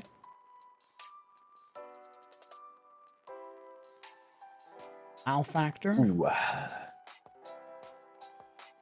don't think I want to be one of those guys. What's up? Not that bad. You don't want to be one of the big boys? I don't. Nah, man, I'm good. Was that ultimate power? I think I'll pass. No, I'm quite alright. Thank you. Comes at me with his buck teeth. I have the knowledge of all that is. Ooh, that's cool, man. Dude, I'll tell you, one of the no thanks. funniest vampires in all of Pathfinder came from the, what the fuck is the name of the AP? It's the Bloodlords. The main bad guy of Bloodlords, our sort of version of Strahd, has the biggest forehead you've ever seen. Oh, lay. It makes it impossible to take him seriously. I'll see if I can get a picture of him. There's this one, the Nosferatu Overload, that is literally nothing but forehead. Oh. Yeah, why does their head look like a thumb? Who you calling a pinhead? I found them. Oh, they have 2 auras. That's cool. Continue. Check it. This Bretta is the main final boss of Bloodlords, and that's not a spoiler, they tell you from the start. Here you go. Oh. That's our Strahd. Yeah! You poor bastard. Oh my god! Yes. Hell yeah. That's one of the What most the powerful fuck? people in Geb. Hell no. Hell no. I love it. Hell no. Look at that. Dude, good. That's absolutely not. I'm killing that mother. Absolutely not. He will never see the light of day. That's our Strahd, Yeah. baby. No, it can't. No, you're joking. That's my He's on the boy. cover. That's the man. Do we want Strahd to look attractive? Isn't it better that he looks like this? I don't know what no, this we True don't Bretta's name face is. of Let evil. me see if I can find his name for you. Dude's got I an love Explorer it. 30 with that head. Hell yeah, brother. That man has like a plus 10 into intelligence and a Show plus us, 10 to please. wisdom. Here, let me see if I can show you guys. Hold on. He's fucking something else. That's crazy. Oh, that looks so good. Hey, boss man, why don't all vampires and angels have large Absolutely foreheads? fucking not. Why not? Why not? There you Let's go. see this. Let's see this Poindexter. Look at this fucking dork. Oh my god! Cause active harm. My fucking How do you Lord comes have- at me Guy. How do you He really have leaned not into it. only with this. a fat fucking head, but you also have like the beginning of like a widow's peak? I need you to pick a struggle. Yeah. Yeah. That's our Strahd. Oh, I love it. Lore coming at me See, that's- saying Pathfinder art's good, and he shows me this. Hey, Hey. we're a mixed bag. Hey, to be fair, Mixed bag. We're a mixed To be bag. Oh, fucking. right. Yeah, well, how? Okay, go ahead, defend it. Go ahead, Hey, Legion. Oh, that's So, not big. so we all know how Strahd is like very, sussy. It's very icky, all that. At least now, right? It's not. You don't get it twisted. Like, oh, the brooding vampire. Now you just Legion. gotta look at that. Legion, whenever you doubt your own capabilities as an artist, No, I want you to look no. at this guy and go, "This is on official material. This has been published." That's a good. It's main good. bad That's guy. not good. What is he hiding in there? What is he hiding in there? I The need to know. intelligence. That's not good, Legion. What is Legion, he hiding? please. Oh me- my god. Tell me your Secrets. fucking secrets, you. Oh my. Smug No fuck. wonder he can't get any bitches. I love You him. know, bearing in mind Holy- that the first place you go to in that AP is a city full of ghouls that has some of the most heavy metal artwork on their chapter. I Have you love seen him. And then this you look guy? at that dude who rules it, or he technically Yeah, rules he- it from a distance. He rules it. Yeah. And you're like, what the fuck? That's such a God, shame. Ah, That's a God. shame. It's so funny. Imagine why this guy you- descending instead of Strahd. Curse of Strahd. oh, my people. Oh, Imagine you fought that You in can see- Curse of Straw Crown. Gentlemen, God. gentlemen. There's a ghoul crocodile. Oh fuck. Oh. Does he also look like Strahd? No, he has no picture. He has no You might have a notes. picture in the book. I don't What's know where the he goes source? from. Oh, no That can be notes. fixed. I hope No he has picture? like a toupee. I can look it up. Graveclaw, Pathfinder 182. That sounds like, Freaking artful. yeah, I imagine that's some Pathfinder Society stuff. It Oh, is. honestly, Oh, it's Lord. Bloodlords. Society. It's Bloodlords. It's the same AP. Oh, excellent. God, that straw is so refreshing to look at. Refreshing. No wonder you. No wonder you You're fucking. a sick fuck. You know that? You're a sick fuck. God, no wonder you're so hard on your own art. Your taste sucks. Boo! God. It's like I asked even the corpse goddess, yeah, the goddess of that sexy woman. You know what? Fuck it. Let's make this supposed sexy vampire have the tallest forehead in the entire setting. Nope. Nope. Count- This will not do. Count Rodar von Glauer. I will die for this Strahd. So you better start dying then. You will probably die to God. this Strahd. And we'll God, laugh that at you. expression. That expression that he made. He made. I hate how much you're enjoying this. Oh, You sicken me, actually. A leshy ghoul? How can a Nice. plant be undead? Nice. I mean, it could be necrotic. You know, necrotizing plant life. Hmm. Is there a problem? Few creatures are more ubiquitous to sinister locations such as lonely graveyards and ruined crypts than the flesh-eating undead known as ghouls. Okay, but why are you a plant ghoul? What happened? Why you like What that? did you do? You have so many passives. There's a fucking thesis I'm looking at right now. Oh my god. It has rotten burst when it explodes. Okay, so it does what the leshies do, baseline. So when it Darkfall's pissed. explodes, everything heals. Although, because its Found a tag is picture of the ghoul void. girl. Nice. They have a stench. So if you smell, you'll get sickened and slowed. On a I'm crit sorry, fail. you smell. They have void healing, of course. Forbidding cravings. A creature can still eat and drink while sickened by this curse. Oh, they affect you with this. Oh. Ooh. Oh my god, they make you a cannibal. Oh, Like ghouls. Ooh, stage 1, carrier with no ill effects. Stage 2, you take void damage and the target is sickened 1 until it consumes raw meat. Lasts for a day. neat. Stage 3, same as stage 2. Stage 4, unless the target consumed raw meat in the past 24 hours, it takes 46 void damage. It is sickened 2 until it consumes raw meat. Stage 5, if the creature has eaten raw meat in the past 24 hours, it dies and rises as a ghoul. If not, it returns to stage 4. So if you satiate the curse and you eat and you go to stage 5, you die. Oh, No, the change is starting. Hmm. There's a lot of really, really cool lower level creatures that have these really fun sort of like you don't expect the creature to live. They have low health, they have low defenses, but if they do their thing, they leave a lasting effect. Another really good example of this on an undead is the Attic Whisperer. The Attic Whisperer. Holy Yeah. shit. And the lore for Attic Whisperers is just juicy. Oh my god. Well, that's straight up a child. Yeah. Or a halfling. Could be a halfling.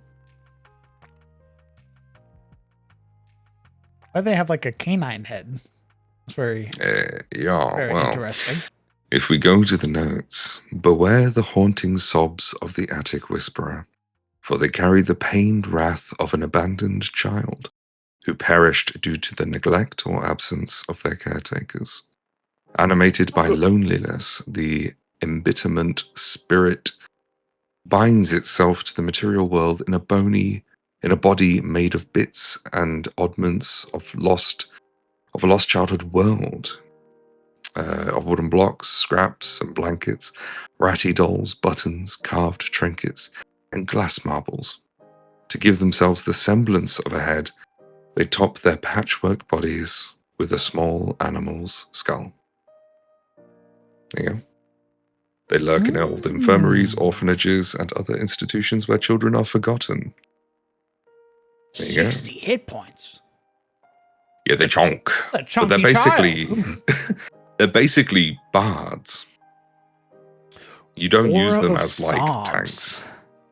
Yeah. Auditory aura, concentrate emotions, mental occult. The Attic Whisperer enshrouds itself in a tapestry of stolen voices. Each living creature that enters or starts their turn in the aura must succeed on a DC 19 will save, where the unnerving bitter sobs render them distraught and they become stupefied one for as long as they remain within the aura. Creature that succeeds is temporarily immune for 1 hour. Oh, they can activate or deactivate it with a free action. hmm So the cool thing with that is that you can treat them like a witch from Left 4 Dead. Left 4 Dead, is that the right game? Yeah. So you can kind of have them just like a crying child in the distance. And you see this little kid covered in rags from the back, weeping to themselves. You can see a little teddy bear that they throw to the other side of the room, and you go to see what's wrong. And as you touch the child's shoulder to turn them round, this dog's skull stares back at you. The aura activates. Roll initiative. Steel voice. When the Attic Whisperer hits a living creature with a bony hand strike, it tries to pull the victim's voice into its aura. The victim must succeed on a DC 21 will save. On a failure, the target loses the ability to speak for 1 hour until the curse is removed or until the Attic Whisperer is destroyed. Whichever comes first. During this time, the Attic Whisperer can perfectly mimic the target's voice, and the target takes a -2 circumstance penalty to saving throws against that Attic Whisperer's aura of sobs. Critical failure. As a failure, but the effects last until the Attic Whisperer is destroyed or the curse is removed. And I assume breaking curses is like the counteract check. Exactly. And it ain't easy. Counteract is still like a very scary thing to look at. You've just got to practice it. Once you've done it a few times, like if you simulate it by yourself, just like get a couple of like PC tokens, get a couple of enemy tokens, and just sort of do a couple of counteract checks, it'll stick. Once you understand the basics, it'll just sort of make sense. It's just one of those things that you got to beat your head against a couple of times before it makes sense. Even I'll double check the rules before I do it every time, just in case.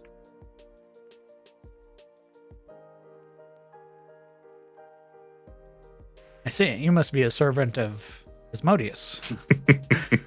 Or gave it away. Interesting. Opening statement. The Hellbound attorney's turn begins.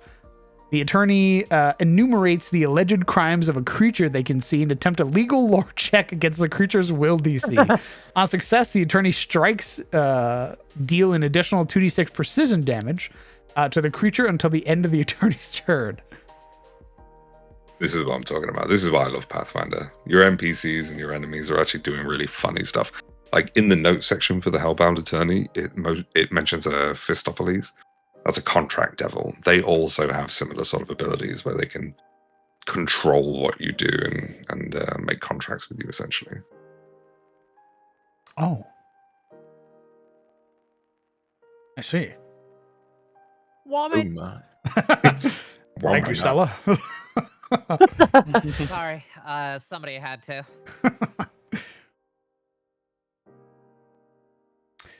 Oh. They can even guarantee, they can even sort of like recover if they fail their lore check and stuff like that.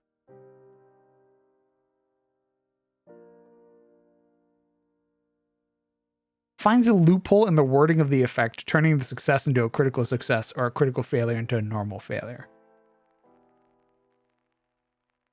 So if you hit them with a spell that has auditory, they can be like, objection.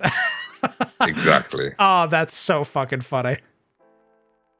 There's what's the name of it? It's like called Fiddling Bones or something. Let me see if I can find it. Now, how do I work an attorney into the set?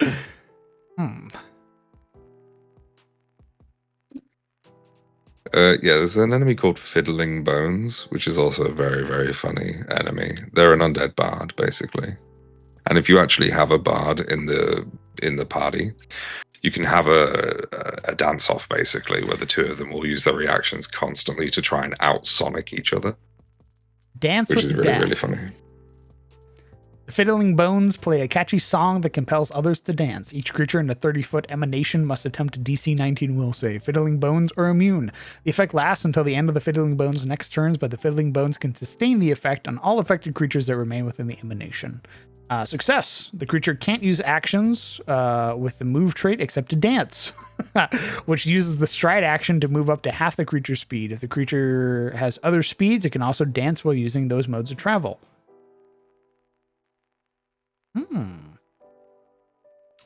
Rhapsodic Flourish. The Fiddling Bones would roll a saving throw against an auditory sonic effect. The Fiddling Bones performs a refrain that deflects sonic vibrations. They roll a performance check in the place of the triggering saving throw. Sonic feedback rebounds from the effect, dealing 1d6 sonic damage to the source of the triggering effect. If the performance check succeeds, or the 2d6 damage to the Fiddling Bone... Wait. To the source of the triggering effect, if the performance check succeeded, or 2d6 damage to the Fiddling Bones on a failure. Ah!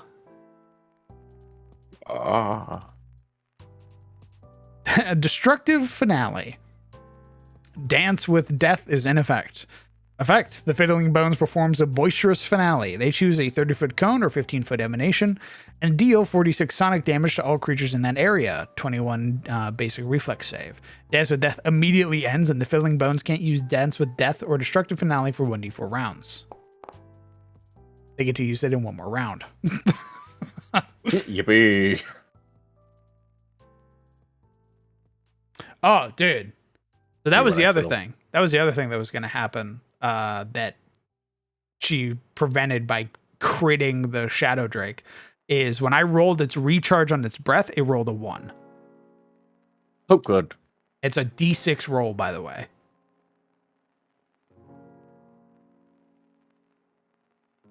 And I was like, this is it. When it gets back to its turn, it's over. It's gone. Posted to pick a Fiddling Bones for you. Oh, hell yeah. Oh my god. Is he using his forearm? Oh my god. Oh, yeah. Oh, look at that ghoul That's a crocodilian right there. Look at that. Oh my god. Look at that Lord, ghoul crocodile. That's literally just Brooke. It's from Brooke. One Piece. That's exactly right. I mentioned before, but Pathfinder's loaded with references to pop culture, media, even anime. Ignition is a cantrip. It's our version of Fireball, essentially. It's a direct reference to Roy Mustang from Full Metal Alchemist. I'm beating the shit out of you. Yeah, it's pretty great. Oh my god. What is The that? spell literally says you snap your fingers and fire erupts. Nice. Mm-hmm. What is that picture of the elf yelling with the The other elf. So that's the very, very first place, the very first city that you go to in Bloodlords. So the same AP that has the big forehead has this cool ass city devoted to Urgathoa. Damn. Oh yeah, It's drippy. very heavy metal. And inside is even better. He's got like a lantern like hanging from his wrist Yeah. on like chains. That's kind of fucking. And I can't remember who that character is, the one with the white and red. I'm pretty sure they're an iconic. Maybe the Magus, maybe? I can't quite remember. I'm about to say They're they're way definitely too important, dripped out though. to be just like a They're- normal yeah, they're guy. That's reoccurring. definitely a player character. I think that's the Magus. Let me in, and they go, living, get out. It might not be the Magus. It might be one of the old classic iconics that hasn't been reprinted yet. It is the Magus. I can confirm. Nice. Nice. And is that getting that's getting a remaster as well, right? Well, we simply don't know. We weren't sure that they were going to remaster the Champion, and they remastered the Champion. So we're kind of just waiting and seeing what they remaster, but they're sort of doing it at their own pace. Oh. There's no rush. Because the thing with the Champion was that all they needed to do was errata some wording and add the holy and unholy traits to the Champion. With the Magus, they've got even less work to do, so it doesn't make sense to remake the Magus. It just makes sense to update the wording. But would you really remake? Would you use page space in a brand new book just to do that, or would you just have an errata on the website? So that's kind of where they're at. Whatever's on Foundry is always going to be the most updated stuff that we have for the class. So even if they're putting stuff on a thing on the website or on a forum or something, it's all going to be updated on Foundry anyway. But if they ever do reprint it, and I hope they do, because the Magus needs a little bit of love, in my opinion, then, I would love to see it in a new book coming down the line. Huh. But like Thaumaturge hasn't been done yet. They don't really need it at all. The Sorcerer, sorry, not the Sorcerer, the Psychic, they could use some love. They could do with some cleanup because they've still got some old stuff. Yeah, it's just a little bit of that. But I think the next book that's getting remastered is the Treasure Vault book, which has a shit ton of items in it. Love that. I love more items. It's basically just a book of items. Oh. It's written from the perspective of this tiny little kobold talking about all the items in its master's hoard. Nice. Very Xanathar's Guide then. Very Xanthar's Guide. Excellent. Necromancer NPC. I raise my brow. Undead arise. Concentrate, manipulate, occult. The necromancer summons 2 medium undead entities in different empty spaces up to 30 feet away. These entities can take the form of zombies, skeletons, or ghosts chosen by the necromancer. The entity blocks movement as though they were creatures and can be attacked. Each entity has 1 hit point and the same AC as the necromancer. They can't take actions on their own and deteriorate if the necromancer is reduced to 0 hit points. The necromancer can have up to 4 undead entities at any given time. If they call another, the oldest undead entity deteriorates. Oh. They could, in theory, on their first turn, use Undead Arise twice and summon 4 undead. Let's have a look. What's the name of the creature? Look it up. Necromancer on page 99. Page 99 of what? The NPC. Oh, the core. NPC core. Yeah. We're back in the book. We never left. Oh. Holy my God, sizzle. Yeah, man. Sizzle. What's up? Peep this fucking unit right here on the next fucking page. Oh, the cult leader. Ah, this dude? Holy shit. All right, hold on. Peep this fucking guy. He knows what's up. Fix this shit up. What the fuck? I like war. Damn, dude.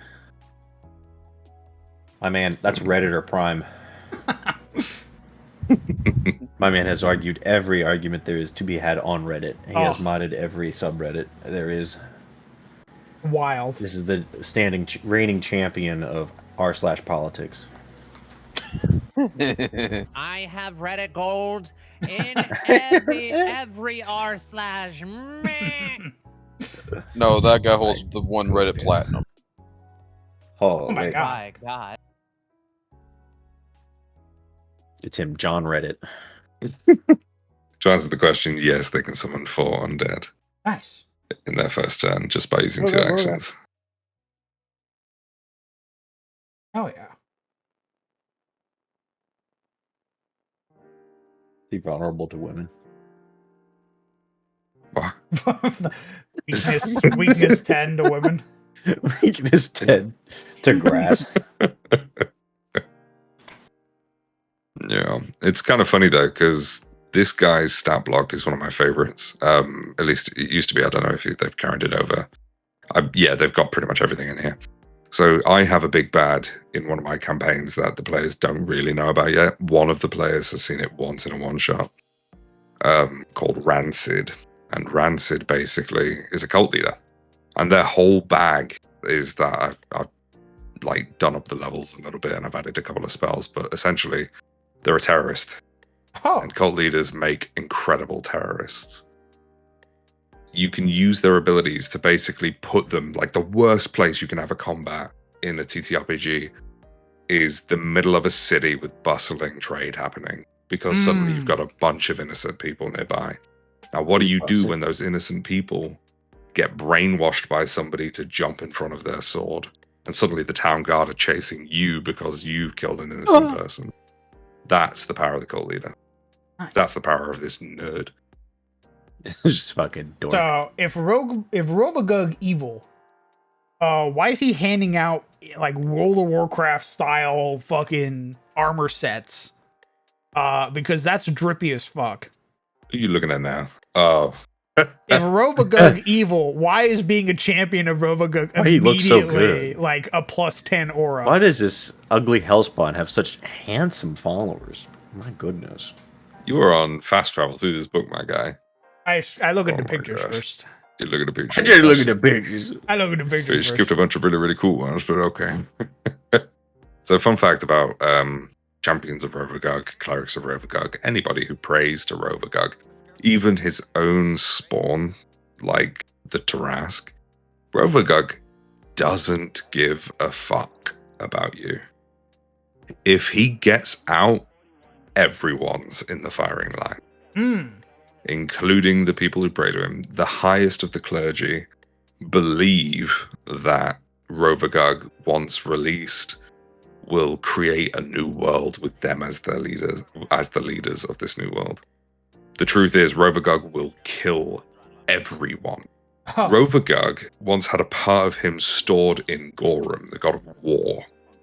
Gorum died very, very recently in the lore. You got stabbed by a When- bug. He got stabbed by Ashikek, the god of assassins. So Shit. when Gorum died, that drop of Rovagug got out. There's now a black hole moving across the universe, which is that drop of Rovagug's blood, basically wiping away planets in the universe. Here's the crazy thing, it refuses to go near Galarian. Oh. Something's on Galarian, probably Rovagug, that it's afraid of. I mean, it's not the first time that people have been afraid to touch anything Galarian. Some folks just story. don't like Pokemon Sword and Shield. Oh, Shut up. Oh, Shut up. Okay, Oh, here, Pokemon throw them Dark, into the furnace. I spray you with a water bottle. I hold up Sword and Shield, dog. Please continue, Laura. I couldn't help myself. Oh, that's pretty much it. Nice got the right point. I couldn't stop. behold this lad. Yeah, the center of Galarian, I think, is called the Hell Vault, something like that. And it holds the rough beast. That's just Krenko. That is Granko. You are correct. Yeah. That's just Krenko. I was gonna say I've seen What's this Krenko art doing before. here? What's he doing here?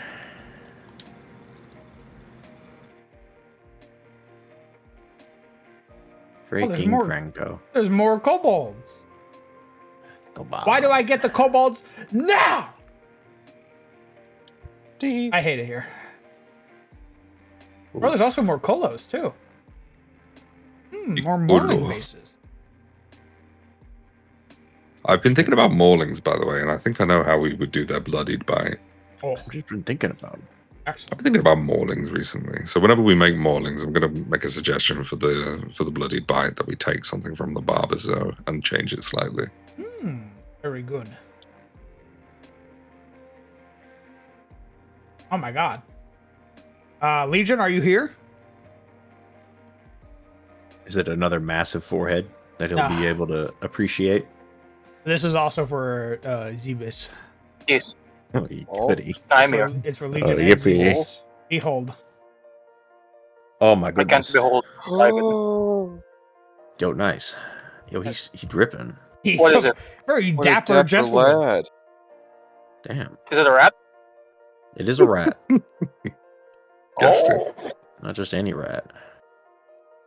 The Swarm Voice I is a love secular it. leader of the Yosoki Warren or family of the larger Warren. If there is a dispute, the Swarm Voice resolves it. If there's a negotiation, they orchestrate it. If a war is about to break out, they declare it. The Swarm Voice is the welcoming hand and the iron fist of their colony. The speaker. Exactly. Do you say Iron Fist? Are they a tyrant? I They think can you be. didn't listen. It didn't listen You even only a heard the little last bit. fucking word. They're the leader of whatever Yosoki colony that is there. So if they Mm. if war's about to break out, they're the ones that declare it. If feud's happening, they're the ones that de-escalate.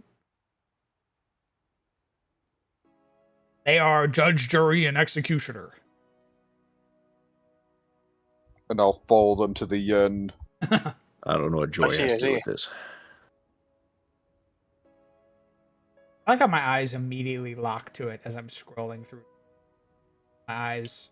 As I'm Can scrolling and I see death. An effect with death trait kills you immediately if it reduces you to 0. Jesus.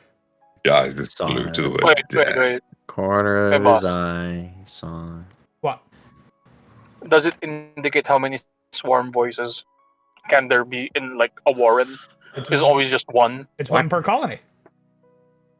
Okay. Does it mention how they come to be, or if they pass away, who replaces them? Jesus, Oh. you are asking way too fucking much. No, man. Okay. Most warrens How are run become- by a swarm voice or bone mother, with some lucky warrens having both. An experienced hunter or military advisor ranks just underneath the leaders. Both that are skilled alchemists, tinkerers, merchants, mothers, caretakers, and educators. At the bottom of the Yosoki population at the bottom is the Yosoki population at large. Regardless of their position of the hierarchy, everyone in the swarm is heard. Every Yosoki is important. Though they have to delegate power, they operate in a democratic structure, with the entire Warren meeting to make major decisions. Dang. I'm sorry. Did you just say democracy in my glorious fantasy game? Impossible. Impossible. The real Americans. Yeah, I love Who the you think you Yosoki. are? So, Crowned, are you What? gonna implement, rat No. folks more now in the setting? Oh, okay. F. Just to knock your legs You out from showed such- underneath you. Oh, okay. I mean, what more do you You want showed from me? such They're interest. already in a starry. How much more prevalent do you want them to be? I don't know, put the camera on them, like there's a Yusoki, like in the bar, like just a bar attendant, just so there's people. They don't see them. They're there, but they're unseen. That requires. I'm not going to force an NPC onto the party. That's how you get the party to Well, hate that NPC. Hmm. They're not forced. It's just they're just in the background. What? You don't force it. Then how do I put the let it camera How on? would they know that? I don't know. You just pan it over.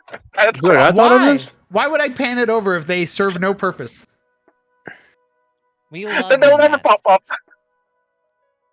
Can't believe they How have would they ever mirror in pop this. up? I'm gonna- You want to know how they Okay, pop okay, up? okay. The Okay. party goes. I want to talk to the rat folk over there. Mhm. That's how they pop up. Or someone plays as one. How do That they is true. pop off? Consider. Zebus, when are you joining the game so that you can play the rat folk to bring more rat representation? What if he plays and then I go, yeah, sorry, no rat folk in this game. What the heck? Now you're Oh. now you're purposefully kneecapping the That is the rat. messed up. Why even make them? If you're just purposely putting off. I didn't make anything. Why They're the already, rat? they're already there in the game. I don't have to do anything. I'm just saying They're that you right can't play there. them. The Allfather drops the Hammer of Dawn on every single rat folk. Man, it's like carousel. What does it have to do with Carousel? You don't even like Carousel. Boss- You like the idea of Carousel. That's it. But Bossman creates carousel, doesn't put any attention to them. Like, I don't want to play with you. You at didn't the really moment. create Carousel. You just made a big island and then said like huge generalizations about how they operate. Mm. Like basically enough so that they technically exist, but it's not like he created it from the blood and sweat of his hands. Yeah, that's what's worse because What? I'm looking at the Minier. What? There's effort put into there in the Minier. What is this guy talking about? He's upset that I somehow I haven't pigeonholed a player to play a fucking mouse folk. There was. He's upset that I there's no haven't mouse ripped folk. somebody's autonomy away from them and said, play a mouse folk now. That's so based and real of you. You know what? We should just roll for like everything. Actually, that would Give be me fun. the 1d That'd be 63 funny. for which like creature I fucking play from Pathfinder. Hear that, DM? They want the hardcore rules for character creation. Finally. So true and real.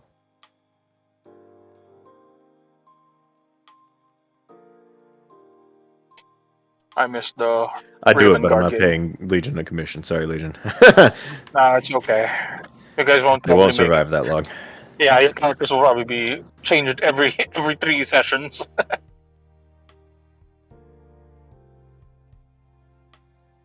Do you do discounts in bulk?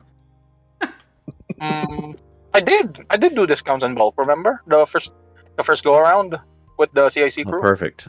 Like, but like how much though? I forgot, How much off? Mr. Boss. I Was think you charged like 20 or 25 for each head, if I remember correctly. Mm-hmm. 'Cause we were Yeah. buying them all together. Anyway, we created Death's Door today, which is pretty fucking awesome. Can you tease us about NPCs? What? Teased us with the NPCs. I can't. You just said about NPCs. I appreciate. Speak up, Junior. I'm not speaking anymore. I'm driving. It'll be fine. Fine. Fuck you. We've made Death's Door. We made Death's Door Recovery. We also made their conditions and everything like that. So this is pretty fucking dope. Nice. Also made some of the combat items like the spiked ball, the fragmentation grenade, all that stuff. So next stream will probably be Sunday. Because I have Dumpster Delvers tomorrow. If you'd like to come watch me ramble with another old man, you can do that at, I believe it's 7 p.m. CST. So come listen to us shoot the shit for like 3 hours. It's gonna be great. We lost Zebus. Sunday. What?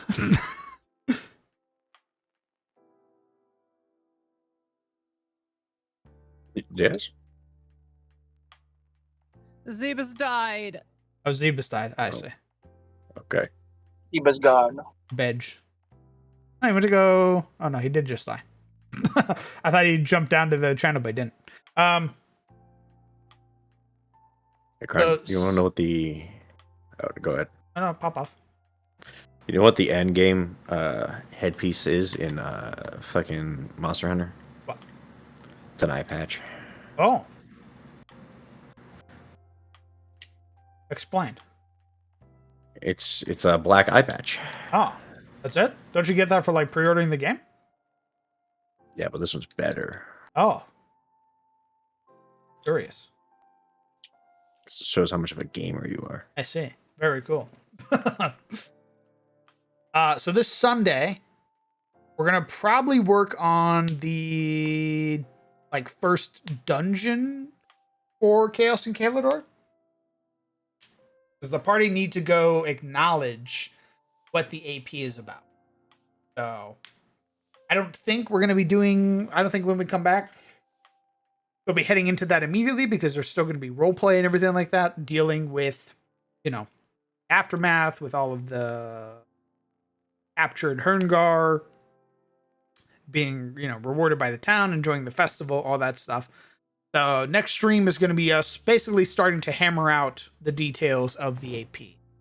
But we got the Death's Door mechanic done, which was the biggest thing, basically. Maps and all that stuff are fine. They can be done whenever. But getting a mechanic like this done is huge. So I'm super excited. But for now, I'm starving. Famished. I'm gonna go eat. Wait, boss, 1 second. Go on. May I ask when the next actual game session is? Oh, is it I don't know. like in 2 weeks' time, 3 weeks' time, a month's time? I Just don't to know. make sure. Understood. Depends on how fast we I know, chew just wanted to through check. the stuff I have to make. Understood. Yeah, with Mondays being off, next week we do map making Monday, and then we do theater Thursday, and then what the fuck did I say it was? So my streams are going to be, I think it's Monday, Wednesday, Thursday, Friday, Sunday. With Wednesday and Friday being Dumpster Delvers and Rime of the Frost Maiden. So Monday, Thursday, Sunday are creation streams. Wednesday, Friday are like streams with other people. So Tuesday and Saturday, nothing. You won't see me.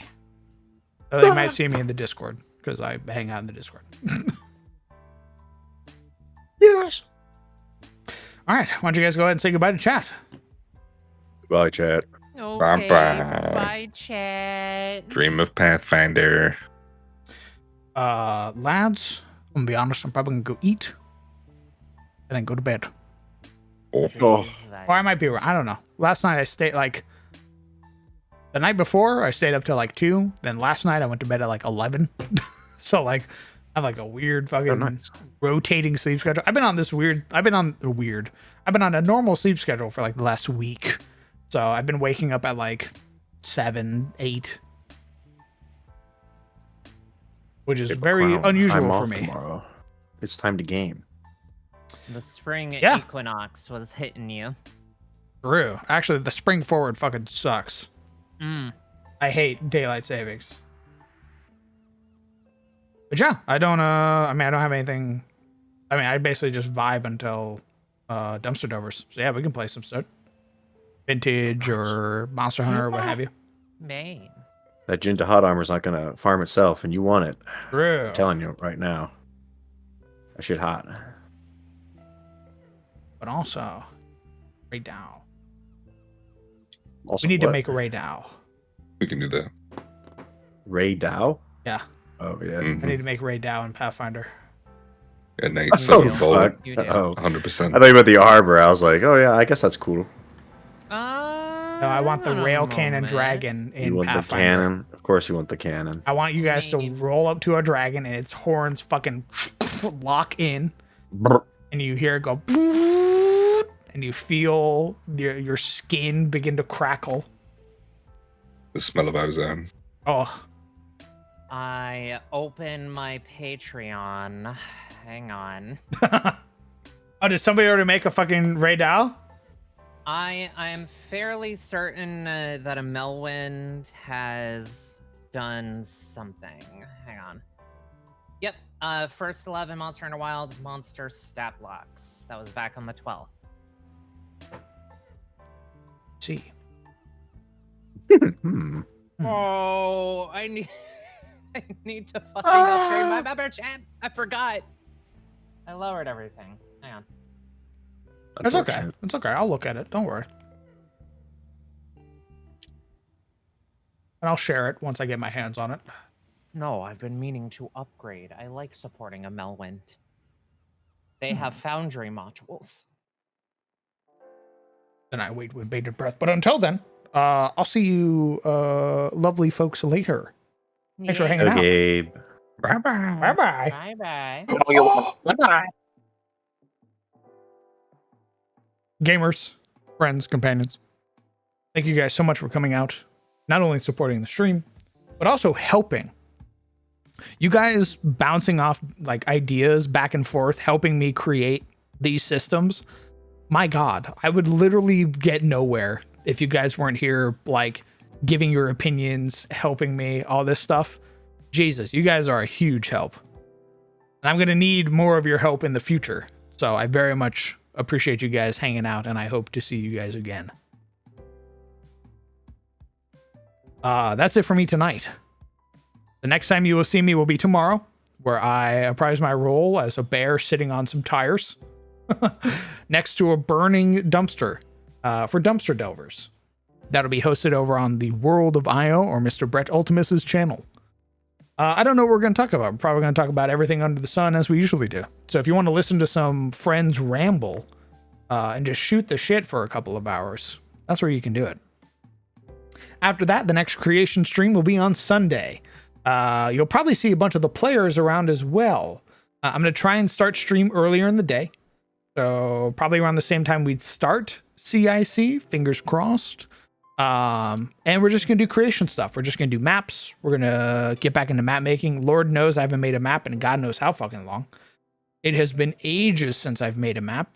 Probably since I made the facility map, which I still need to finish the second half of. So yeah, we're gonna be working on some stuff this Sunday, and just going over, general catch-all stuff, working on the dungeon, getting the plans, everything, and all that fun stuff. So I hope you all have a fantastic night. I hope you take care of yourselves. Hug your loved ones. Tell them that you love them. If you haven't called them in a while, call them. I'm sure they love to hear from you. Hug your pets. Hug your friends. And I will see you guys later. Goodbye, Chad.